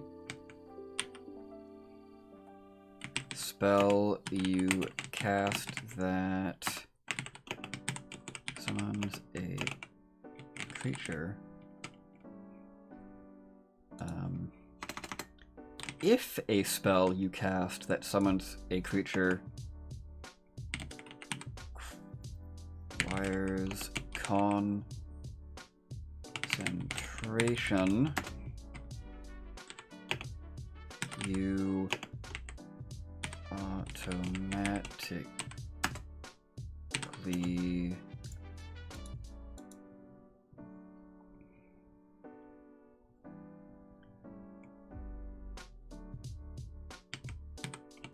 seed on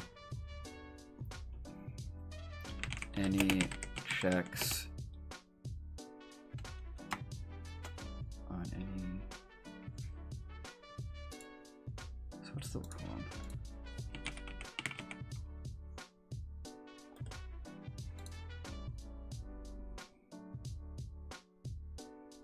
What's the wording of concentration?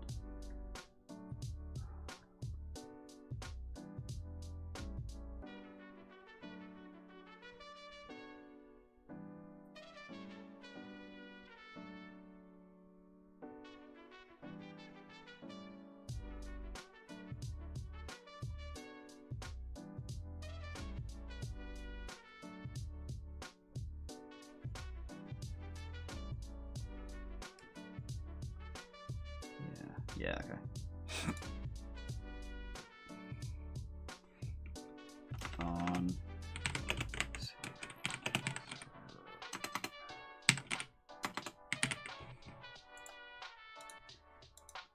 You automatically succeed on the saving throw to maintain concentration.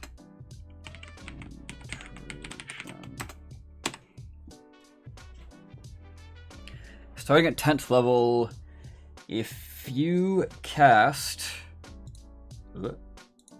missing some words. If you cast a spell that summons a creature...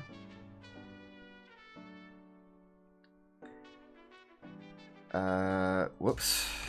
Never mind. If a spell you cast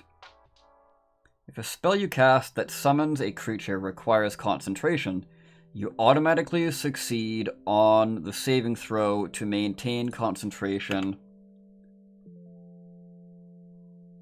of that spell. Maintain concentration of that spell, on that spell.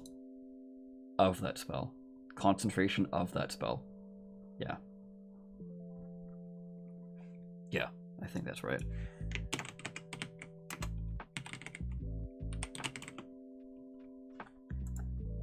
I'm gonna call it Masterpiece.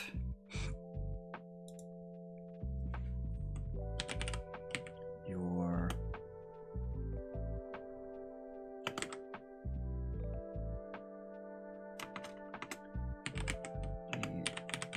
paintings you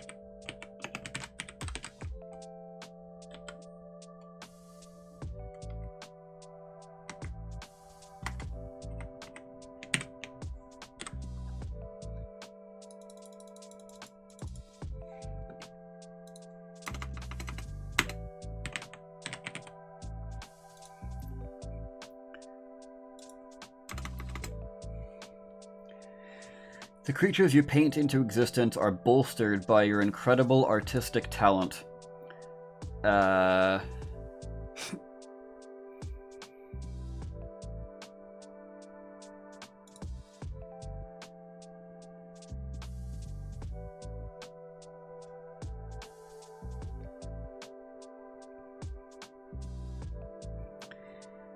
a spell you cast...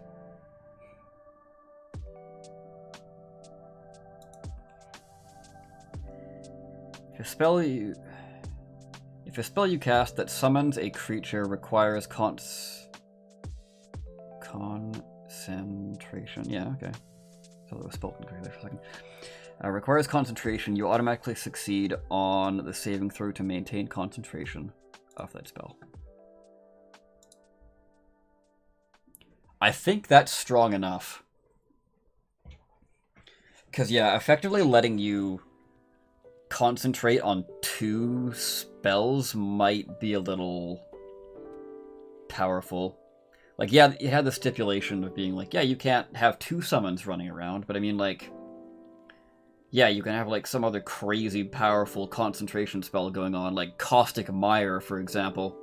One of the spells I made where it's literally just like a giant bog, like an acidic bog that like constantly grows in size every turn while you're concentrating on it.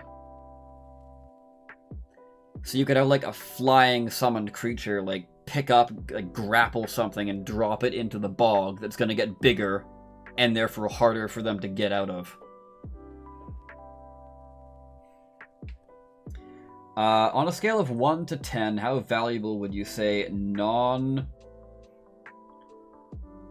a scale of 1 to 10, how valuable would you say non-design focused player feedback is for classes? Like players who don't know balance but are seeing how easy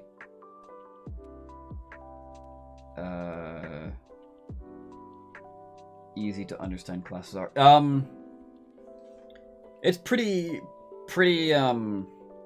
impactful for feedback.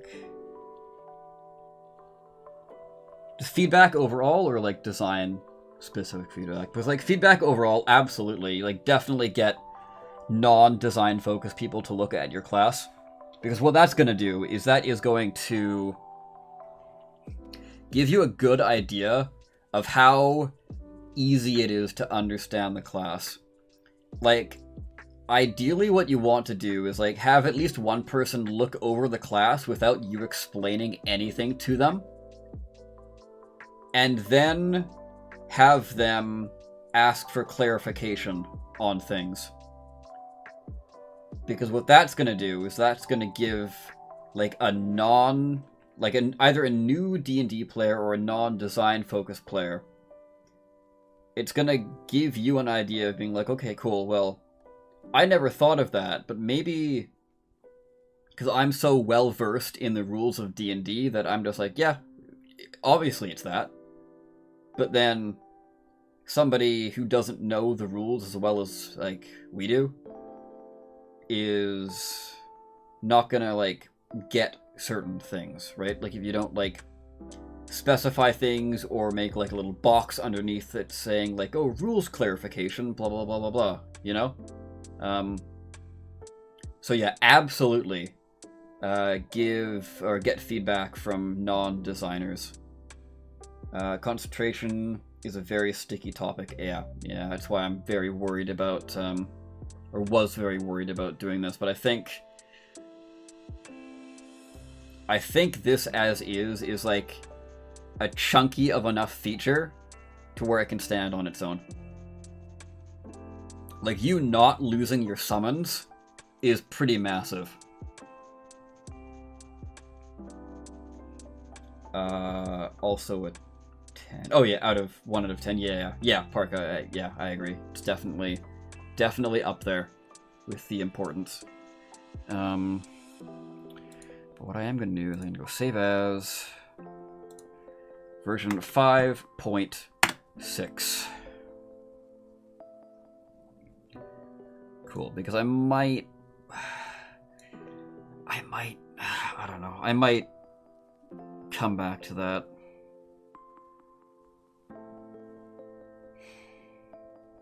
But yeah, I saved it as an additional version, so it's fine. And this is done. The only thing I'm thinking here is, the creatures you paint into existence are bolstered by your incredible artistic talent. Which implies that the creatures are bolstered, so they're going to take... it's going to be harder for them to be taken out when they take damage. But the issue is not from when they take damage, the issue is from when you take damage. And when you take damage, those creations aren't going anywhere.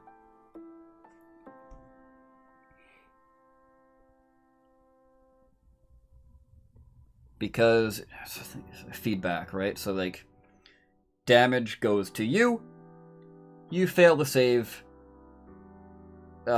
magical disruption goes to the summon, and it's poof, it's gone. But with this feature, damage goes to you.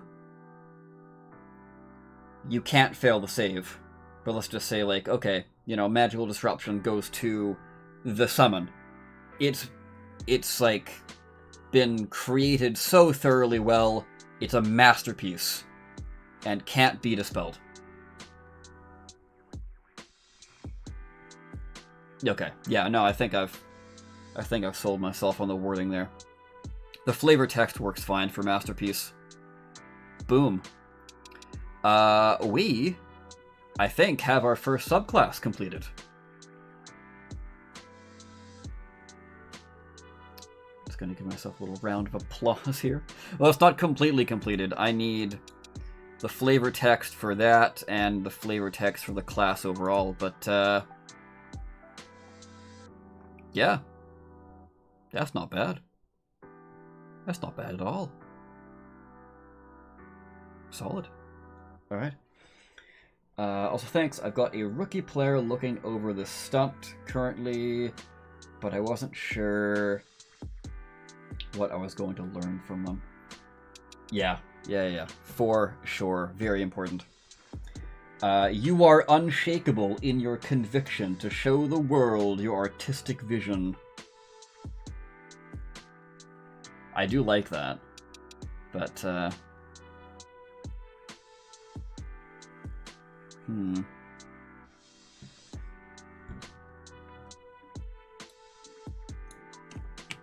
Now, with this new chat, can I think I can?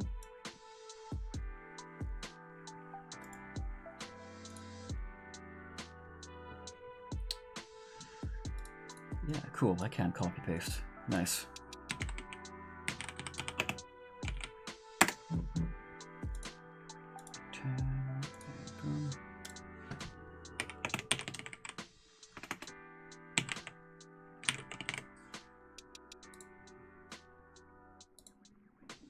Beauty.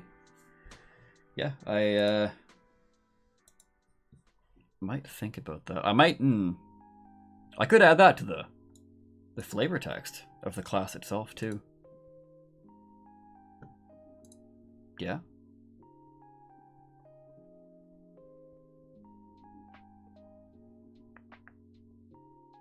I'll think about it. Creatures you paint into existence are bolstered by your incredible artistic talent. You're unshakable in your conviction to show the world your artistic vision.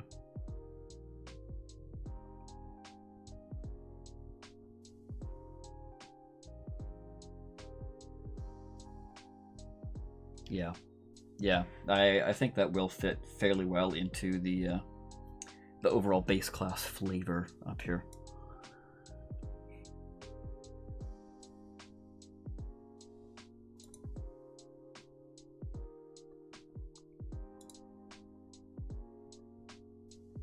Cool.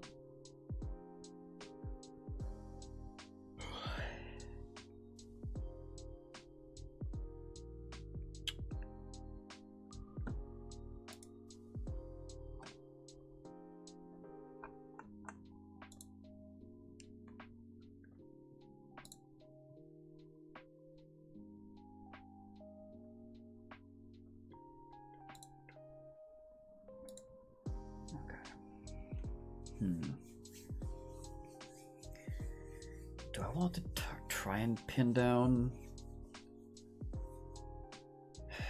the wording for the extended spell lists? I mean, I'm gonna have to at some point.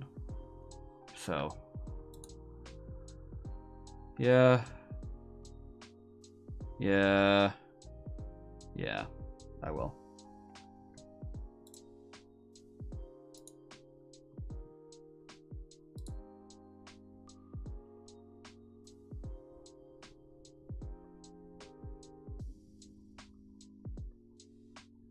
Yeah, we'll just do this now, I think.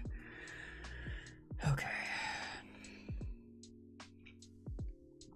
Actually, you know what? Before that, let's do this. Now that we've got all the features in, let's actually make the class table or subclass table.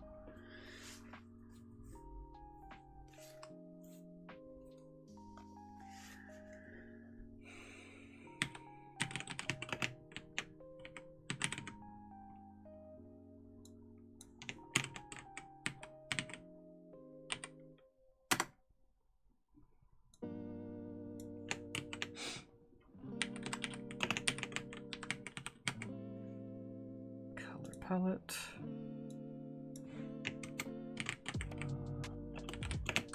Life. And artistic magic. Artistic magic, drawn to life, color palette, masterpiece, and artistic Aegis. Beautiful.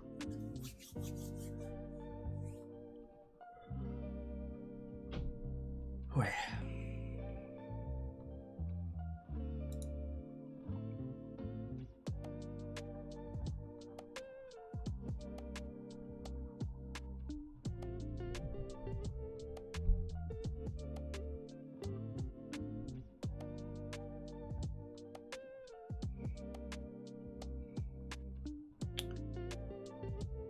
Do I need a unified bit of text?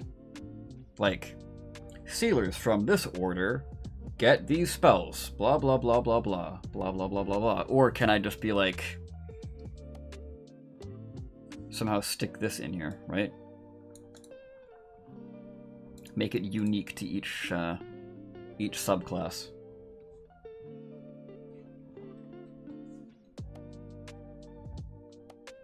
Probably, I guess so.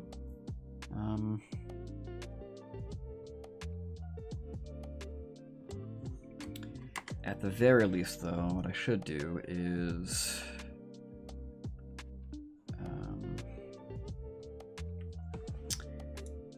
so what? Hold on. What's the wording of other extended spell list type things?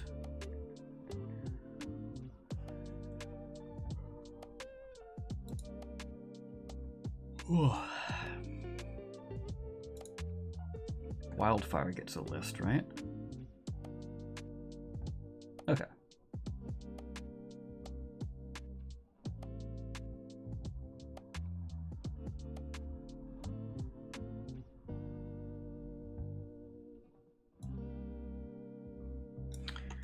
Once again, we shall snag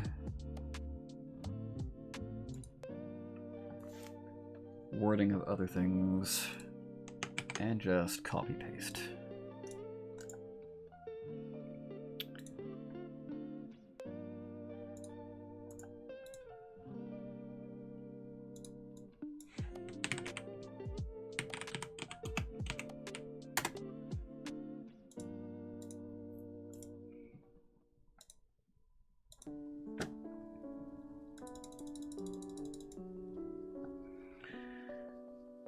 Once you gain access to one of these spells, you always have it prepared, and it doesn't count against the number of spells you can prepare each day. If you gain access to a spell that doesn't appear on the Sealer spell list, the spell is nonetheless a Sealer spell for you. There we go. Cool.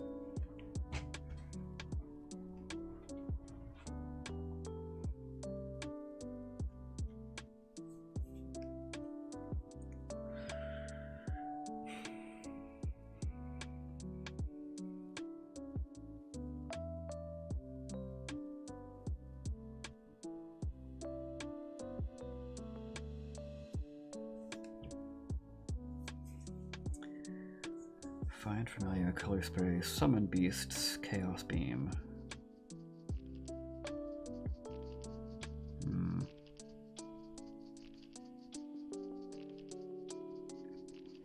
So, for anybody still in chat, I'm curious about this. So, for your 3rd level spells that you get as part of your extended spell list, like I want this to be the summoner, right? But and I want the summon spells from Tasha's Cauldron of Everything to be the spells you get. Because I personally don't like the traditional Player's Handbook conjuration spells. Like Conjure Beasts, Conjure Elemental. I'd much prefer Summon Elemental.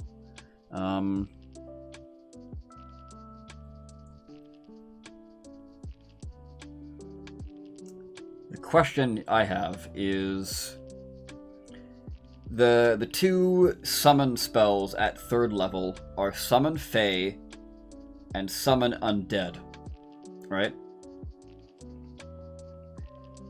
Undead are very, like, drab and dark, but Summon Undead is still on the Sealer spell list, so you could pick it up if you want. The other thing is Elemental Weapon, because in here we have, like, color palette and artistic Aegis being like your damage type changing kind of things. And elemental weapon is like, okay, cool, I'm gonna paint some paint onto this sword, and now the paint animates and becomes flames. And now it's a fire sword, and actually deals fire damage. So is that cooler than Summon Undead?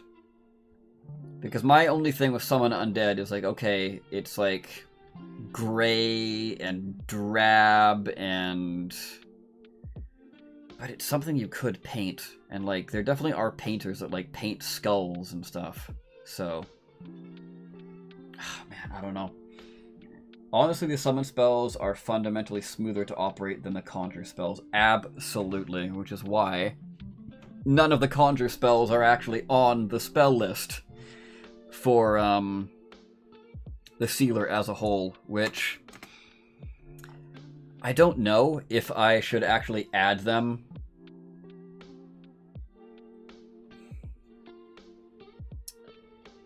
I don't know if I should actually add them to the spell list for the Sealer. Like, I'm not going to add them to the Order of Artists extended list, but I'm talking about the base list. Only because... yes, all the conjure spells are not as good to sort of navigate through, but they are available to more people. So I don't know how many people have Tasha's Cauldron. It was a pretty good book. As far as, like, extra features and spells were. Player classes, maybe not so much, but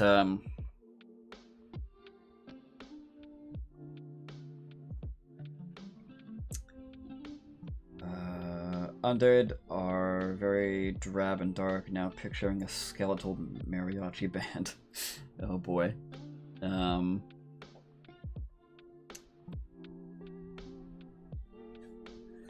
It's making me think of Dungeoneers Pack's Luchador that he's working on now.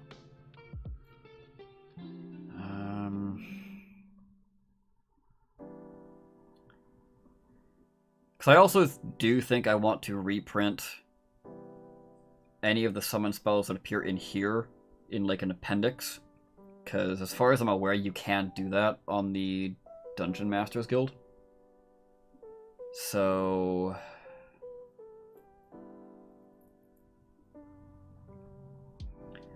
and it's just one less thing I need to worry about reprinting. And Elemental Weapon is pretty cool. Because, like, yeah, we've got Summon and Color, and Summon and Color, and Color and Summon. And then for 4th and 5th, there weren't really any, like, colorful things. So, Summon and Summon. But, like, Elemental, right? Elemental's, like, super colorful. So maybe color there as well. Game is starting, gotta go. Yeah, no problem. Good luck in the game. Hopefully your character gets all the gold. And doesn't die. Anyway. Yeah, good luck. If we're talking narrative and thematically, then Elemental Weapon is definitely a better choice than Summon Undead. Yeah. Like, this isn't a necromancer, right? Yeah. Yeah. Yeah, I'm happy with that. Cool. Okay.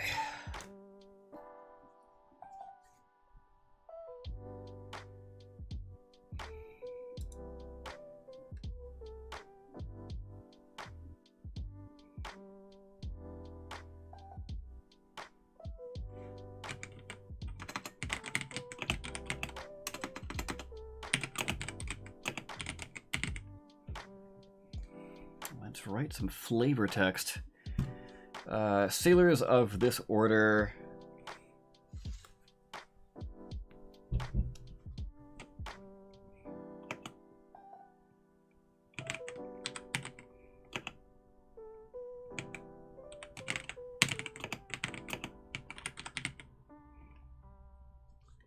value vibrancy and color.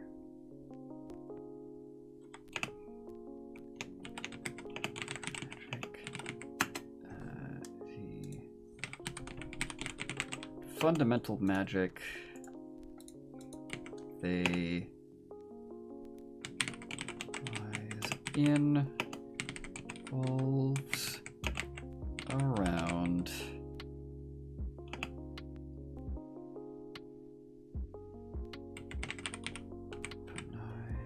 weaponizing color and painting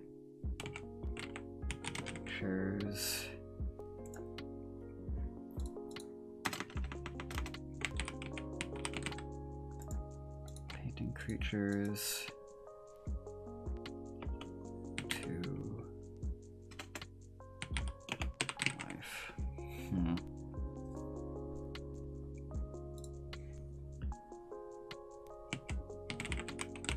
Creating paintings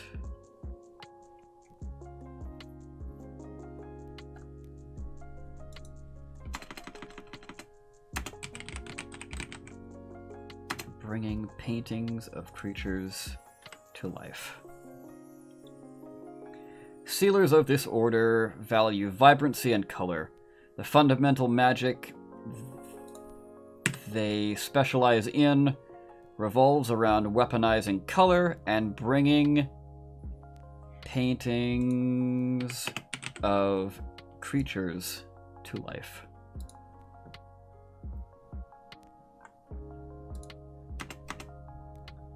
Pretty solid. I quite like that.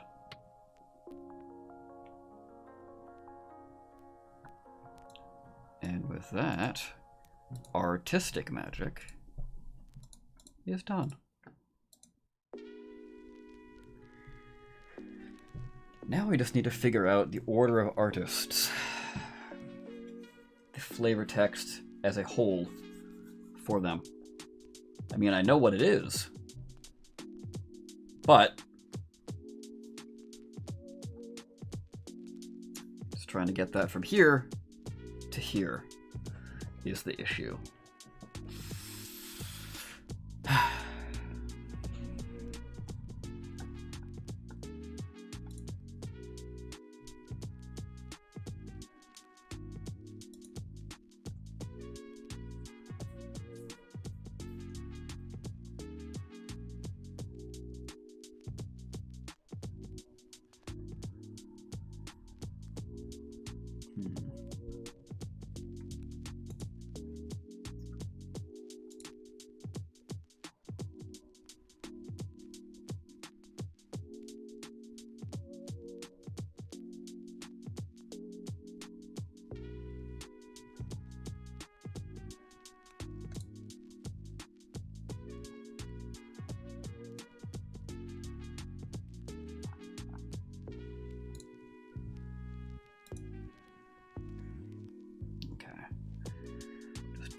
Discord real quick.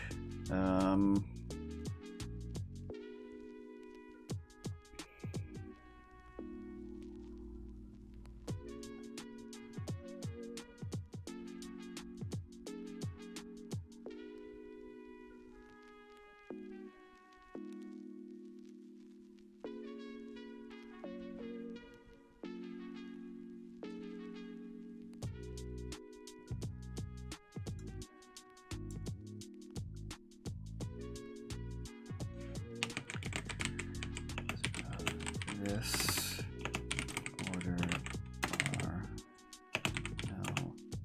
no mere.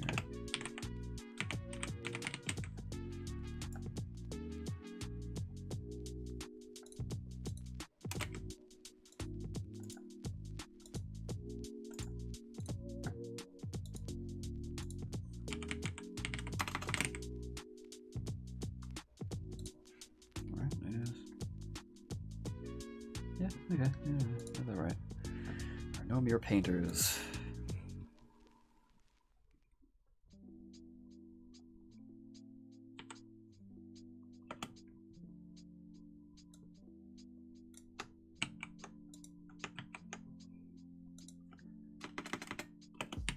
They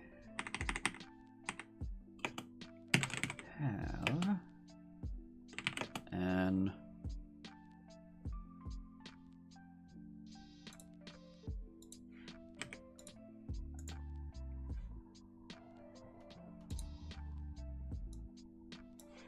Is that really how you spell unshakable?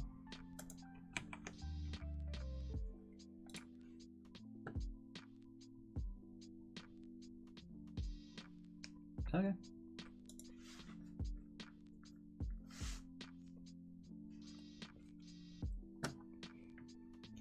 You have an unshakable conviction to show the world their artistic vision.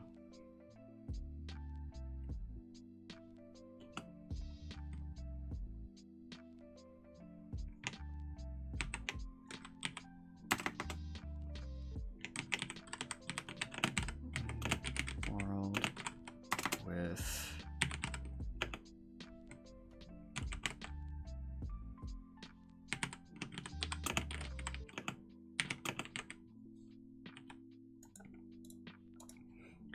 filling the world with beautiful works of art.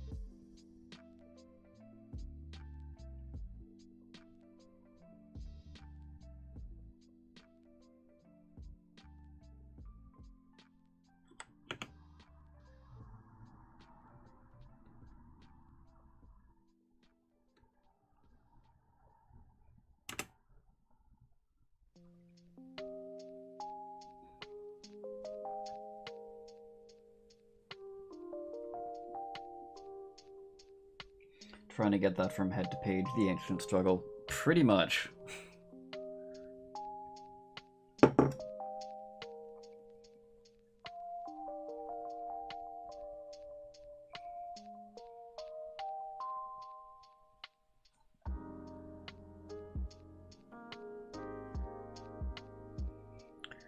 Order of Artists. Sealers of this order are no mere painters. They have an unspeakable conviction to show the world their artistic vision. They aim to fill the world with beautiful works of art, adding color wherever they go.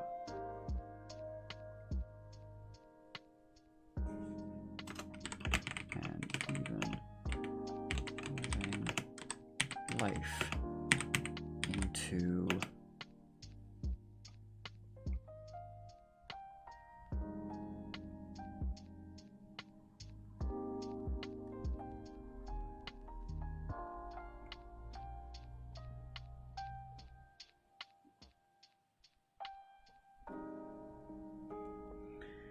even weaving life into their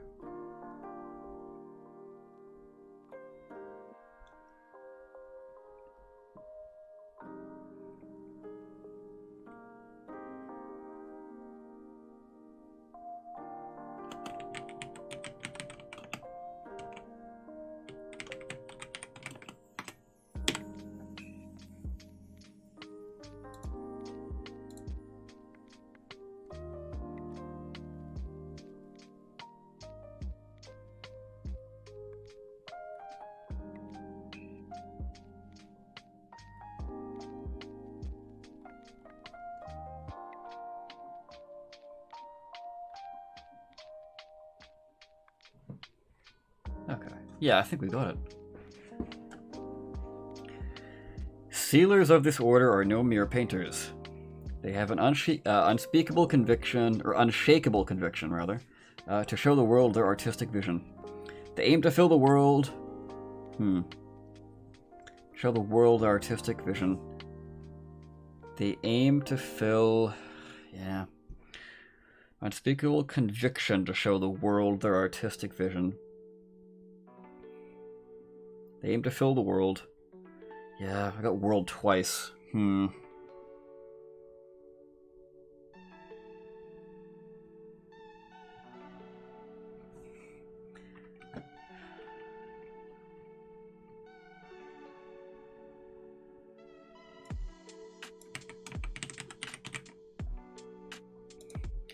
They have an unshakable conviction to show everyone their artistic vision.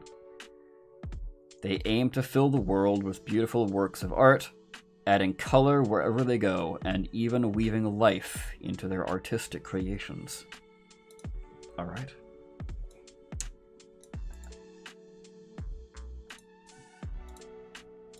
And that is a subclass completed. Hell yeah. Order of Artists is done. Oh. Yeah, this one turned out really well. I'm quite happy with this. Order of Artists. Artistic magic drawn to life. Color palette, masterpiece. Artistic Aegis. Yeah. Yeah, the flavor here is nice. That's some good flavor right there.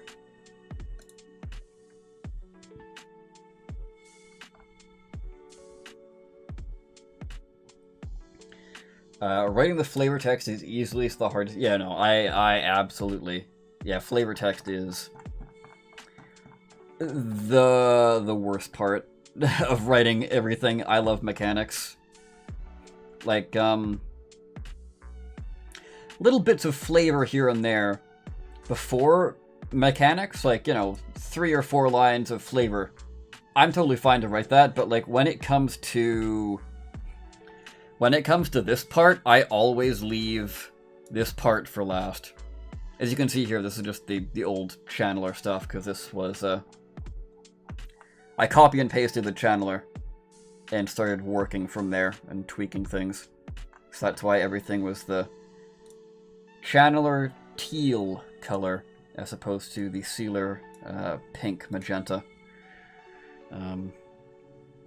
But yeah, I always leave this part for last because it's not easy.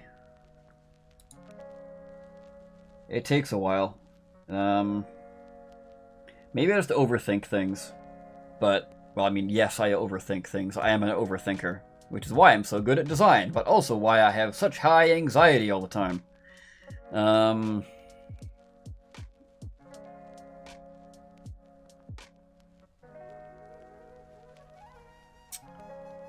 Yeah, but anyway, we'll just continue to ignore that page and continue working on the fun bits. Woohoo! Hoi. We saved? Yes, we have saved. Shanazzy.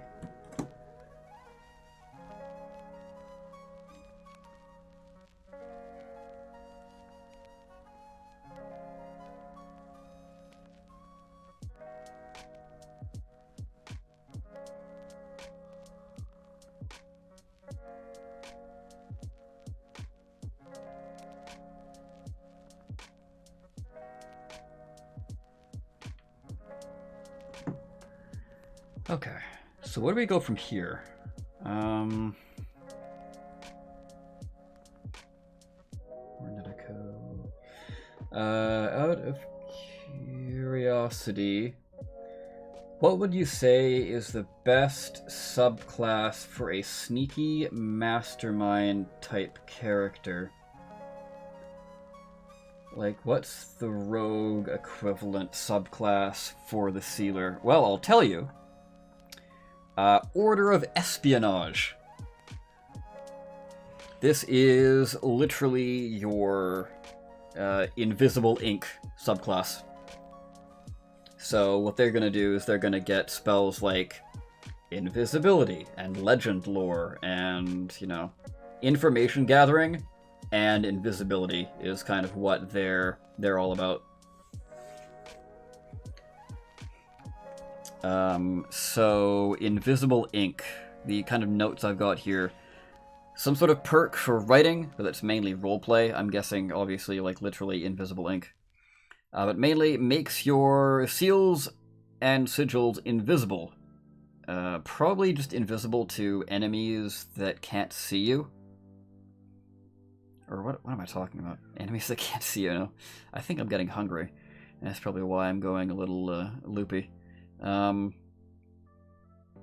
But yeah, what I meant to say was, like, I think maybe your allies could see them, but enemies couldn't. Like, creatures you specify can still see them. So then, like, narratively, it would make sense that the other player at the table would be like, I'm gonna move my character inside the seal. If it was invisible all the time, the DM would be like, how do you know that's where the seal is? Or, like, how does your character know where the seal is, you know?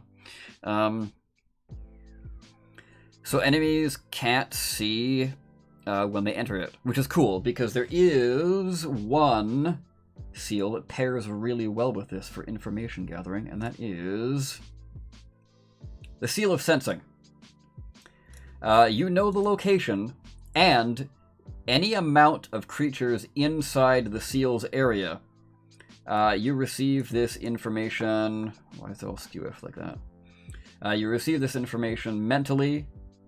Invisible creatures you deem hostile or objects.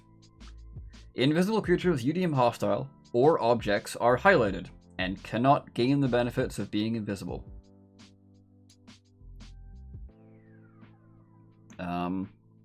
But yeah, Order of Espionage is another really flavorful one that I think I've got quite a lot of stuff to work with. So it's definitely going to make it into the initial release. It sounds incredible. This sounds perfect for that PC I was talking about earlier. Ooh. I'm definitely going to be watching for when this class drops. Yeah. Thank you. Yeah, this is another one I'm really, really interested to work for, or work on, rather. Which, you know, I guess maybe that's going to be what I'm working on next. What time is it? This is by far the longest stream I've done, but, I mean, it's also a day off for me, so I was able to start at a decent time. Invisible ink.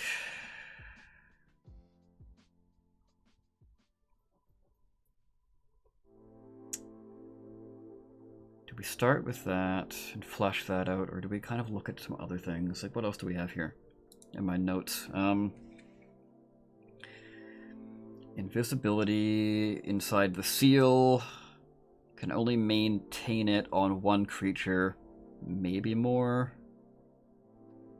Like the spell, it breaks if they attack or cast a spell.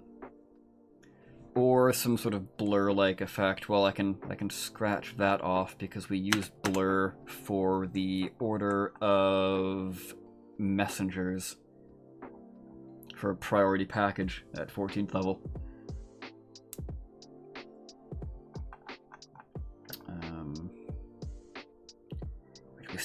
We still need to figure out what we want to do for the 10th level future there.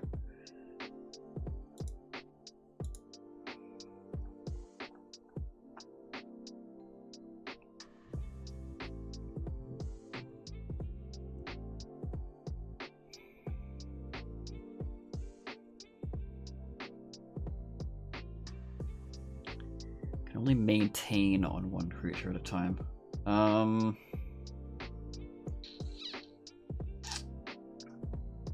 Could we do half? Could we do half proficiency? Number of creatures. So it comes online at 6.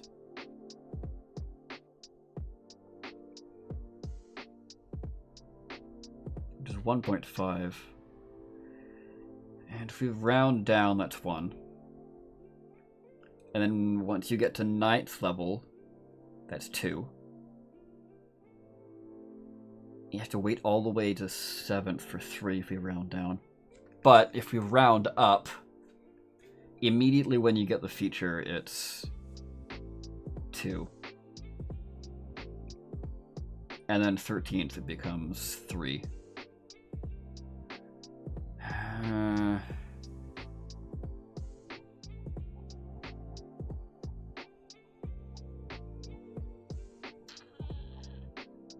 But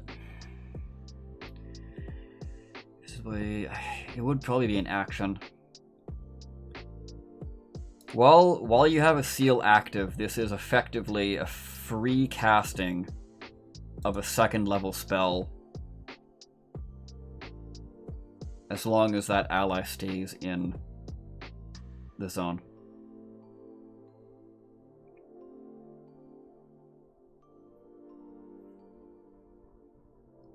A free 2nd level spell, right? Blink with express shipment. This is like a 2nd level spell, but a little better. Actually, a lot better, because you can make the seals as big as you want, so... So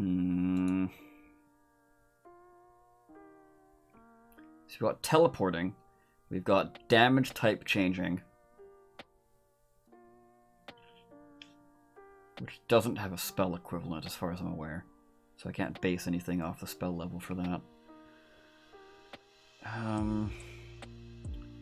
Effectively a free casting of the invisibility spell.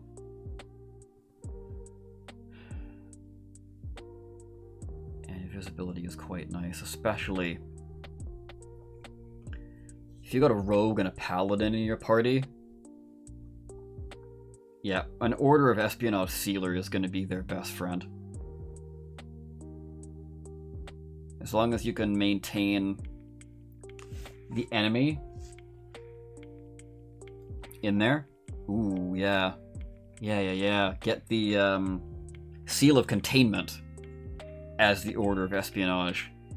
Lock the enemies inside, have a rogue, and constantly turn them invisible.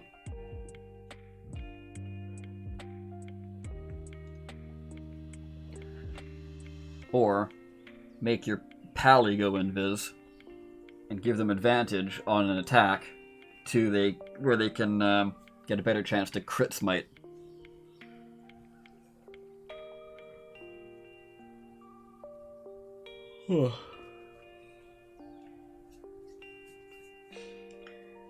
This reminds me that I still need to go back and clean up my True Namer, because that project is in a messy state at best.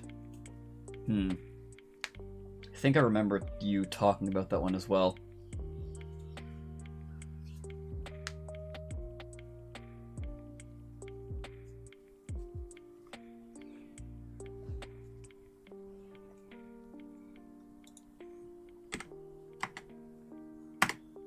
Yeah, you know what? Let's start flushing this all out.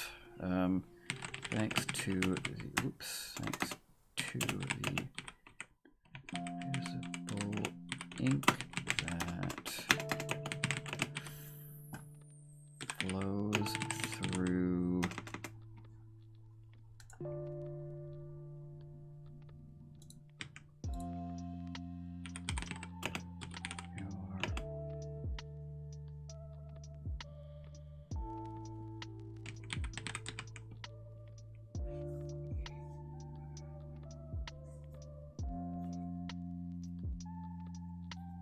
Thanks to the invisible ink that flows through your sigils,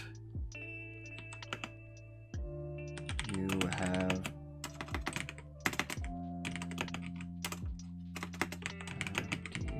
developed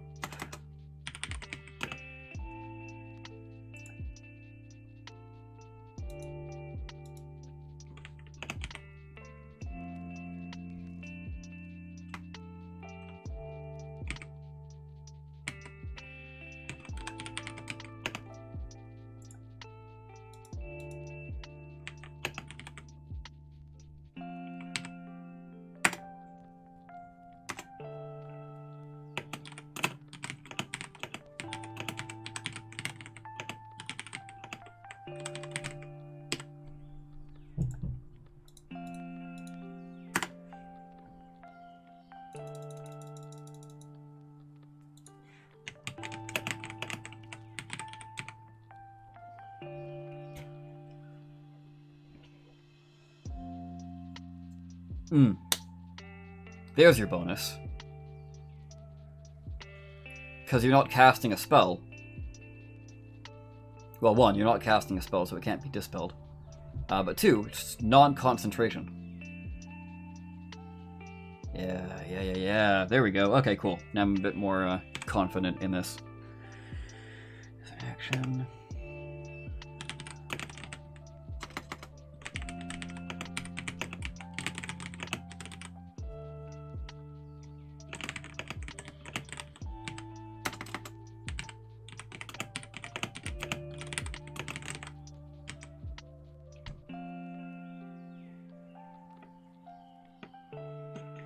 It's technically functional for all the levels I have worked on it, but it's not smooth or fun, which is a real problem.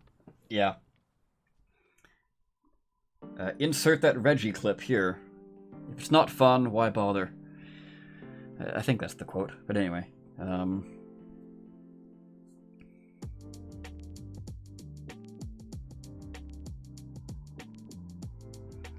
As an action, you target one creature you can see within one of your seals.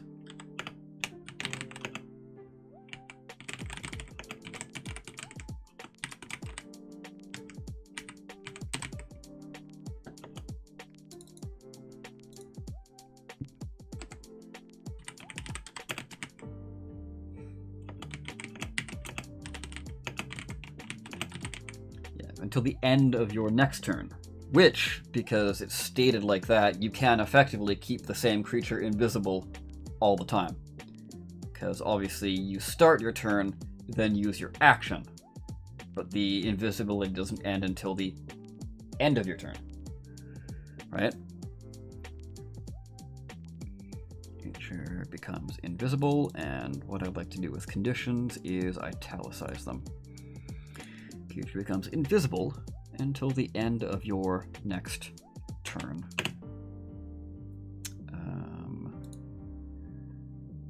What is the wording on invisibility?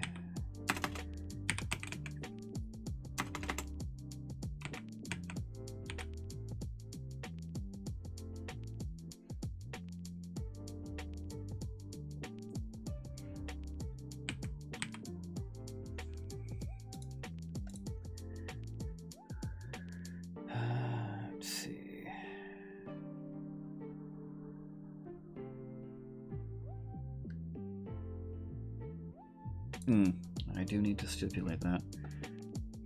The creature, along with anything it is wearing or carrying. The creature, along with anything it is wearing or carrying, becomes invisible until the end of your next turn. Boom. Okay.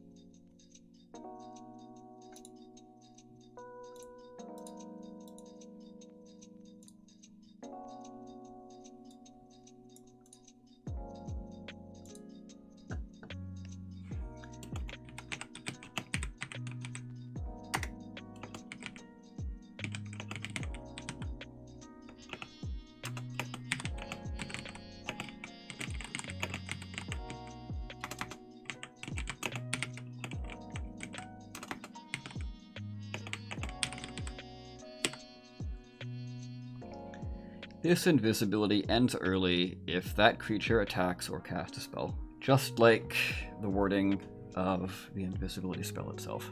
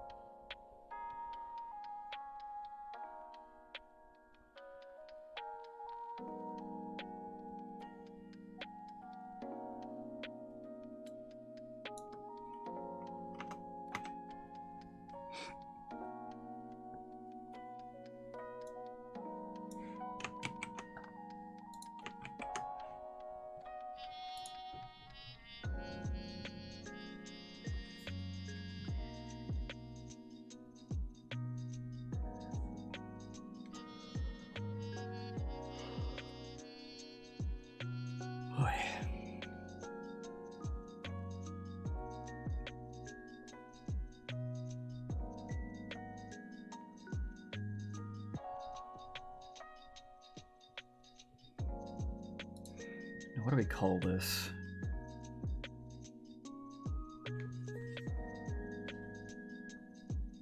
Seal of Shadows? No. I don't want to call it Seal of, because that's the naming convention I've got for the seals themselves. This is like a bonus on top of the seals, not an actual seal all of its own.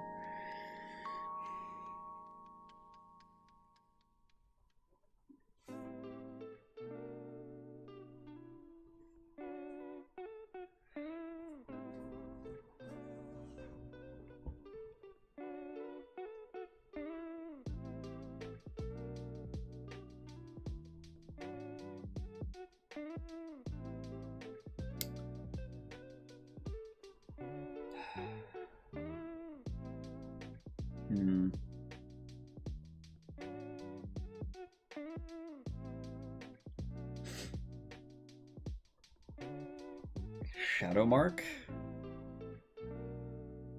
Yeah? Like mark is kind of related to like writing and stuff. Like you mark a piece of paper with ink or whatever. Like you leave your mark on something. Yeah, I kind of dig that.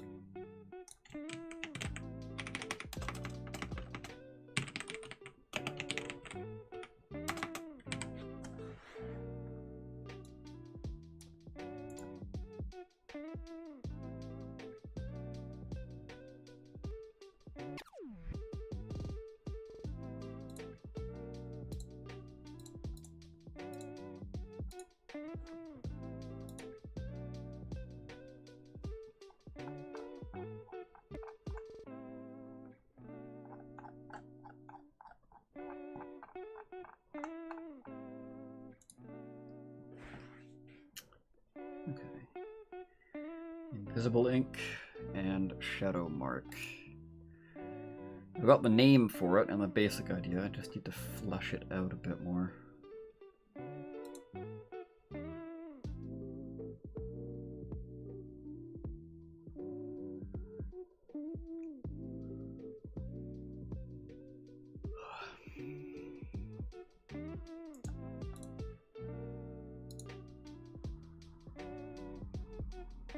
And oh, would you look at that? No ideas for a 10th level feature.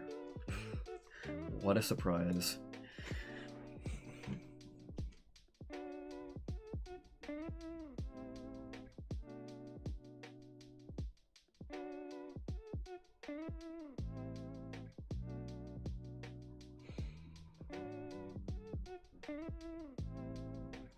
So I guess we'll see what my notes are for 14. Either make more people invisible, or give them the effects of greater invisibility to one creature. And greater invisibility is greater, obviously.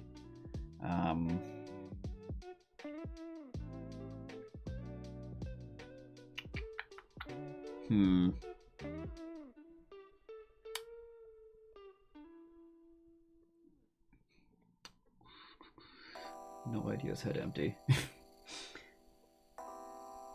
Yep, apparently. When it comes to 10th level features, head empty.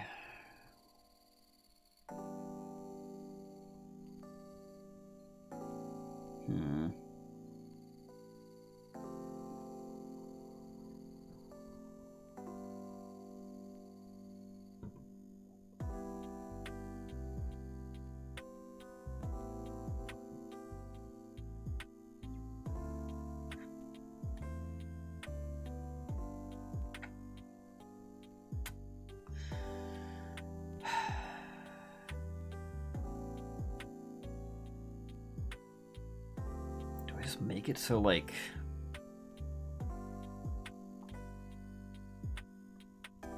you can turn proficiency bonus amount of people invisible?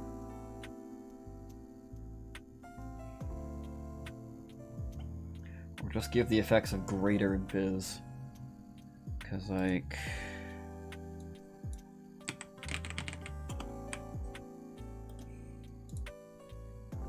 greater invisibility. You or a creature you touch becomes invisible until the spell ends. Yeah, it's literally just, it literally just gets rid of the need for, or the stipulation of it vanishing if you attack or cast a spell.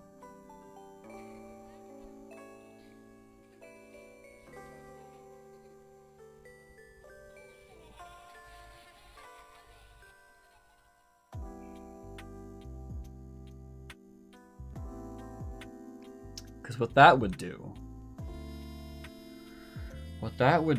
is effectively give permanent invisibility to one of your allies as long as they stay in the zone. So they can get advantage on every single attack they make, and everyone has disadvantage to attack them all the time. The only problem is that they're going to need to stay in the zone. Which, by 14th level, you're pretty good at making seals, right? 14th level, how many sigils can you scribe? 14, 14, 14, 14. Plus 5, you can scribe up to 10 sigils. So your seals can get pretty big.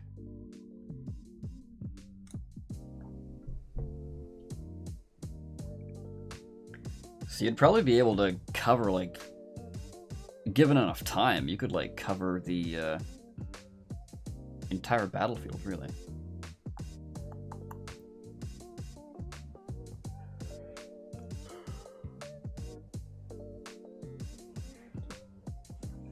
Especially if it's like an enclosed room, right? You just like go to every corner of the room, put a sigil there, and you're good to go. Well, I mean, if the room's big enough, you might need a few sigils to help connect the in-betweens, but you get what I mean.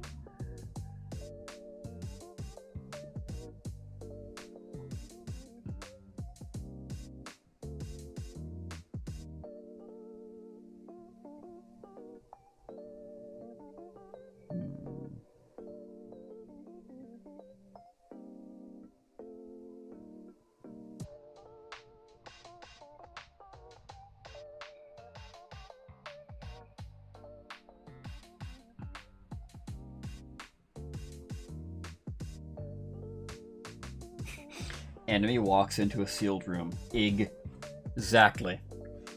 Like, you can use your seals to prepare traps. And because you're Order of Espionage, and you've got invisible ink, they can't see anything. Well, they can't see the seals, that is. They can't see the seals, so, like,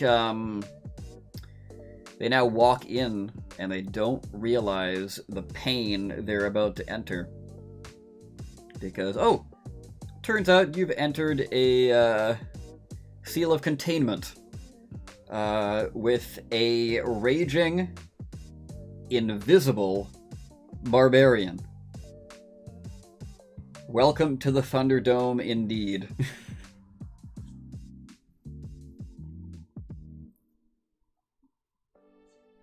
Party jumps them from all angles. Party jumps them from all angles. That app's, well, I mean, you can still, you can have one person invis, and then your other party members hang from the ceiling or something. Yeah.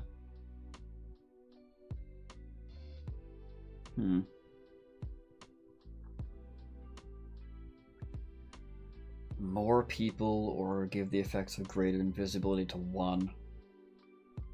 A fighter with basically perma uptime greater invis. It's gonna be loving that.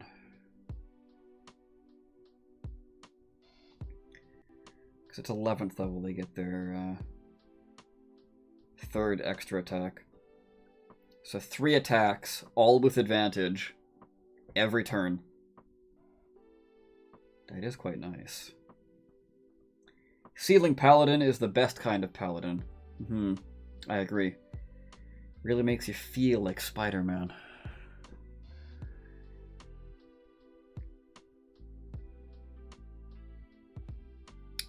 That good old meme.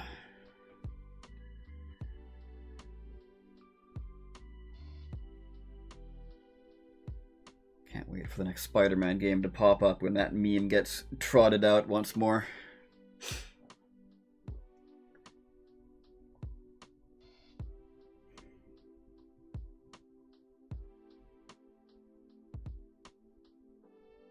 Man, I'm really indecisive. I've been kind of staring at this for how long now?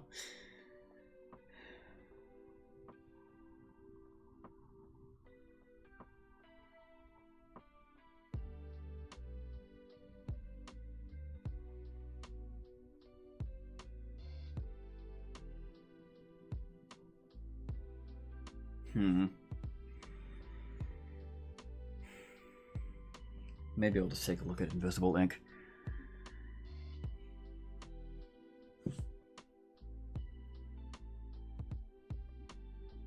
It's been like 10 minutes, not that long. That just feel a little long.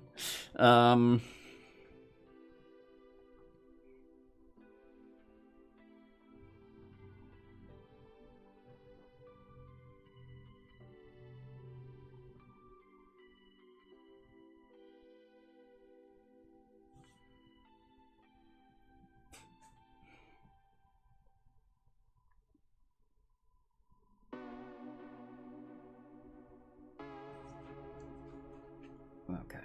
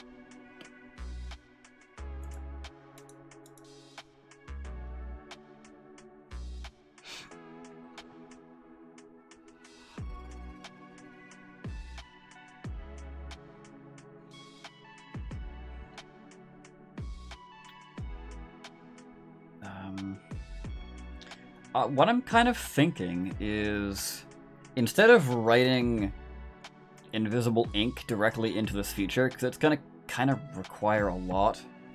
Like, okay, yeah, you can write in invisible ink. That's great, cool. But how do you decipher it? And how do enemies or allies decipher it, right? That's going to require a fair bit of writing. So instead of doing that, what I could very well just do is... What level was it? Hold on, I gotta fix the scroll issue. There we go. Because there's a spell I made, or plan to make, that's going to do the same thing. Hush, waterproof, no. Transcribe. It's not transcribe. Selective secret scribe. Yeah, there we go. That's basically invisible ink, right? So I'm going to add that to the list of always prepared spells. That's super cool. Basically, how this works is you write something out, or first you cast the spell on your pen or brush, and you do your writing. But as you've cast the spell, you add stipulations to who can read it, or under what conditions the text appears.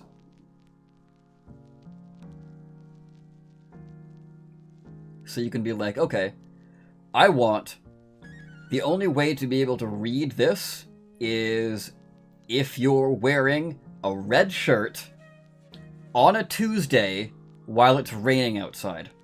You can be that specific. Or you can be like, I want to... this scroll can only be read under the light of a torch. Or a candle. Or I only want aberrations to be able to read this text. You know, things like that, right? And it doesn't even have to be text either. It can be like a painting. Like you can make a whole wall mural if you want while you've used this spell. So you can be like a big arrow pointing go this way and like say, you know, explain like your secret base this way with like a big arrow, but only, you know, people that meet the requirements. Like maybe you're wearing an insignia of your guild. Only they can see the painting, right? Things like that. So instead of effectively rewriting that onto here, I'm just going to add that to their spell list as an always prepared thing.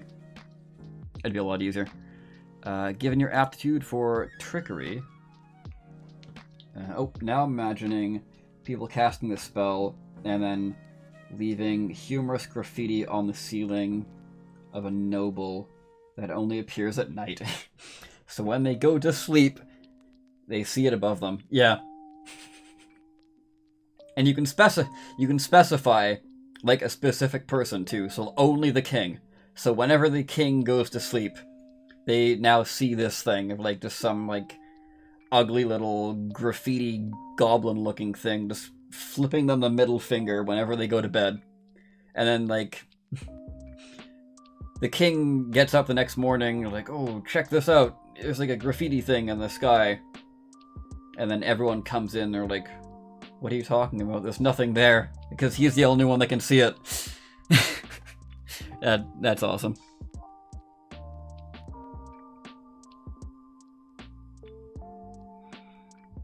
Given your aptitude for trickery...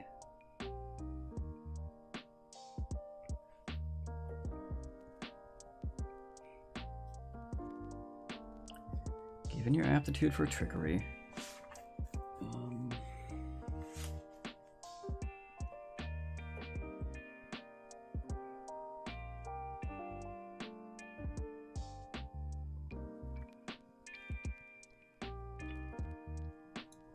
I think I'll make that a separate thing, instead of trying to fit that in with invisible ink. Given your aptitude for trickery...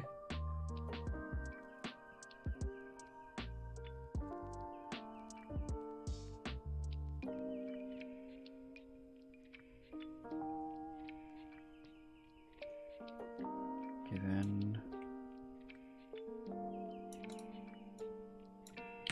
this order's aptitude for trickery, you have picked up a few additional elements.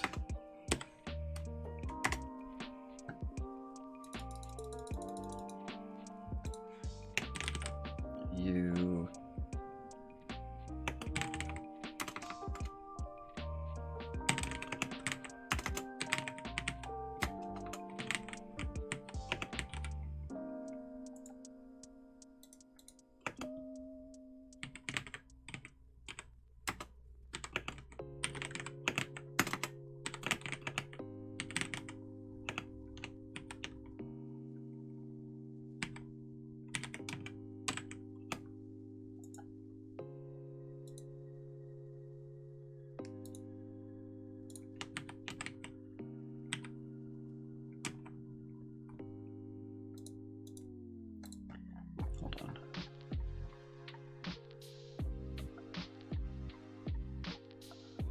that was... Oh, okay, yeah.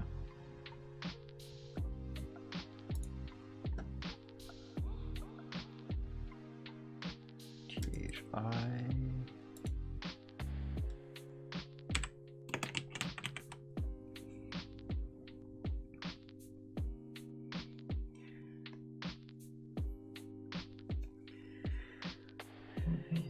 read, speak, and write these notes.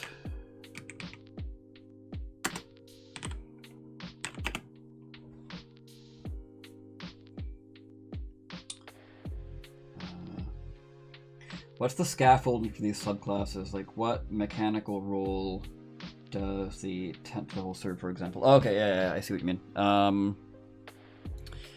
So up here, I guess you can't really see it because that's gone. But over here, I still have an intact box of flavor scaffolding, rather. Man, I probably should eat something soon. So at 3rd level, you get your extended spell list and your core flavor. So core flavor is somewhat loose in what it means. It's mainly there to express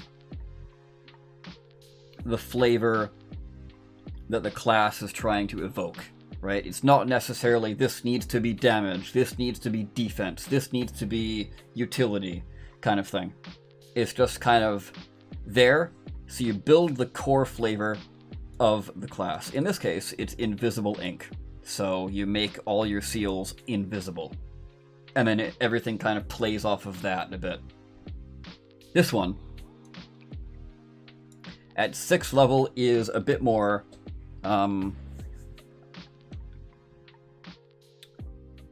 set in stone. So 6th level is a new way to interact with your seals, which is why you've been seeing, whenever I've designed any of the subclasses, I don't know if you're here for the messengers earlier, but shipment, or express shipment. You teleport a creature that's in your seal to another area. This one, anything in your seal can be turned invisible. And then the Order of Artists, anything in your seal that casts a spell, you can change the damage type of. So it's literally anything in your seal, X happens when you do Y, right? That's the idea there. 10th level is an improvement on what you get at 3rd. And 14th level is an improvement on what you get at 6th level. So you're improving, you're using your seal in a new way. 10th level is not necessarily a direct upgrade to what you get at 3rd, but it's something that delivers on... I mean, it could very well be an upgrade, but if it's not, it's something that directly adds to the flavor of the narrative that you're trying to evoke. So, that's the subclass structure. Kind of loose, but also not.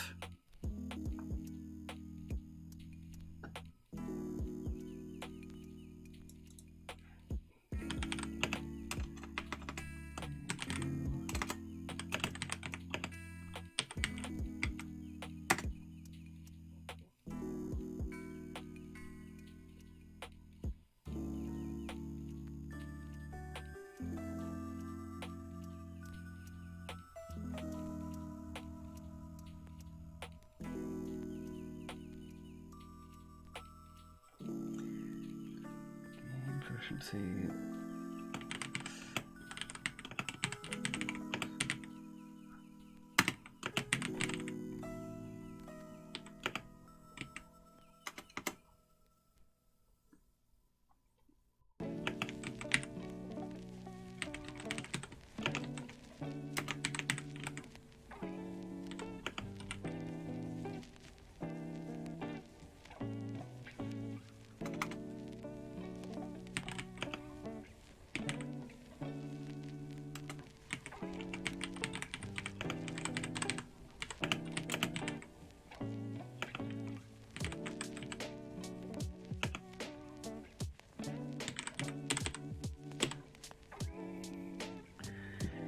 Additionally, you've learned to read, speak, and write Thieves' Cant. Additionally, you gain proficiency with your choice of either forgery kits, the deception skill, or the stealth skill.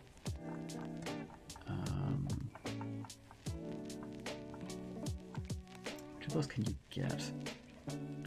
Arcana, deception. Okay, you can get deception from base, and you can already get forgery kit from base, which is fine. But I don't... Yeah, stealth you cannot get from base. So most likely, if you were going to be Order of Espionage, you would most likely pick forgery kits and then something else as your 2 tool choices. And then you'd probably also pick up deception because, you know, you're starting at level 1. You don't get this at level 3. You'd still want to have that, like, flavor you're building up to, right? It basically just gives them the option of like, hey, did you miss forgery kit? Well, here you go. Did you miss deception? Here you go. But most likely people are going to use this feature to get the stealth skill.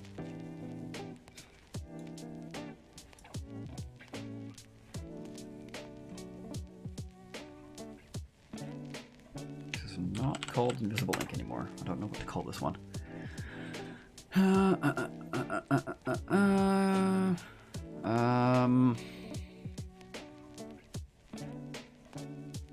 Yeah, I don't know. Slippery Mine? No, Slippery Mine is already taken by something else. I forget what that's called. But what the subclass is called. But I know it exists somewhere.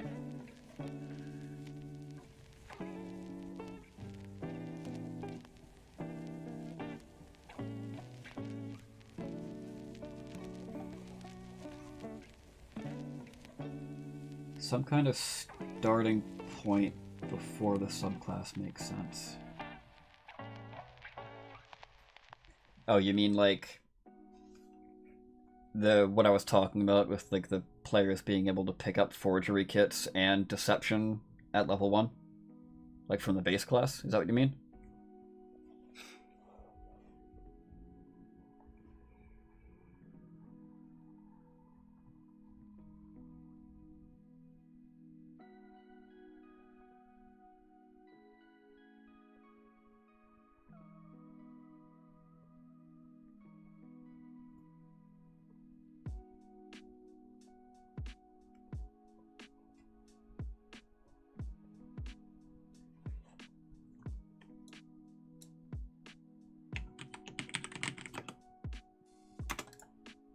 You know what?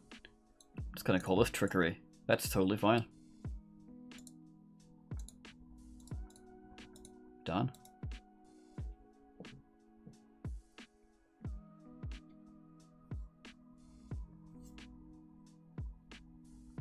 Yeah, the forgery kit. Gotcha.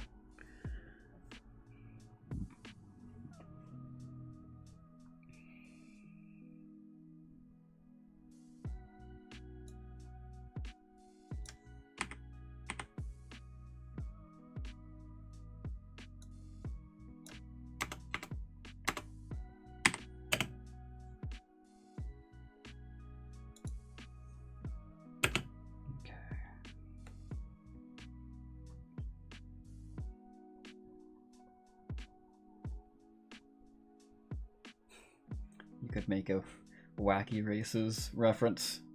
It's time for a dirty trick.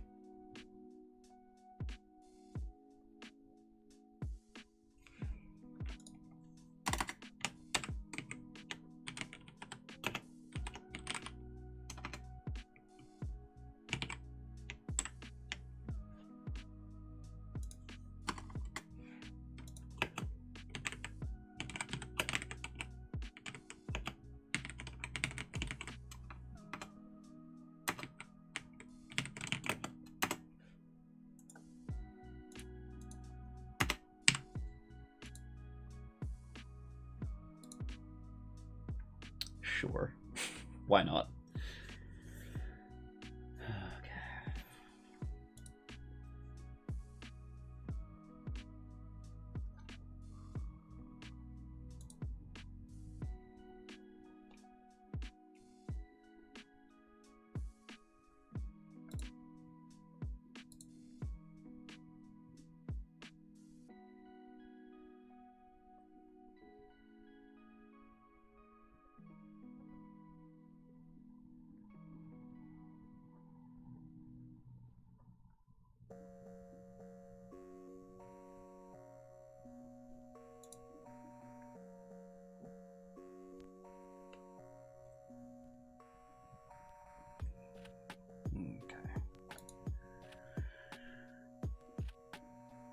get invisible ink done.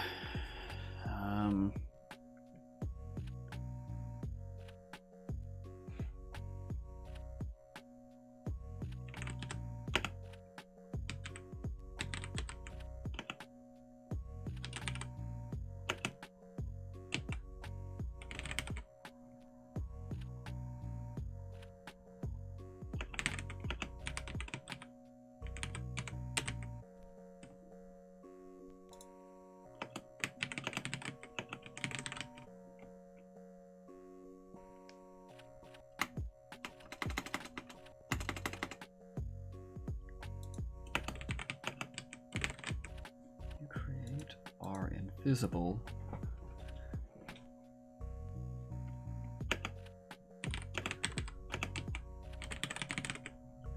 Invisible to all creatures other than those you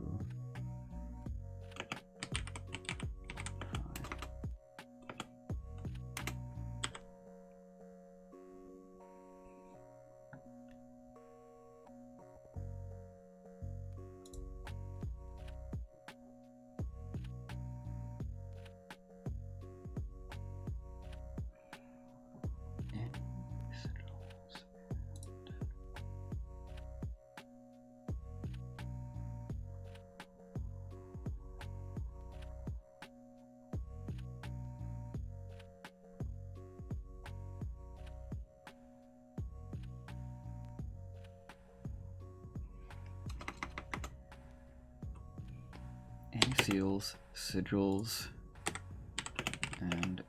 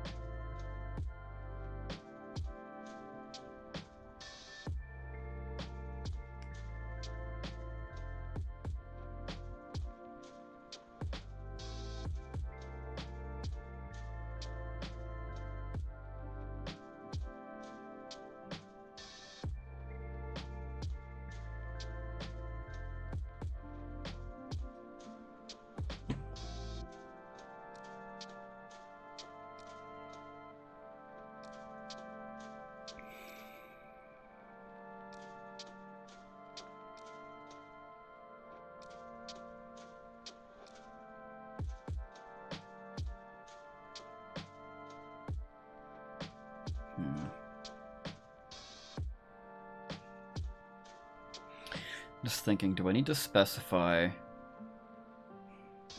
that it applies to constructs created with your instruments?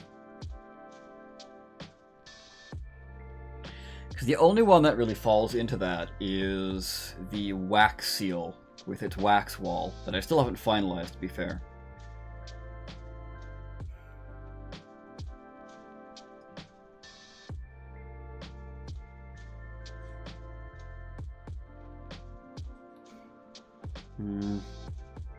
No, I don't think I need to.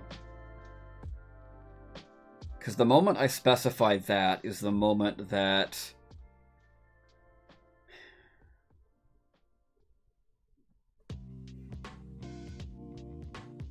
Yeah.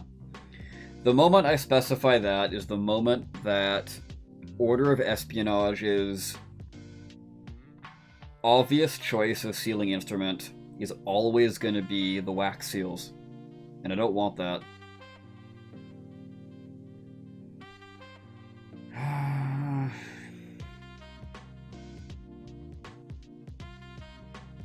I'll think on it a bit more, but for now I think it's fine to just leave that out. But melee makes the seals invisible, so enemies can't see when they're about to enter it. Yeah. That's fine as is. And I'm gonna have to move Shadow Mark up to there because I know for a fact I'm gonna need all the room I can get for Espionage Magic and the Order of Espionage skill, or class flavor itself. Wow, I really should go eat something.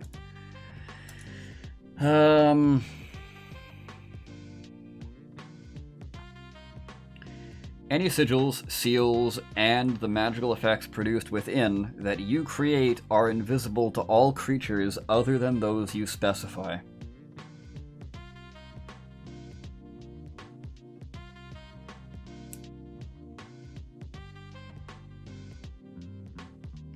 I think that's fine. Simple, to the point.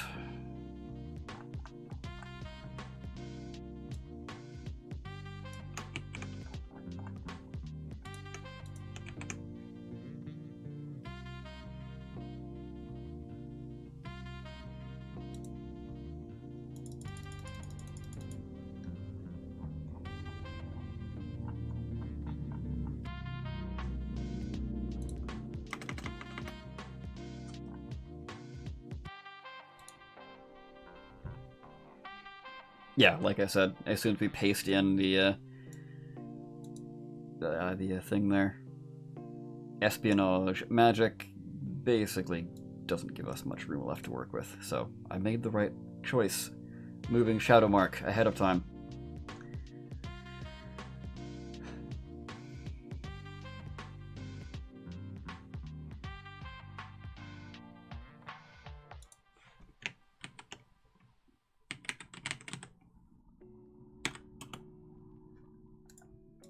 Oh, nice. I can add trickery without having to cause it to go down to another line. That'll save a bit of space. Very nice. I like that. And then...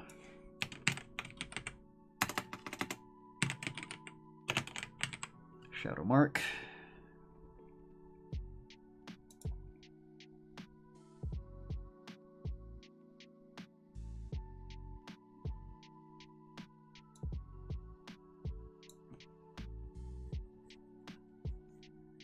Gotta say, I like watching this to come together.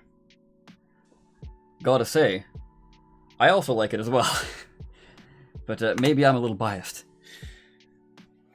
I can already see how it would be applied in really interesting clutch ways. Yeah. Yeah, like this this subclass is definitely for people who like planning ahead and setting up traps, or getting into social situations where you've got like forgery kits and deception and stealth, right? And also thieves can't.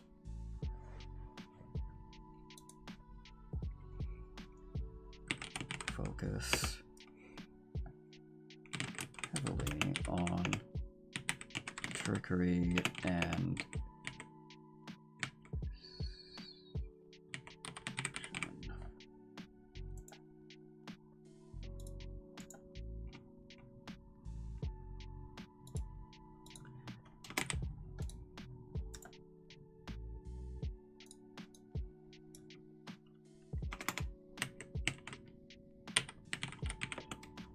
there we go. Sailors of this order focus heavily on trickery and deception.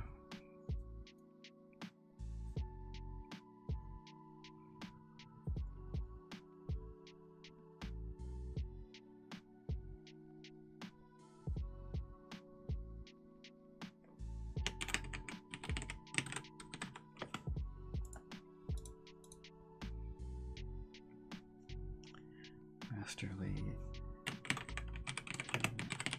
through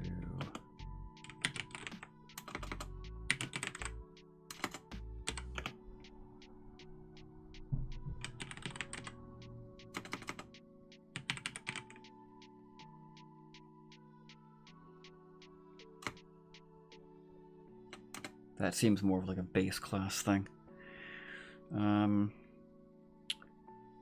Base subclass. Sealers of this order focus heavily on trickery and deception. So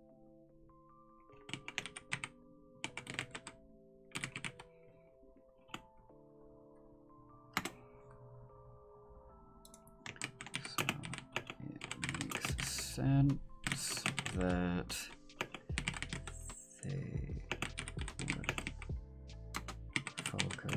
there.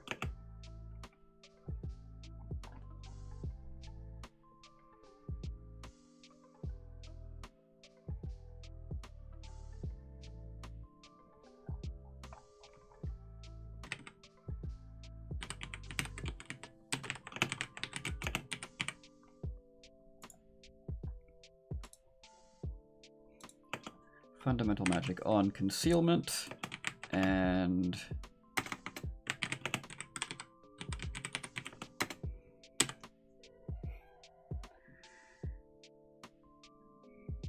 sealers of this order focus heavily on trickery and deception.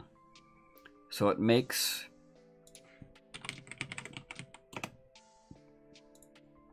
perfect sense that they would focus their fundamental magic on concealment and illusion. That checks out. Very nice.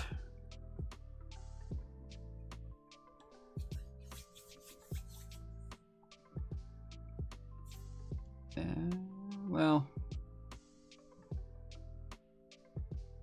no, I'm not going to mark this as done yet because I still need to figure out what the spells are going to be. But that reminded me.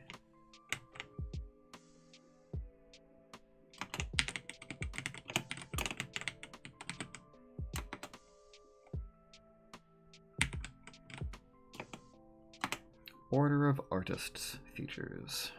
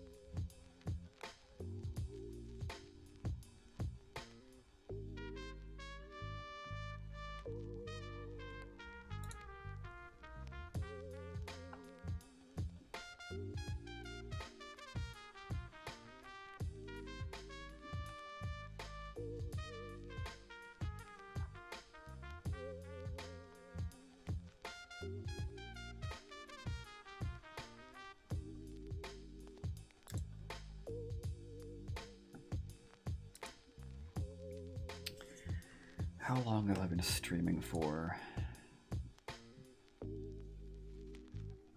Nearly 6.5 hours. Ugh.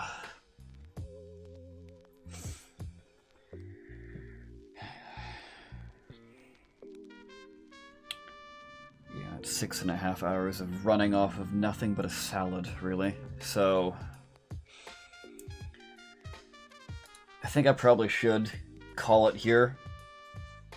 And I'll pick up on this again.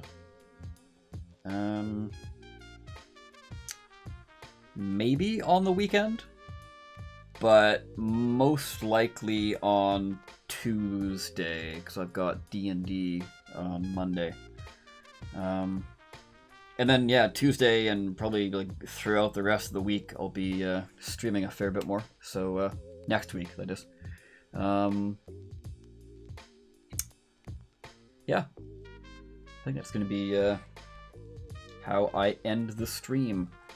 Pretty successful, I would say. We got Order of Messengers basically done. Order of Artists is 100% done. And Espionage is getting pretty close. Like I've got a good line of attack here. It was a good time watching this. Until then, indeed. But yeah. Thank you to anybody who made it to the very end. Big props to you. And if you're watching the VOD and you made it all the way to the end of this 6.5 hour video, pat yourself on the back, I guess. But yeah, that is going to do it for today. I thank you so very much for watching, and I will see you next time. Take care. Oh, and do all the YouTube stuff. Subscribe, Patreon, Discord, check out my Twitter. What else? I gotta be a good YouTuber. Gotta plug all the stuff. Anyway, that's enough of that. Bye-bye.